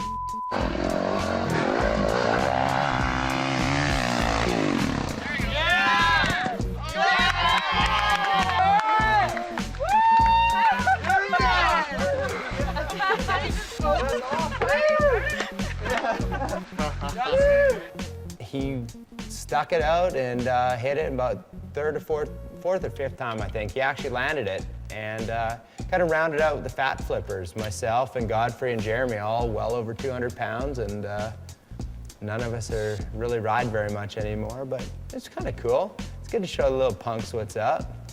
That's the beginning and the end of my freestyle career. Stick around. When Thrillbillies continues, we'll show you some freestyle from the Olsen compound and hit our homemade water slide. Welcome back to Thrillbillies.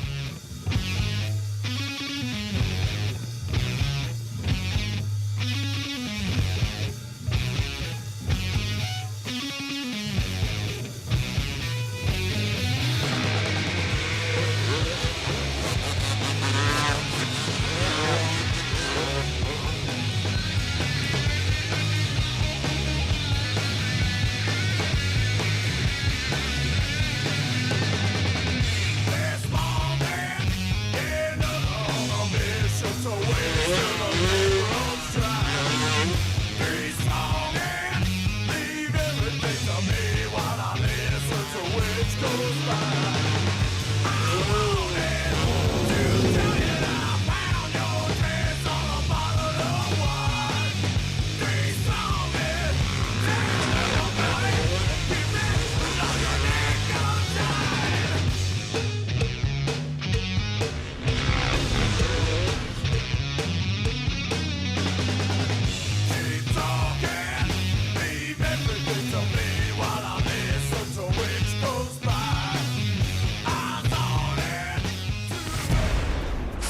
motocross continues to progress, and at places like the Olson compound, the gang has a lot to improvise with.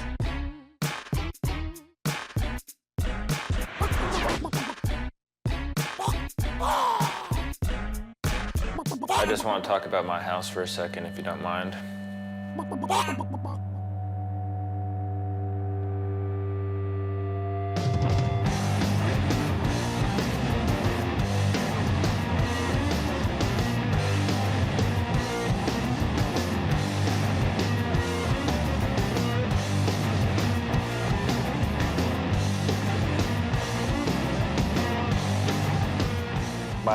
My backyard, aka the GVD compound, has been featured in a couple of the Nitro Circus videos.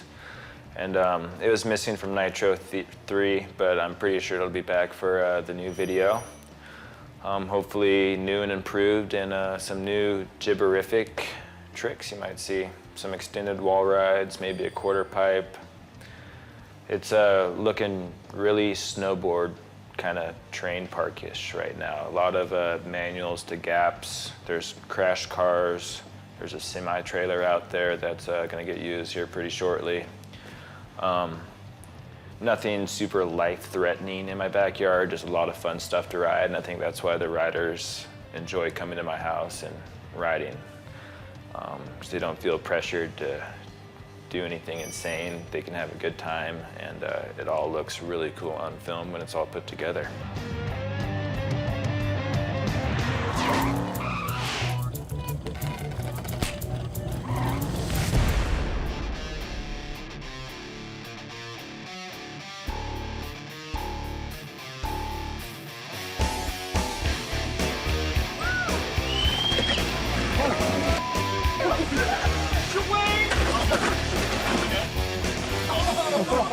Slip and bleed. I've actually never heard it called that, but that's classic Nitro Circus. Call me a wuss if you want. I backed out. Didn't do it. They were giving me a lot of crap that, you know, the neighbor girl next door was going down. Failed to mention she got knocked out completely.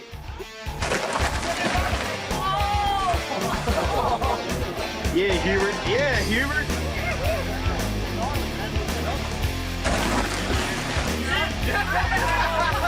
Gnarly. That was fast. Hey, adrenaline rush. I mean, awesome. Slip and bleed's not that bad. I don't know what those guys are. See, I think you just gotta have a little bit of weight, carry you down. I did it 3 times, no problem. But I knocked a couple people out. These poor girls, knocked them right out. There was 2 girls completely unconscious. Tommy got worked on it.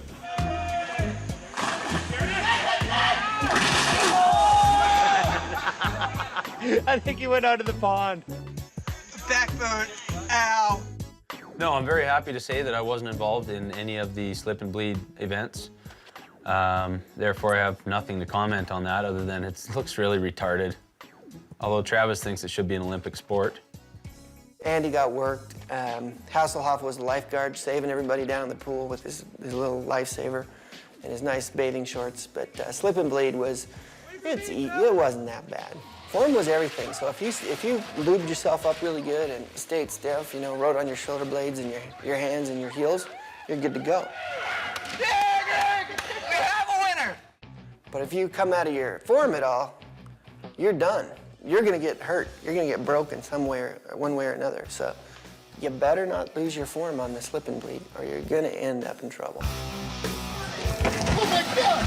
Oh, what the hell was that?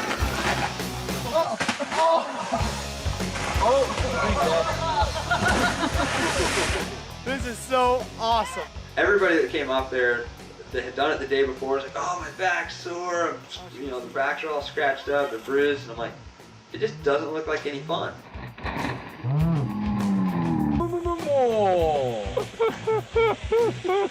Alright. We'll see you guys in the shop. Goes back to that fun to pain ratio. There's a lot of people hurting their back, getting bruised, and getting knocked out. And no fun. I'm like, no, I just didn't even do it. I'm here to just clear it up. I'm smart, not a puss. Because you don't see me in none of those slip and bleed slip and slide, whatever it is, reels. I don't do that because every time I watch it, it gets uglier and uglier. And what are they gonna say? Hey, Renner, come over, we got this new thing we're gonna show you. It's called the slip and bleed. Slip and bleed, yeah, count me in, I'm all over that. No, it's not gonna happen. Travis, I'll stick to my slip and slide I got in my backyard, kiss my butt, not slip and bleeding. We've seen Travis do the double backflip, jump his bike into the Grand Canyon, and launch his shifter cart into the foam pit. Coming up next on Thrillbillies, he base jumps in Italia. That's a good point, but let me make my piece here.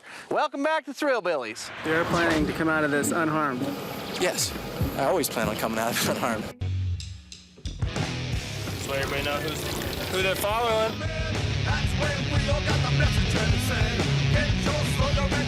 I'm just gonna hang out in the back and do Brodies.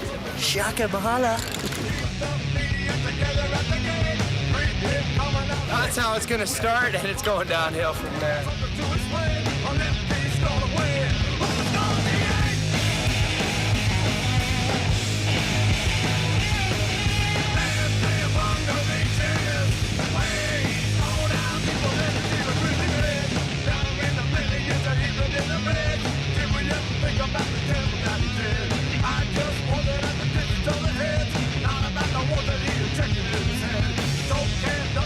Just run him into the water.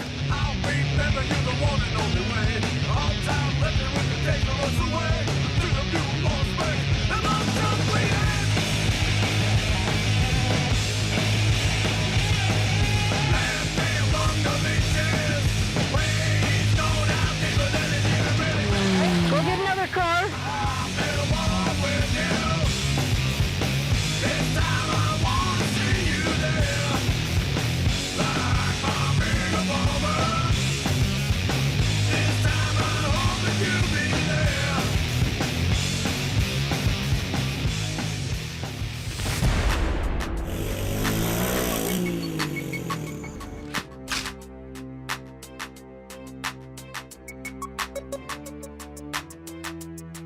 Says no right turn. Yeah, How you feeling about that? I think it's a lie. You think it worked out well then? Not the greatest. It'll be all right. What'd you do? Turned right. He shouldn't have ever turned right.